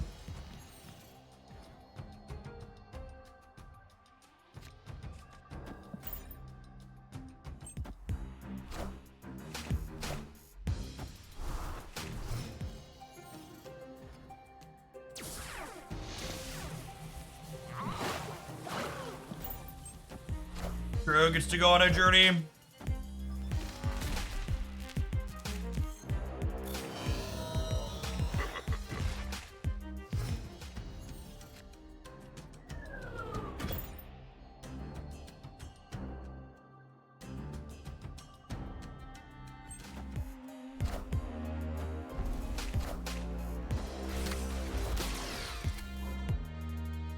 Wind aid my hand.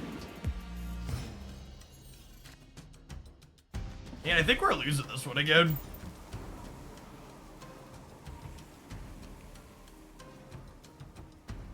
I guess we could peel Eliath for the left potentially. Nah, it doesn't even do it now, right? Waste our time. All right, they're clawing it back. Gotta win one of the next 2. Can win one of our coin flips on these last 2 here.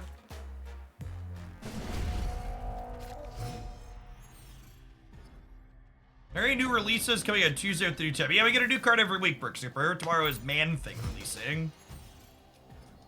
Unless you mean non-card releases, in which case I'm not quite sure what you're referring to.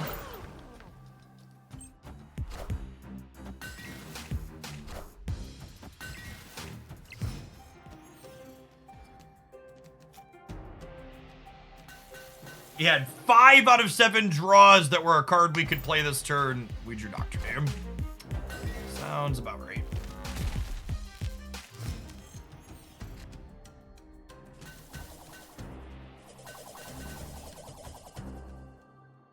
Lead hits are kind of shit now too.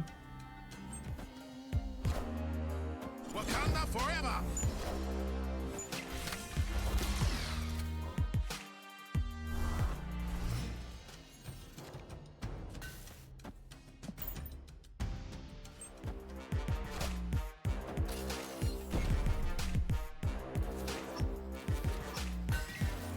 Wakanda forever!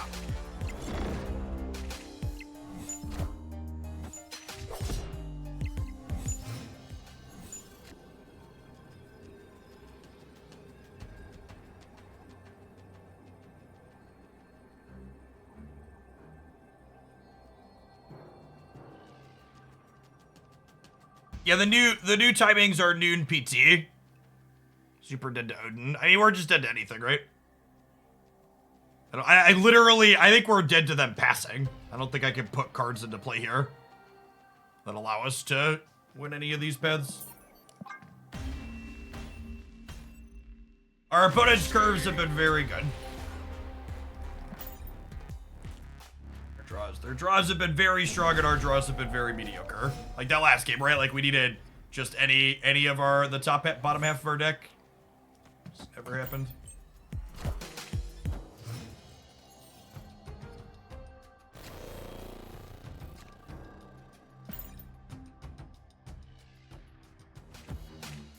If we could play 2 drops on 2, like they play Electra on 3, we'd be much better off.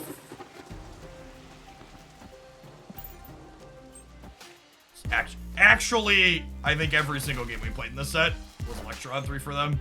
Wind aid my hand. I'm gonna storm the middle, I'm gonna claw the left or the center, and then we'll Eliath on the last turn.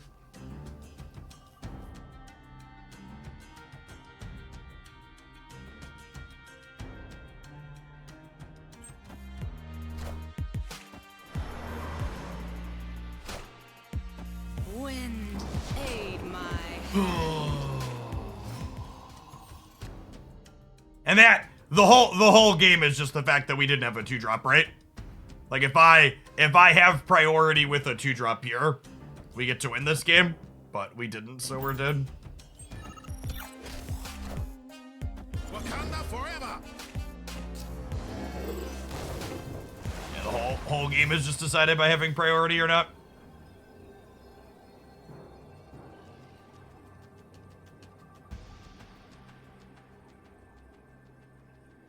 Alright, I think that's enough Conquest for today. Let's play some ladder.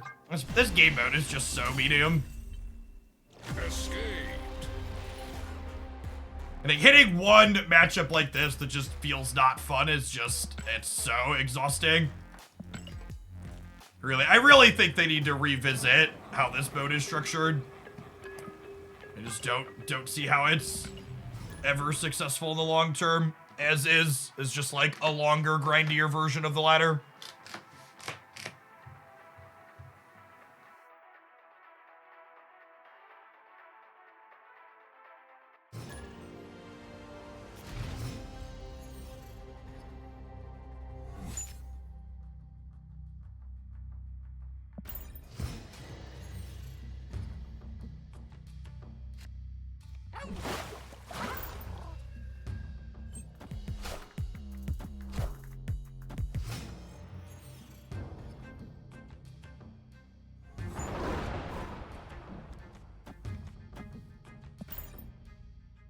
Bill?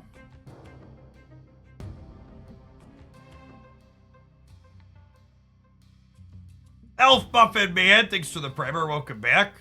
If you had a 3-card sideboard, what would you put in it? I mean, the answer to that question varies greatly depending on what deck you're playing, right?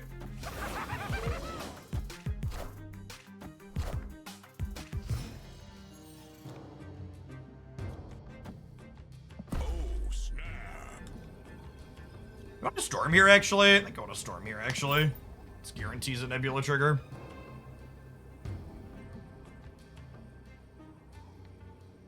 Yeah, I switched off of this game mode because I didn't feel like dealing with the feature location, but Conquest is just too draining.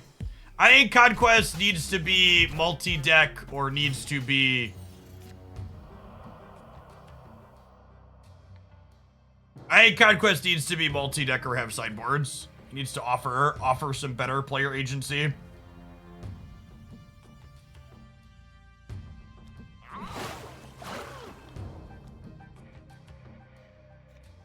I guess there's a world where we get like Galactus tier, right? And then this grabs priority and I Eliatham on the last turn. I'll have 9 energy on the last turn, so it sets me up to Drax plus Claw potentially here too.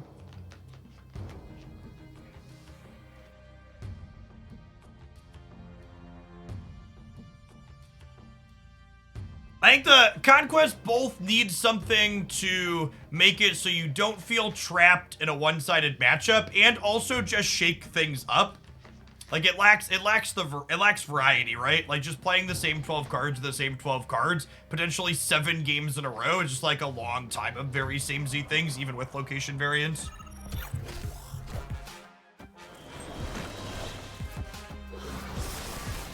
Isn't multi-deck easier to implement than sideboards? My number one rule / comment for gamers is never assume something is easy or hard to implement in a code base you haven't seen before.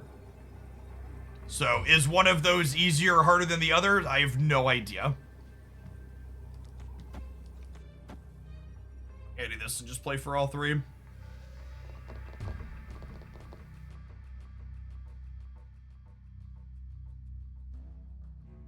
Yeah, I agree with that, Doomathane. I think I agree that part of the interesting part of Conquest is like knowing parts of their deck. So I personally would prefer side decks to multi-deck. So that way you still like get rewarded for like having some information, but you could also have some change, right? And counterplay. There's still like those gotcha moments that your side deck cards could provide, if that makes sense.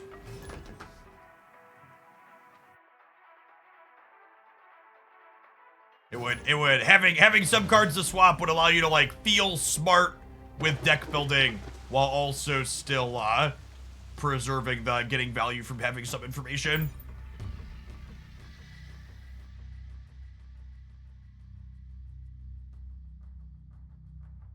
Increased chances for getting boosters for cards you boost for. It's not a lot. You're twice as likely to get cards that need boosters towards an upgrade. Meaning you're 2 out of 13 instead of 1 out of 12. It's not likely.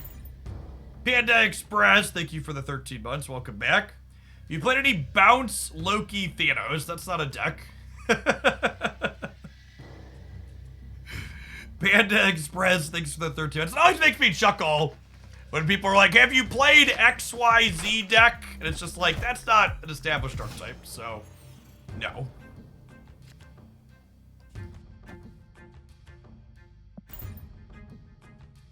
I think I'd probably start with 3 Anonymous, but they could also, like, tweak and tune what the right number is over time. Based on stats. Alright, who's the great web fuck? Not us! Got him. Got him. Could still be us in the long run, but for now, we'll snap him.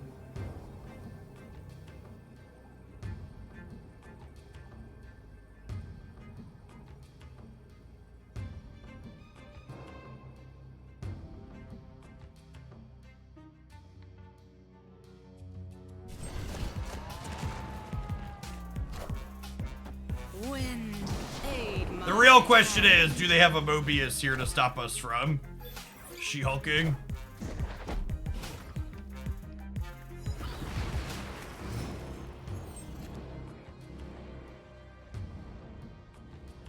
They should reduce the amount of cubes you start with as well. I think I could go either way on the number of cubes.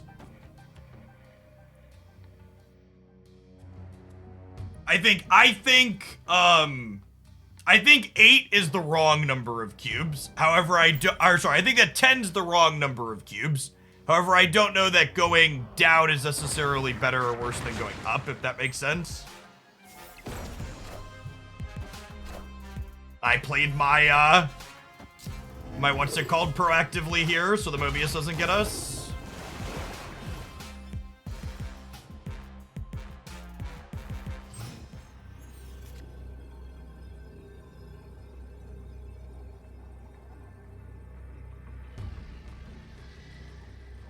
Just do this and call it a day, right?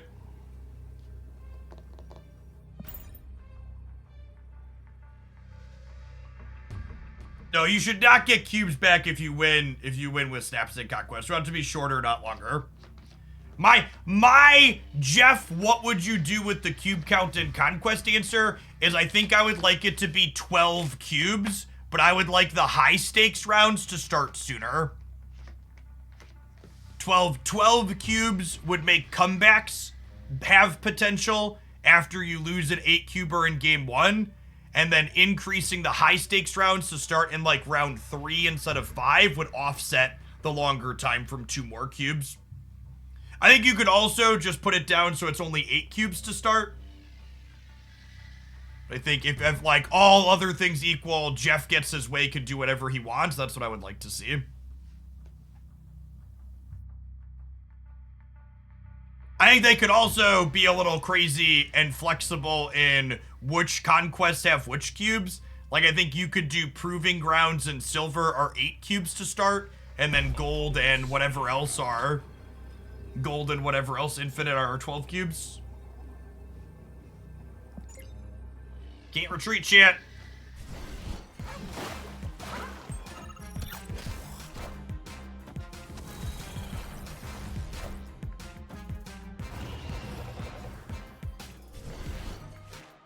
That is, certainly a snap, Goliath Gamer. Certainly a snap that an Goliath Gamer is allowed to make.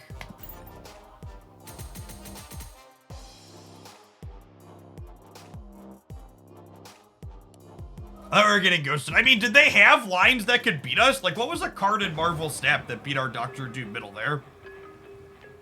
Like, does a card exist? What's the card that they're ghosting us and they take that information they win the game with?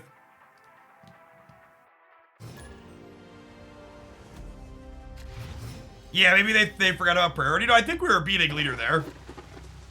We were winning left and right, especially with the great whatever pulling their thing.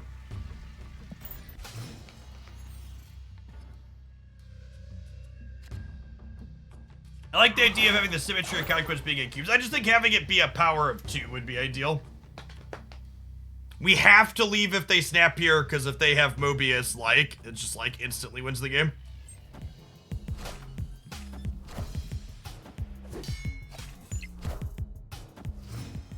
Alright, they have a copy of Drax. So do we.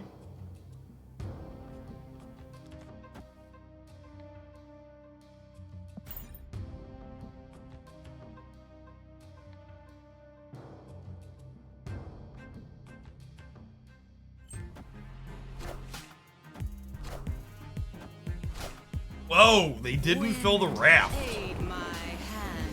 Wild. I guess they didn't want to lock themselves in there.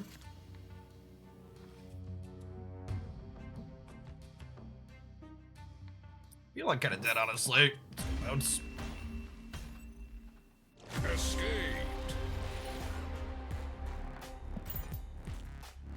Alright, non-subs, it's about that time. We're gonna take a 2-minute break, stand up, stretch my legs. Everybody else should do the same. We'll catch you on the flip side of the ad roll. Thanks for hanging out.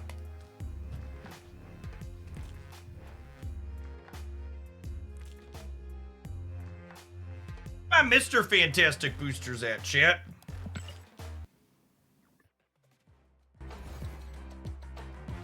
Where be my Mr. Fantastic boosters? Yeah, Mirage is a solid Marvel Sap card.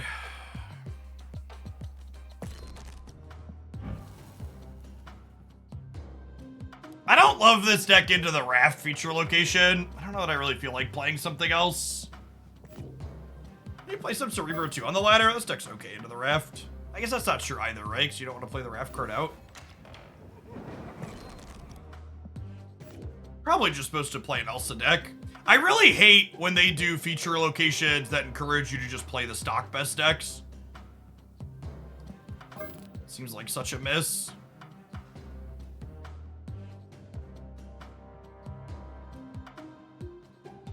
Is Jean Grey not a playable card? It's just with everybody else playing Elsa stuff, just like filling their location up's not a problem with move stuff, Brick Skipper.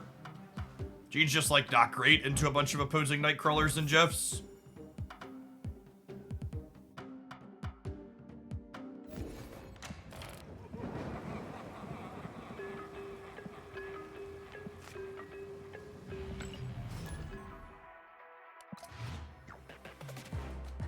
Feature locations are best when they disrupt what people are playing and create a temporary metagame. Yeah. Concur.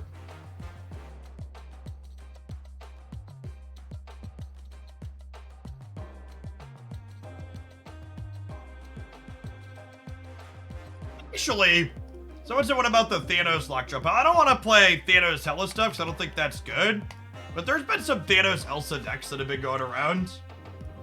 Let's try. I've been meaning to try some of that, and that's probably fine into this feature location.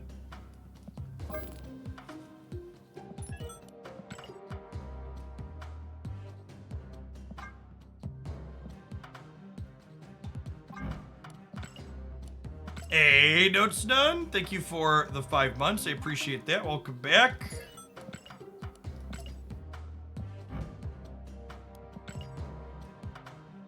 He's back. All right, let's do this.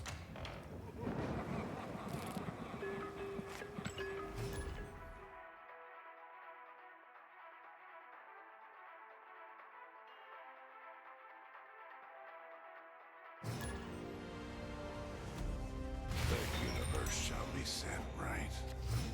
No upgrades for Elsa. I don't upgrade base art cards in general. Upgrade it when we get the variant.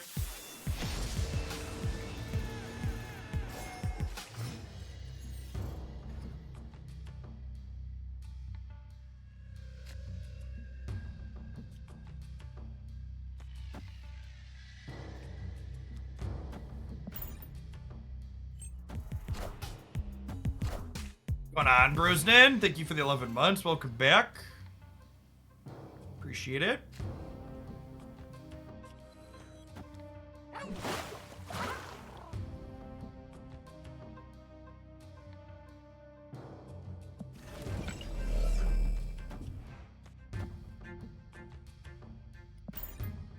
Let's do this. Oh, I got you, holy cats. I snapped them, actually. I think nowhere is bad for the average Forge deck. Onslaught Citadel is good for us here, so ship it.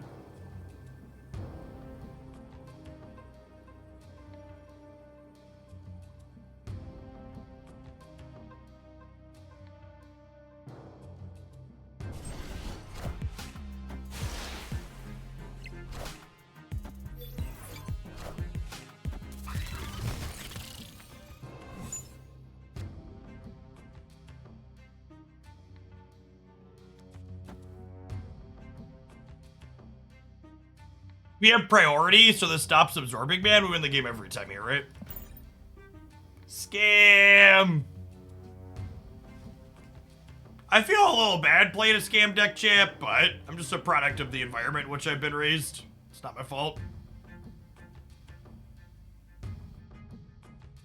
It's Second Dinner's fault! They printed toxic cards and made me be this way.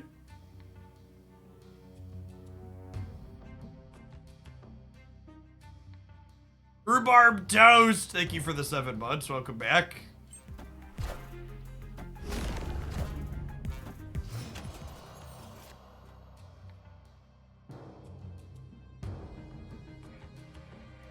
I'm gonna play this here. We'll play Jeff the Baby Land Shark here, and then we'll slide Jeff here plus add Thanos.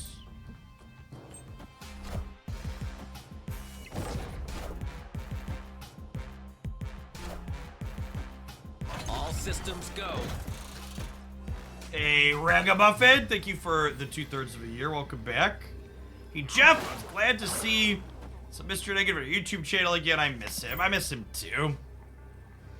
He's a wonderful, wonderful lad. Today's Mr. Negative deck to set a low bar is better than you think Mr. Negative is in this metagame. It isn't going to be format warping by any means, but I think it's very playable. Lady Deathstrike, I think, is a card people are going to have a greater appreciation for once more people have her in their collection with tomorrow's Spotlight. So the 11 months Infinity. Yeah, I just gotta go. Victory. Gotta go. Gotta go, gotta go, gotta go right now. Gotta go right now.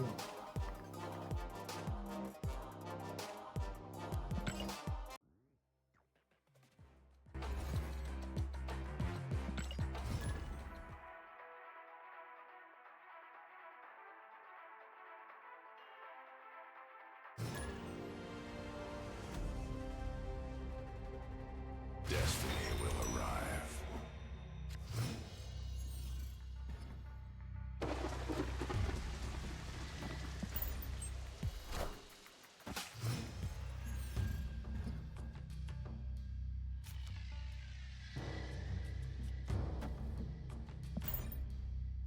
Hey, Superflow Spice End, thank you for the 11 months. Welcome back.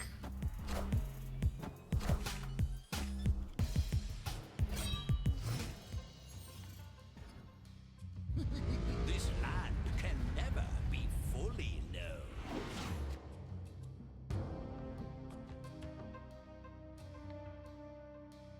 I can't decide who this is better for. I'm gonna vibe for a minute, I guess. MTG Viking, thank you for the 44 months. Welcome back. Appreciate it.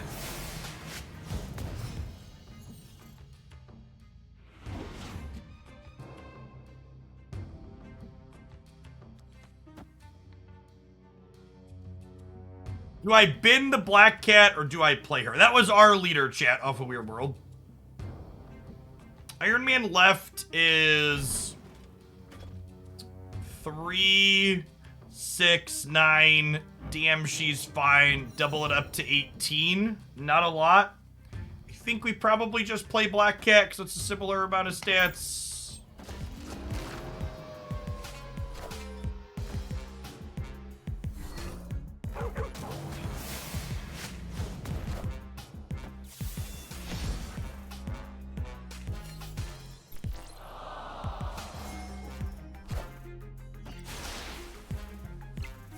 Probably a retreat angle here.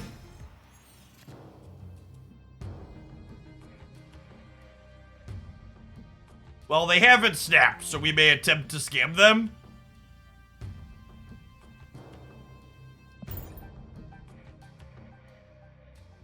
We need them to play nothing into Mojo World this turn.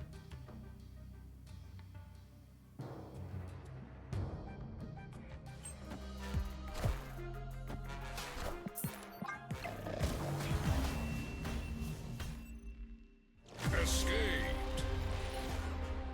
I like how Marvel Snap is acknowledging how toxic our deck choice is. They're like, you should have a Galactus.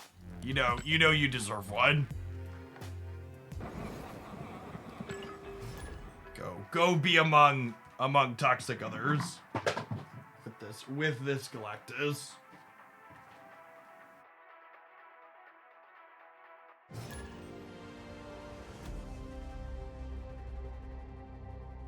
Destiny will arrive.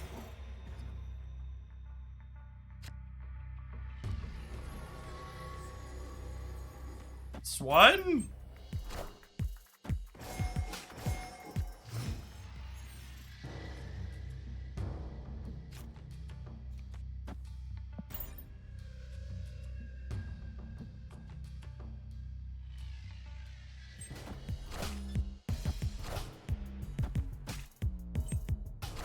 Oh, Space Stone pulling is sad because I wanted to use Space Stone to pull someone out of the Bloodstone path. And now they have a 5 energy Power Stone. Sag. What's going on, Maggot Colony? Thanks for the half a year. Welcome back. Appreciate it.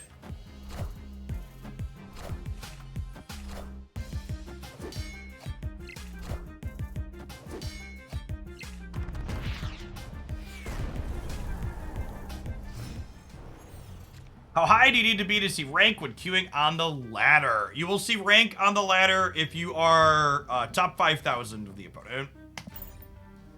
Just go for this here.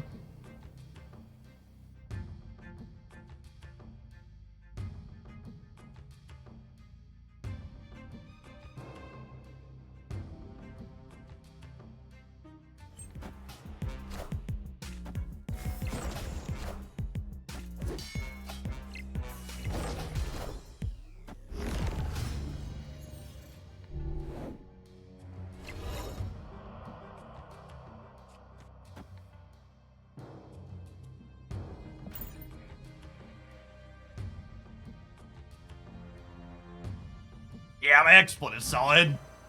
Ink with the white borders real good.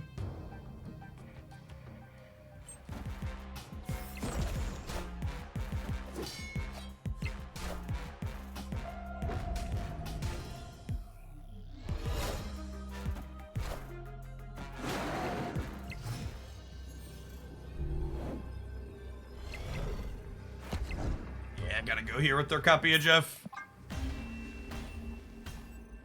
Only need to generate a singular card to tie here, and there's a good chance Sentinel ends up here.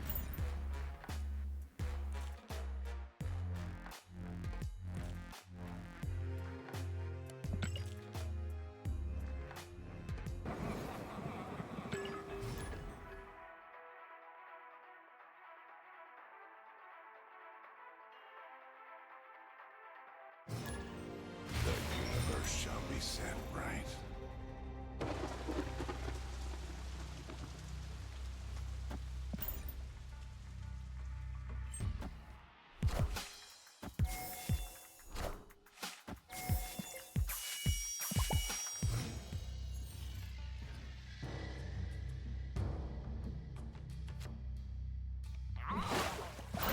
So I'm gonna draw Mobius and Mobius next turn. Any 1 or 2 drop will do. Elsa is probably our second best.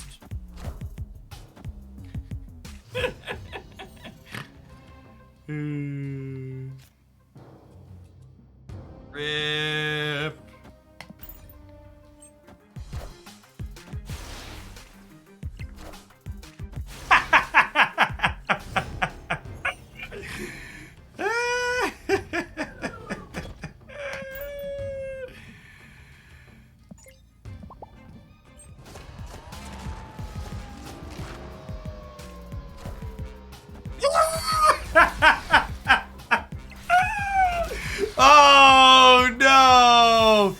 they hit Mobius and we didn't, chat.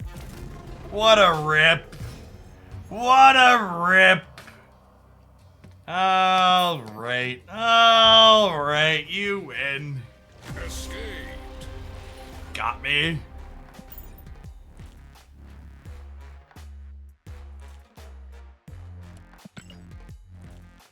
Never lucky rubber ducky. Of all the games of Marvel Snap I have played, that was certainly one of them.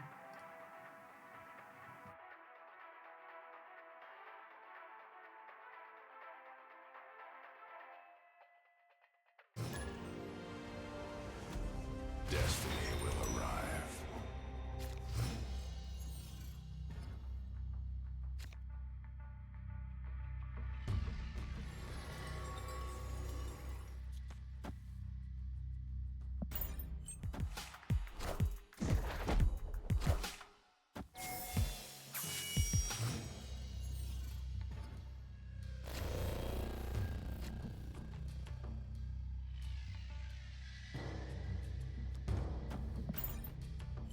Tourist room.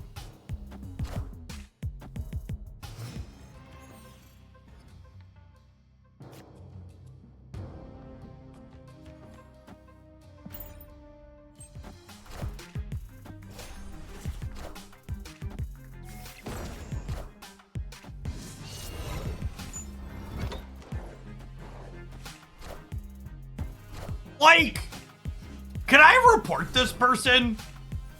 Their username is always snap, and they didn't snap this opener. Like, they didn't snap this opener, much less always be snapping. Come on now. Like, I question the validity of this name. Escaped. Directly to prison, chat. Do not pass go, do not collect $200. Actually, Adam, thank you for the 2/3 of a year. I appreciate you dropping your primer off this way again.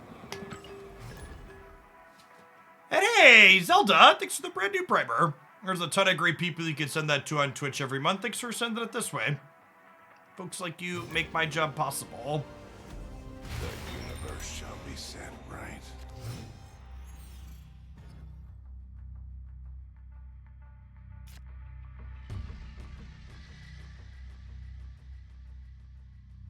Prime subs. Prime subs really do make the Twitch machine go round.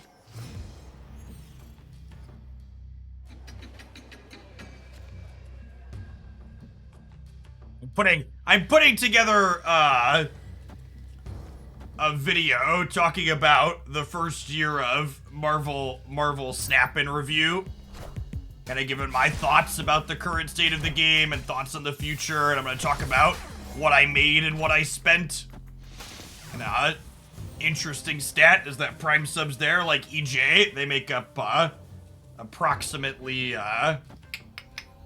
math and stuff, approximately 35% of my income here on Twitch. Loaded for Bear, thank you for the very generous tier 2 and for the quarter of a year. Welcome back.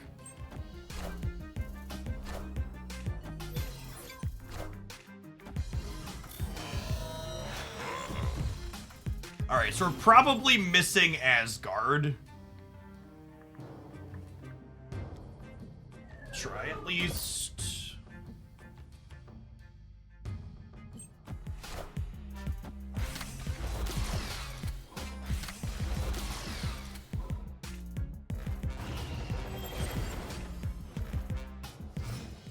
As someone who's also Iron Ladding plus Eliath, I deserve that, I guess, but good golly. Escaped.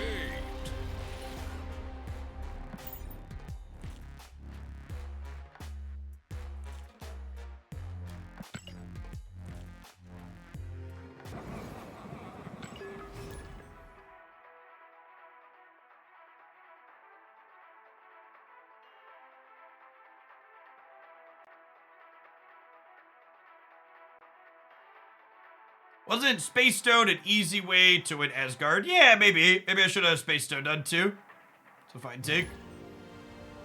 Destiny Are AFK Agatha bots against the Snap TOS? My understanding of the Snap terms of service is any third-party application that is putting inputs into the client violate the terms of service. So any type of auto clicker or something like that, to my understanding, is against the TOS. This is not legal advice, and if you have a question surrounding the law or legality of the EULA, you should consult an actual lawyer. But my understanding is that things like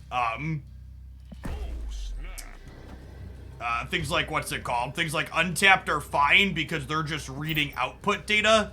They're not inputting stuff into the client.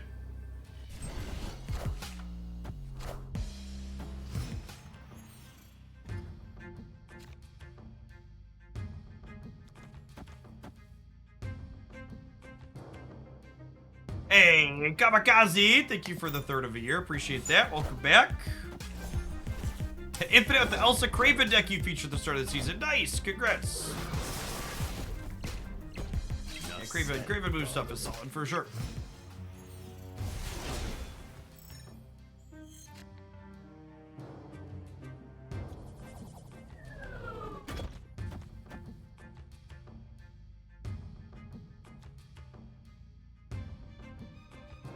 Probably have energy to play this later. I don't know that I'm necessarily gonna have space for it.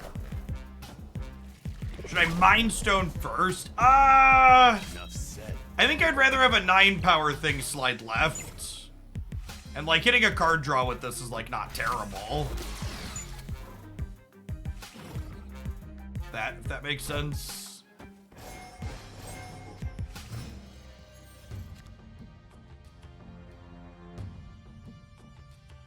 Ooh, Space Stone.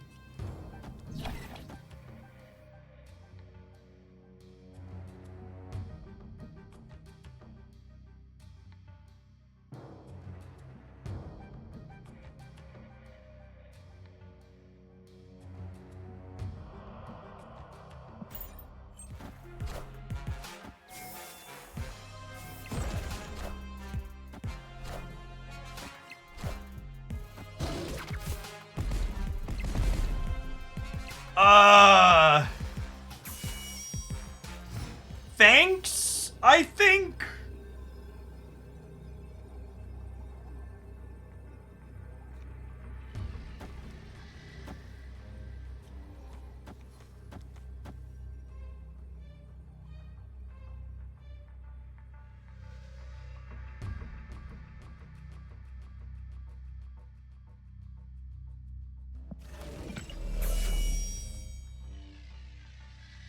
Yeah, I think I like this line.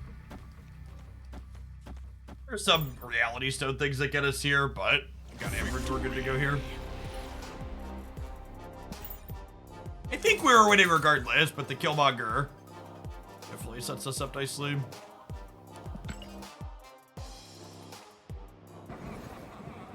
Is Goliath mid better than Thanos? Why? What are we beating there? We're beating their Goliath, I guess?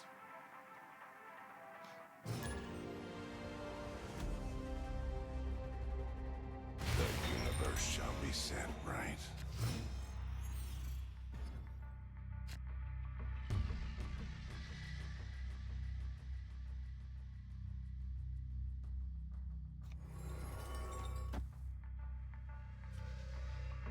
Hey, Colrad, thanks for the brand new primer. Appreciate it. So give me 4 energy on turn 2. I think I want to wait a turn on that.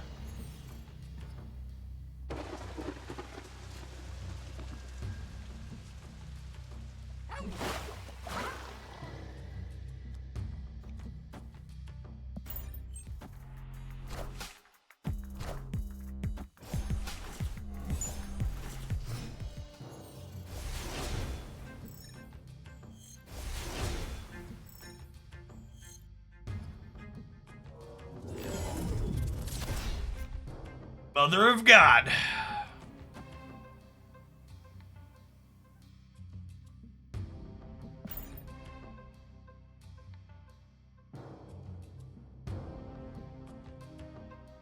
I think this all bodes well for us to start.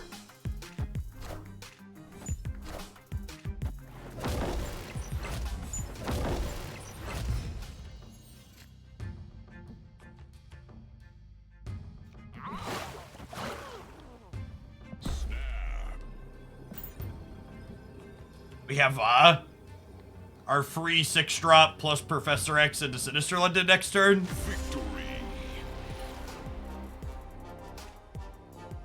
Hey, Spark, hope your holiday goes well up north.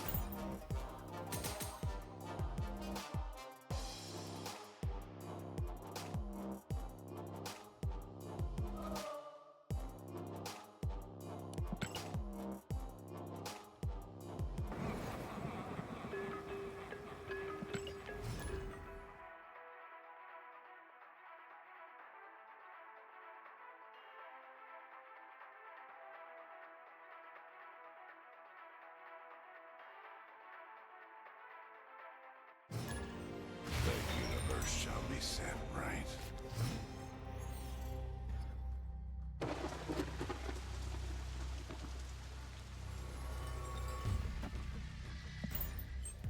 On the Space Stone, just because I want to draw more cheap cards here, ideally.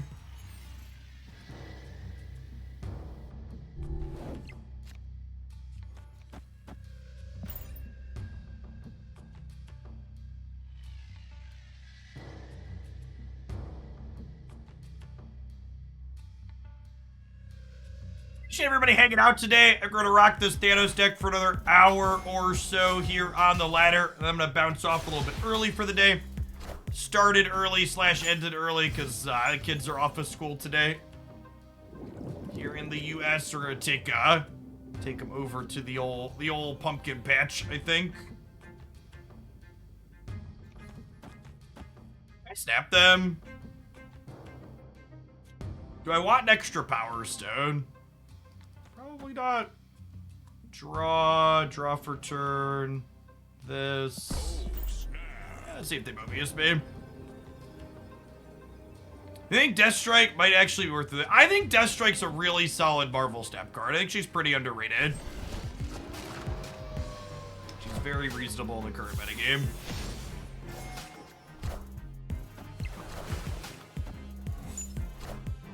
I think I should reality mid, maybe. Ugh, that's super frustrating. Get a mediocre card off of here.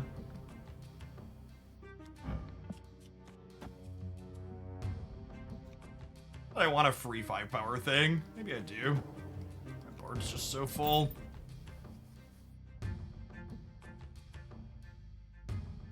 Yeah, I'm gonna end in about an hour sporadic. 'Cause we're taking the kids out to do a thing together as a family. Since they're off today.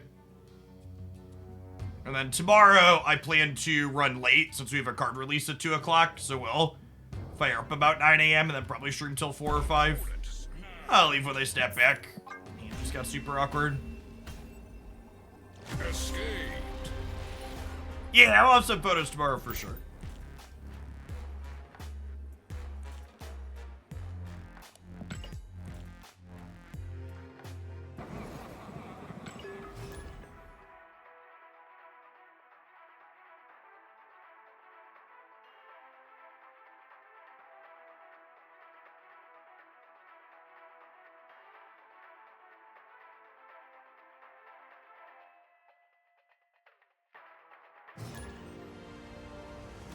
Destiny will arrive.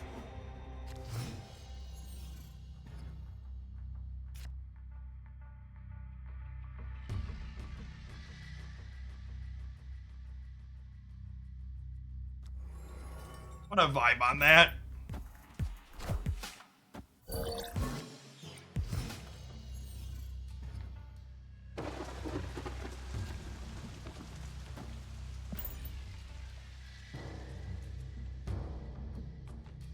Opponent snapped.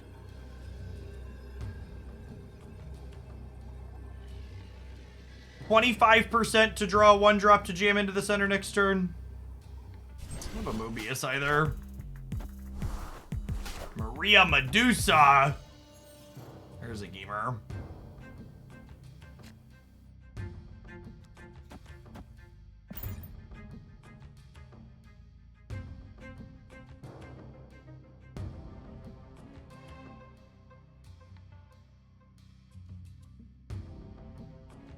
I have another one drop here for the raft is the question. This is a raft. This is a Maria Medusa, right?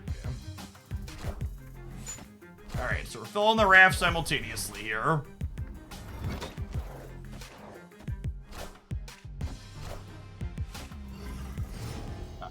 Thoroughly expansion diffed.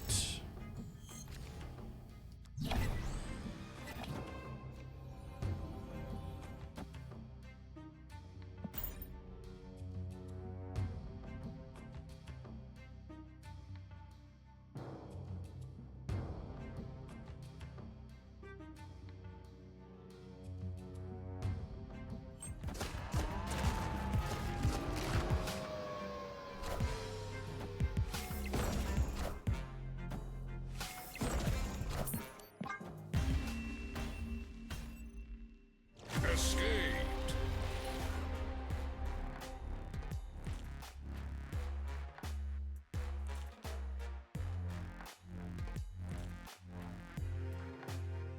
I was gonna fire off a quick thought here on social media as it happened. We've talked about this today, but I wanted to be on Twitter. I really can't overstate how much of a miss it is when the @Marvel Snap feature location makes the deck / cards that are already good better. The raft leans into Elsa and Mobius, which are already, I want to say dominating, already common. Ideally, feature locations should disrupt the established decks, not make them better.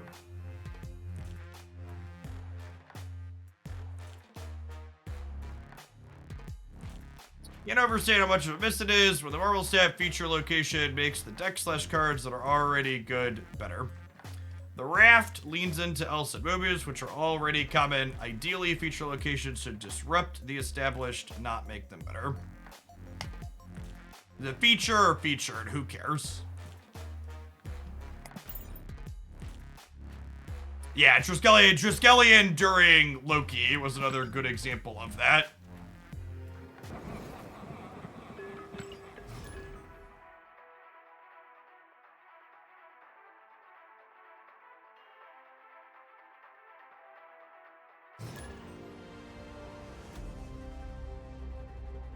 Destiny will arrive.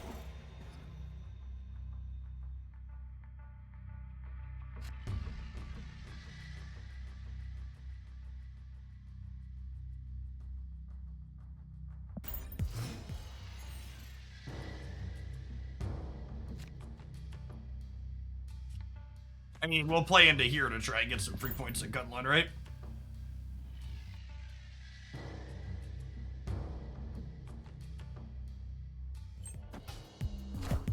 I think having the feature location be good for a new card is fine, Chaos, if you don't expect that location to be, if you don't expect that new card to be good by default, right?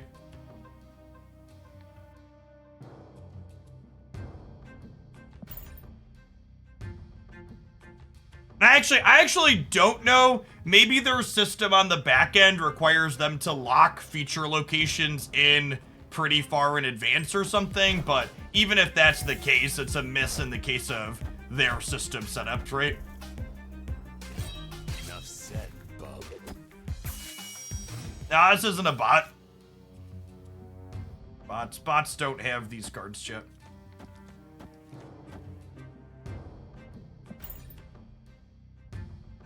Snap. I guess I don't have a great raft location here, so maybe we could die.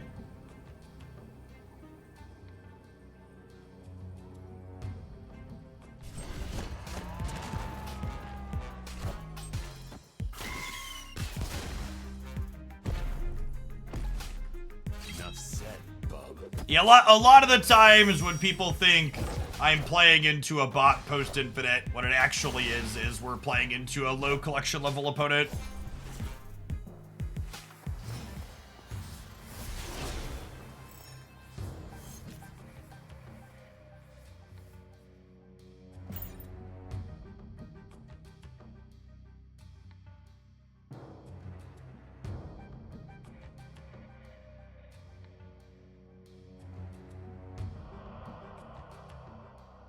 Yeah, 2 feature locations a week again is not great.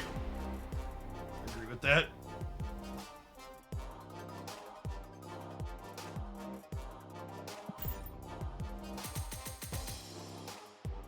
Hey, Game Eat Sleep Repeat. Thanks for finding time to drop off a Prime sub in your busy schedule.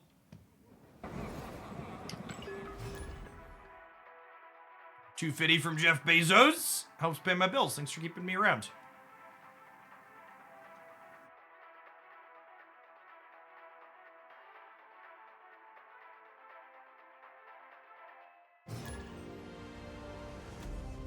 Earlier, I played someone with the title, with the name, I am definitely a bot, so obviously there's bots in Infinite.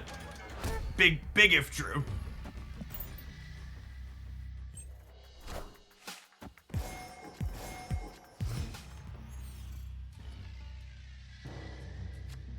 One thing I hadn't really been thinking about is the raft as a feature location means I should be aggressively playing to these face down spots.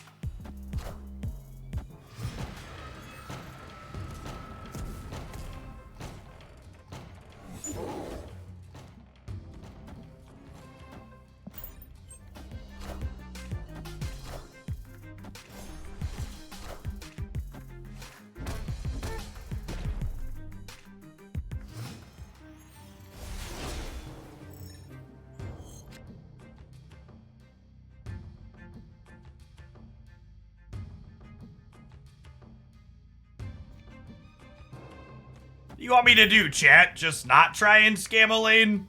Think I have that kind of self-control? Rip. Rip!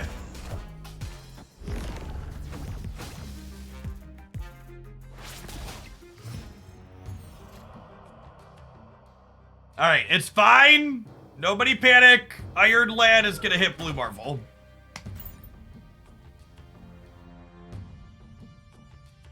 Feature locations increase the odds of things like Reality Zone Scarlet Witch. Should you not?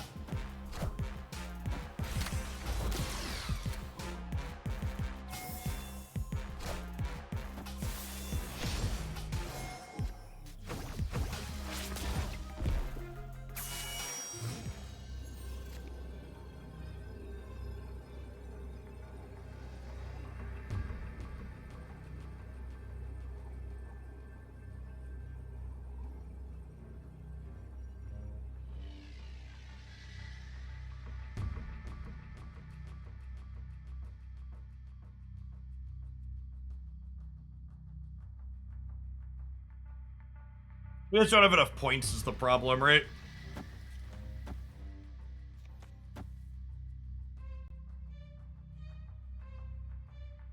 Yeah, I can have like a Goliath here too. Definitely a retreat later angle. Escape.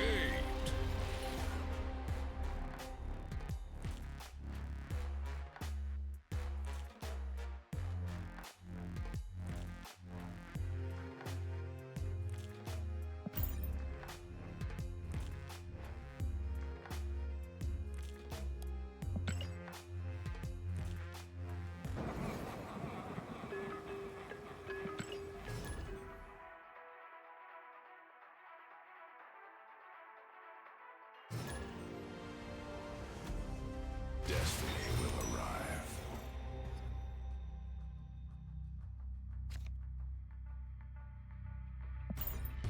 The Silver Samurai Chibi is OP. I definitely am heartily against that sentiment. In fact, looking at the Silver Samurai Chibi, it's probably the reason I don't open caches for cosmetics this week. I kind of fancy the other two, but that one's just like so shit I would never use it. I'd feel bad having a spotlight I don't want to use.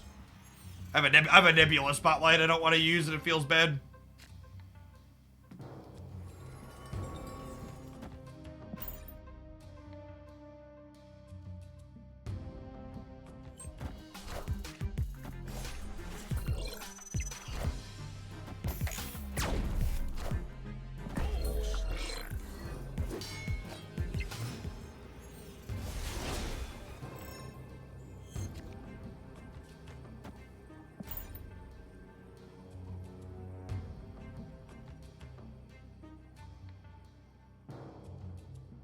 Victory.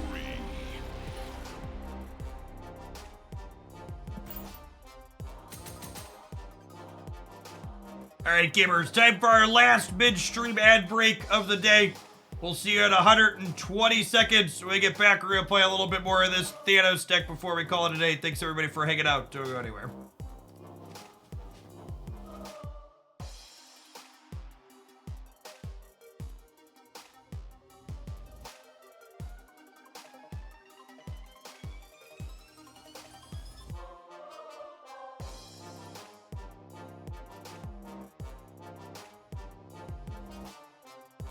Besides Pixels, which variants are low tier in your opinion? I'm not a huge fan of most of the babies.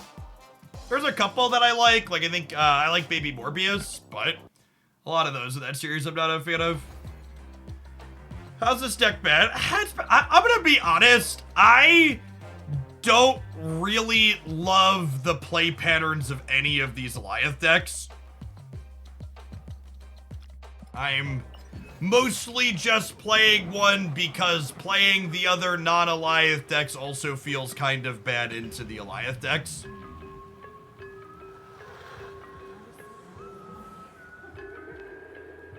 I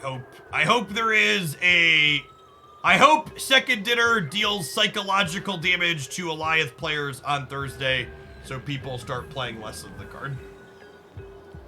It's a pretty dry experience. Any expectations for the OT? I expect Alioth to go to 3 or 4. Other than that, no, not really. Hopefully it's like a bigger OTA in terms of things they try to do since the patch was such a non-patch. I hope they saw how flat the patch fell in response last week and they decide like, okay, let's give people some new cards. Yeah, I honestly wouldn't mind if they gave Alioth the leader treatment and just like gutted the card. I don't think they'll do that to a current Series 5 card, but I wouldn't complain if they did. Jay Dublo, thanks for the half a year. Appreciate that. Welcome back. So, every single time Spider-Man 2099 has come up in the Ask a Second Dinner team member a question section, Glenn Jones always responds with something along the lines of 2099 has reasonable metrics. And I just can't for the life of me understand how that's possible, but it's been consistently his response since the card released and people have been asking for buffs. Destiny will arrive. Joe CMC, thanks for the 3/4 of a year. Welcome back. Yeah, I can't remember the last time I played against that card, much less played against it and it seemed good.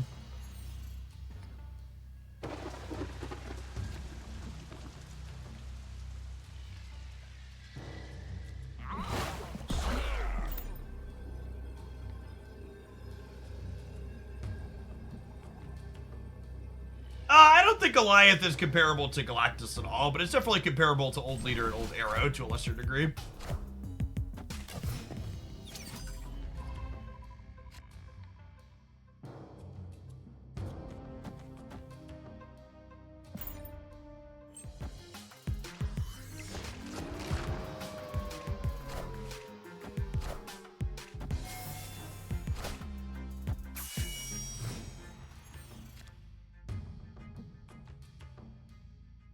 I want to play Jeff out proactively. Hawkeye High Evolutionary. I want to play this out proactively so that way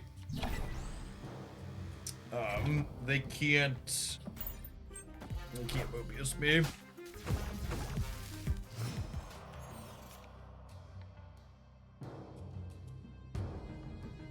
They're Cerebro 4. You might be right, actually, gamers. This might actually be a Cerebro 4 gamer. Oh my god, they're a Cerebro 4 gamer. What a Chad.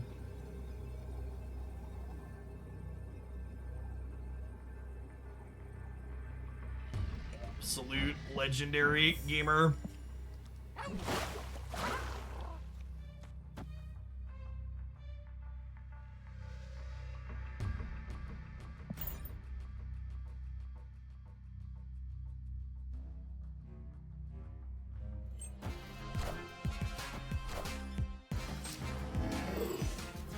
Ah!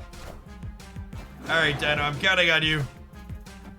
Take me home, country Dino, to the place we belong. Dark Dimension, 24 points now. Do-do-do, how are your Insomniac Spider-Man replays going? I personally finished my run of Spider-Man 1 and started Miles last night. I actually started Miles last night as well. But for my playthrough of number 1, I like did every collectible and stuff. I didn't quite platinum it because I didn't want to try and beat the game on the highest difficulty, but I think I got all the gold trophies, which is the most I've ever done on a game before. I also don't know that I'm going to be able to start Spider-Man 2 right when it releases, because it's going to release right about the time Marvel Snap does their 1-year anniversary stuff. So I assume there's going to be stuff that's exciting for that, hopefully, Copium. Foxor, thank you for the 24 months. Welcome back. So we're brewing Cerebro 4 now, right? After they nerf Eliath to 4 power on Thursday, we'll brew Cerebro 4.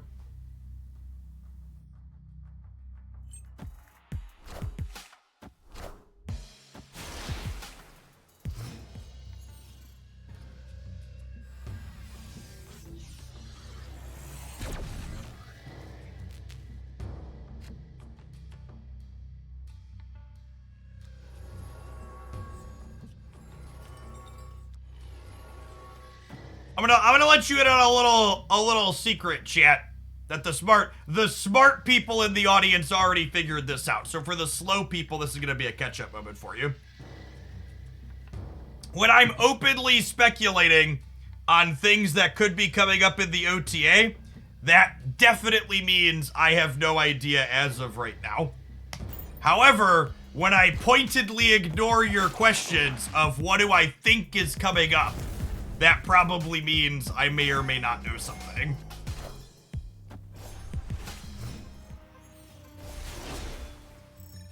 Oh, you know, maybe I should have saved the time stone for a turn to get to my 5s ahead of time.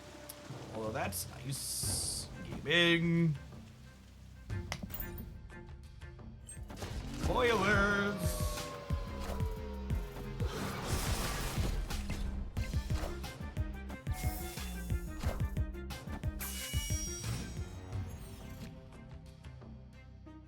What a hand of Marvel Snap cards, chat. Truly, of all the hands I have had, this is one of them. I guess I'll wait and see if they have Phoenix Force, then we'll leave. Oh, they hit Ghost Spider. LOL.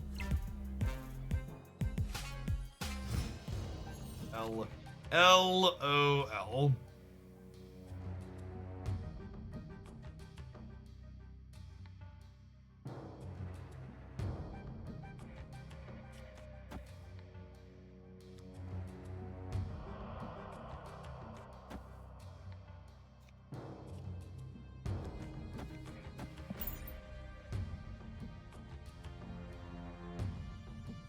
Magneto with Professor X. I feel like that would be a flavor fail and I'm not allowed to do it. I think I'm just gonna try and cheese out the center here and we'll leave if they step. Or if we miss.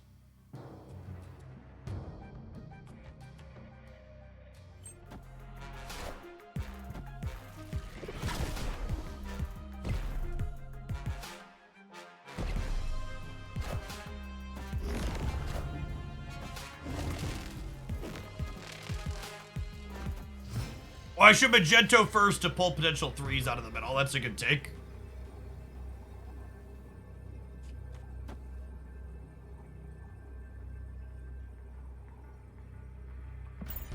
I might be more correct to play Blue Marvel here. You're dead. Victory. Got him.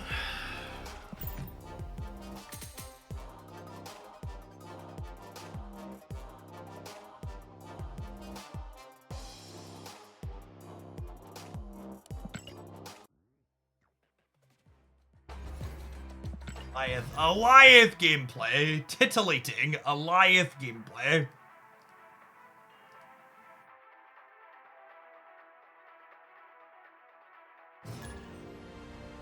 The universe shall be set right.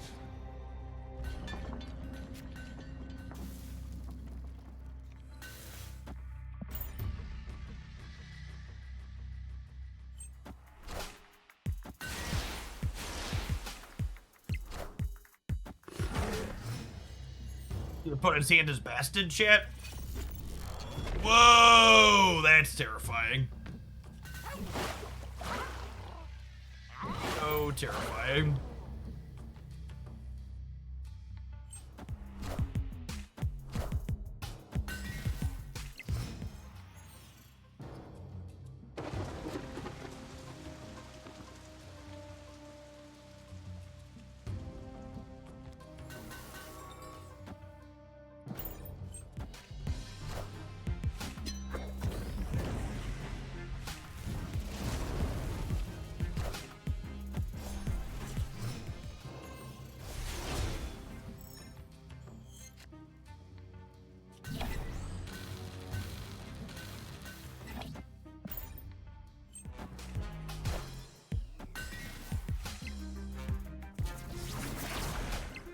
I can't tell what they're doing.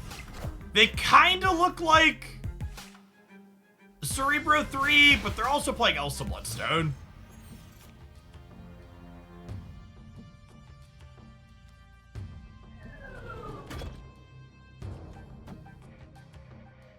Juke Limbo. Yeah, maybe. We'll see what they do next turn.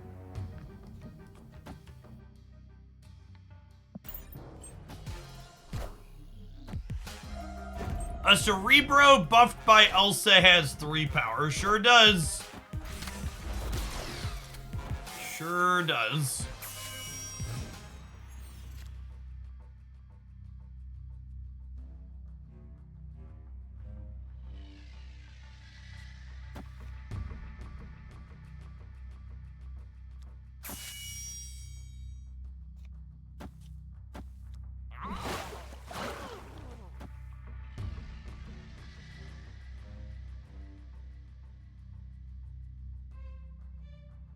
Someone's getting scammed.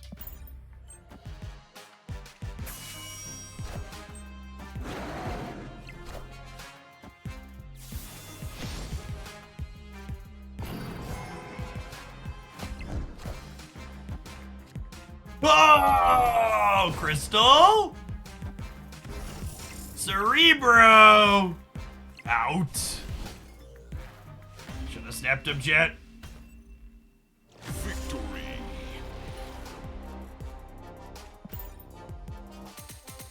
I feel like with how much shit talking I do about Cerebro 3, I have a lot of pressure on me to beat it every time we play against it on stream.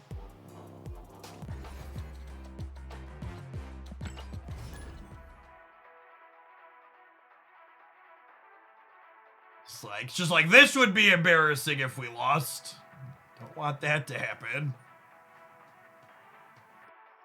Since Iron Lad isn't in spotlights for several months, is he worth spending tokens on now? Yeah, maybe.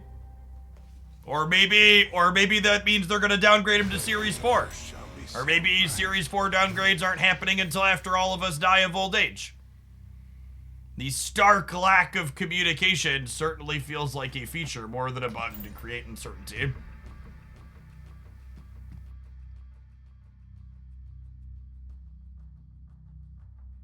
Cerebro 3's fun. Yeah, I don't know. Cerebro 3 just falls so...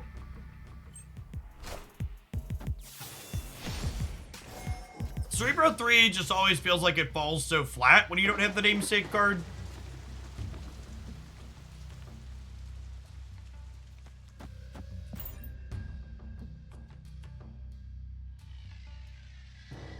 Like my decks to have more dynamic gameplay. Things that I find fun tend to have more dynamic gameplay than Cerebro 3.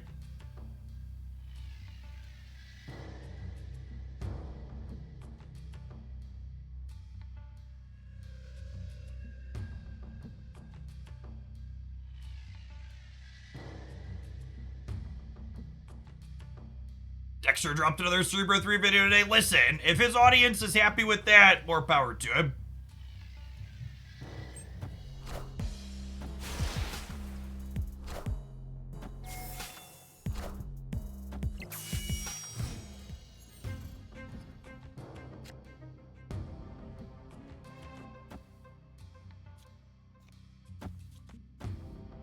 Oh, snap.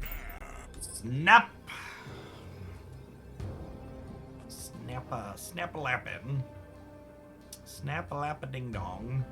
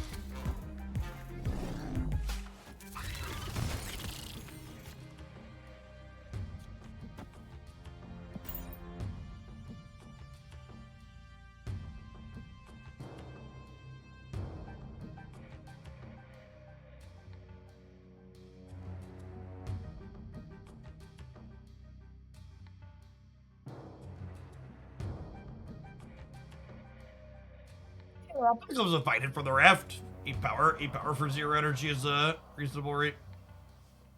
We're gonna be at a dead to Goliath position on the last turn, right? My favorite Marvel Snap game, Dead to Goliath. I guess depending on what they do this turn, we could have priority, and then our Goliath kills theirs.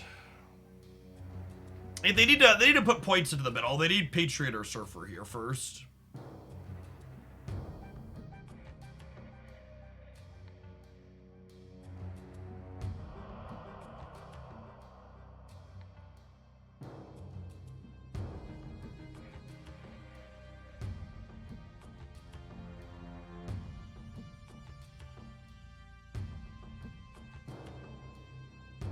Do y'all still see me? I'm not disconnected, right?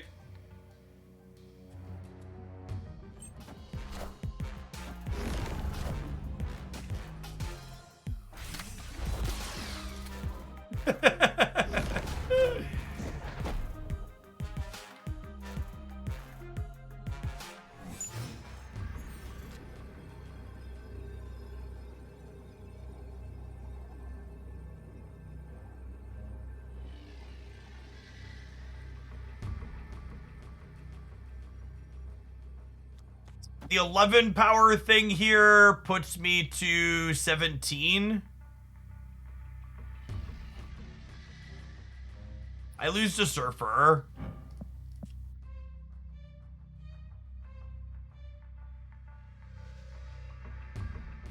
Beat Goliath.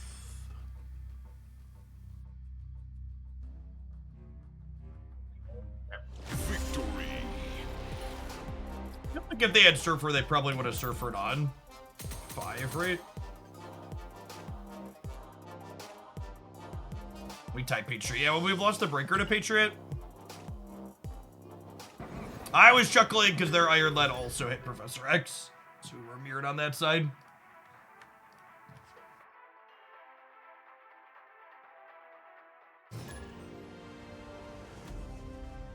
Destiny will arrive.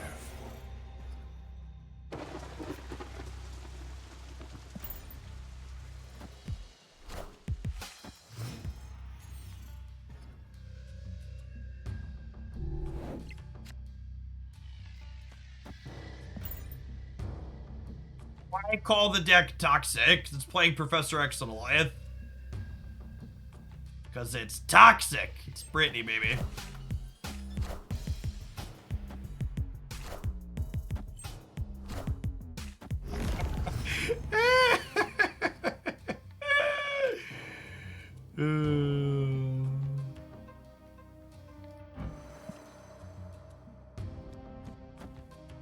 Right to jail.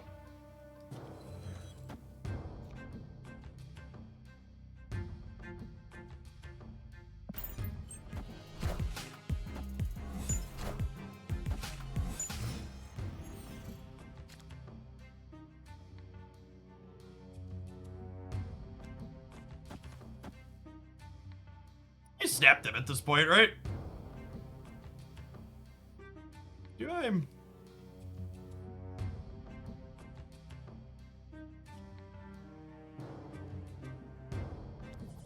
There's a bunch of bangers for Ironland to hit here.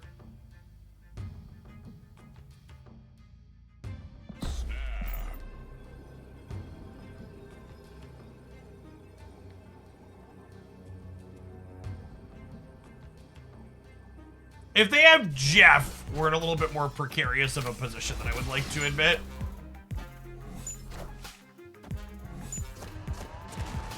Yeah. Oof. Oof. Oof size chat.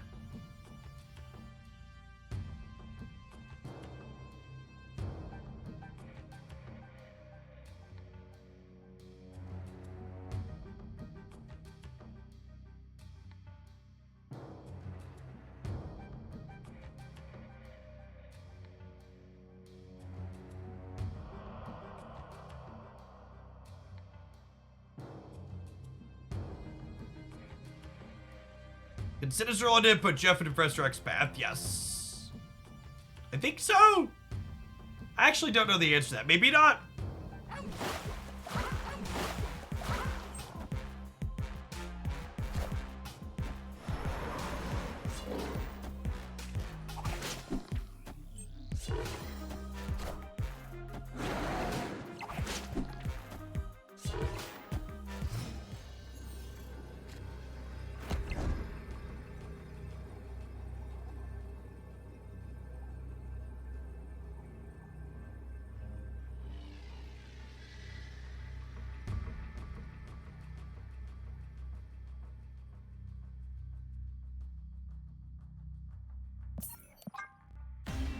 Stood. Escaped.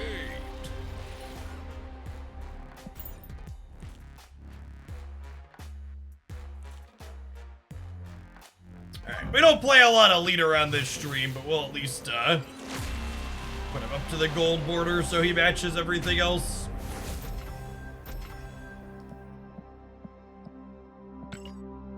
Sure, trusted your instincts with the Dino reality still play. Yeah, maybe. I don't know. I think we were dead once the Jeff flipped up. Either way, if they had Jeff and we didn't, we were dead to rights. Didn't matter what place we took.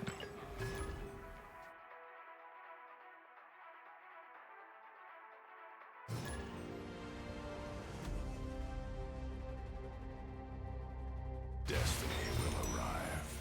Destiny will arrive.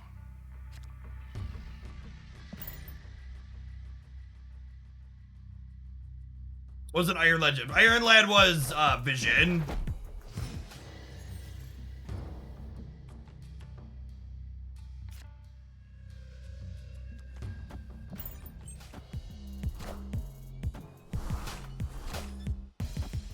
Dusa Gaming.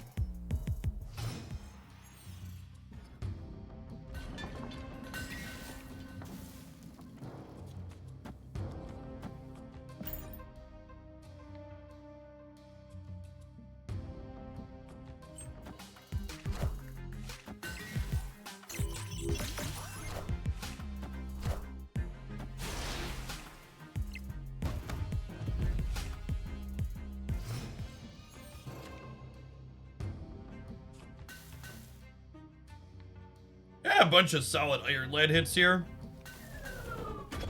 Let's do that. Zeroing up at. Could be merit to waiting to play the Space Stone until turn 5, so that way I could like grab the Stark Tower bonus and move out. Maybe we're supposed to marvel here.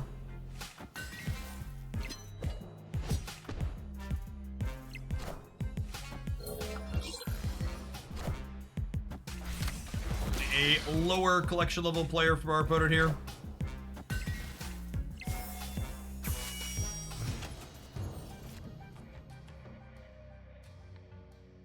Elsa?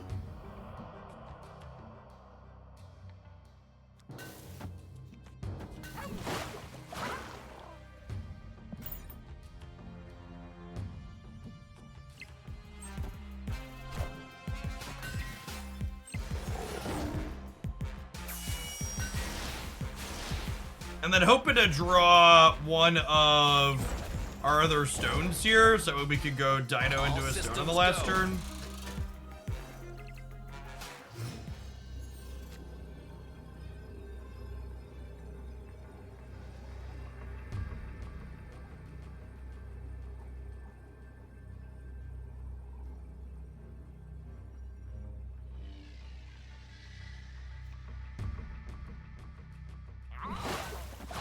This. Our land shark's all grown up.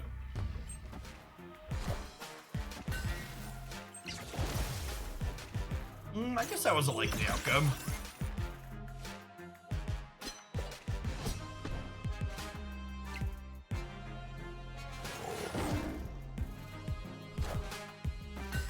What's our breaker look like here? It's not terrible, right? I am ego, and this is my. Yeah, I think we win the breaker with the big dino, huh? Got him by 1.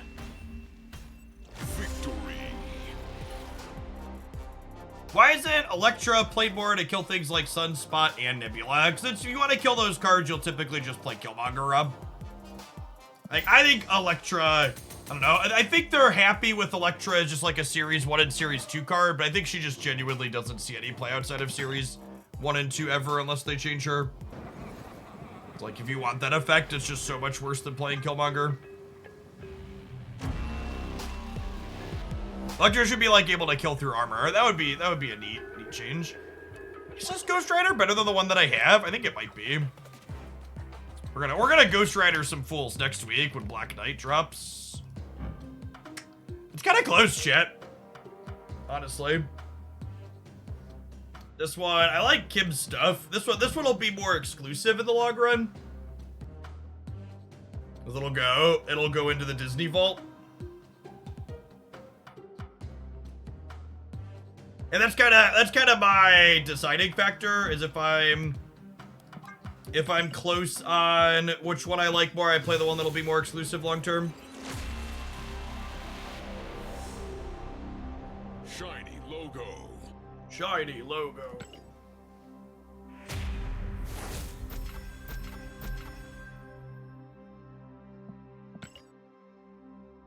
Oh, and then actually, when what's his name rolls around, maybe we need to consider.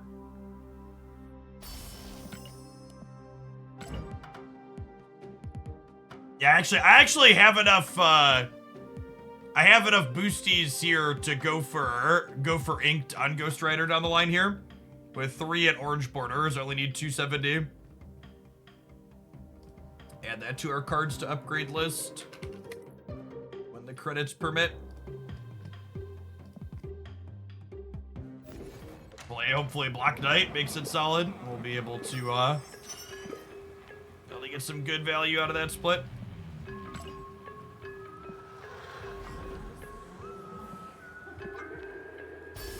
Speaking of Ghost Rider boosties, Kang boosters! Dear Second Dinner, my kingdom for a Kang redesign. My kingdom for a Kang redesign. Please make my Kang boosters relevant. Universe shall be set right.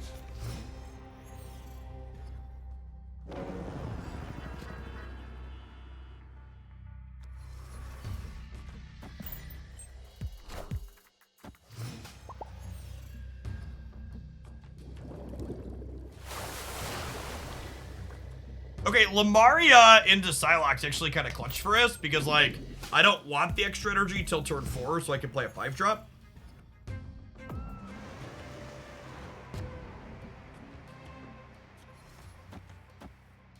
I would like to get rid of Warrior Falls, I think. Although maybe they're a Nebula, like that's not good.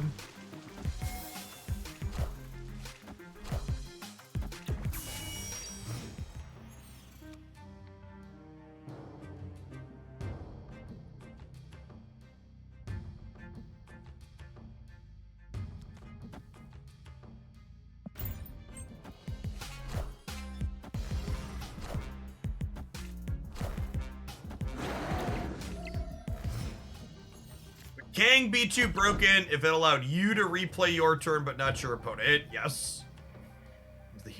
Is the answer to your question.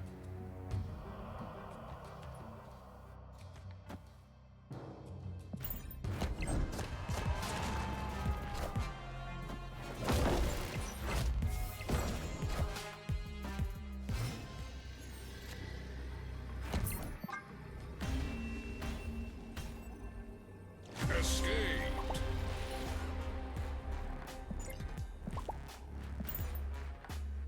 Alright, gamers. I think I'm done playing Goliath Mirrors for the day. I'm looking forward to getting Man-Thing to play with tomorrow afternoon. We'll be back and we'll play some more Goliath Mirrors tomorrow morning before Man-Thing releases. But it's just such a dry card. I really hope they whack it with some psychological damage and take a point or two off of it. We'll run long tomorrow with the card release. Marvel Man-Thing releases approximately 25 hours from now. I'm gonna fire up about 9 a.m. Central tomorrow morning, my normal start time. We'll play for the 5 hours before it releases, and then we'll play for a few hours after as well. An ad roll on the way out the door to hit my quota for the month. If you missed it and you don't want to watch Goliath Mirrors, we had a sweet Mr. Negative deck post over on the Glandia Snap side today, featuring Lady Deathstrike coming in tomorrow's caches as well. Check that out if you haven't already. Appreciate the thumbs up that people drop off over there.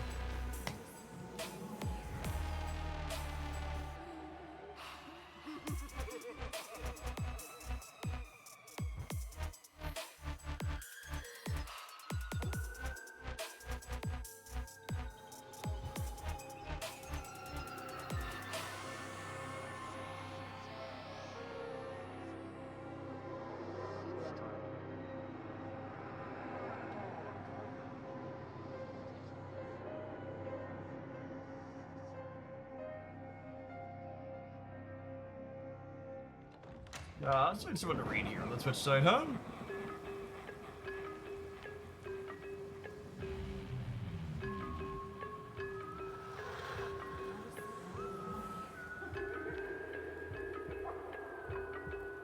Ocean Mud's playing some Cerebro too. I'll tee him up for a read here. We played some of that earlier. I might have a Cerebro 2 highlight on the YouTube side later this week. We played some solid games with it earlier today. It's all right into Goliath nonsense.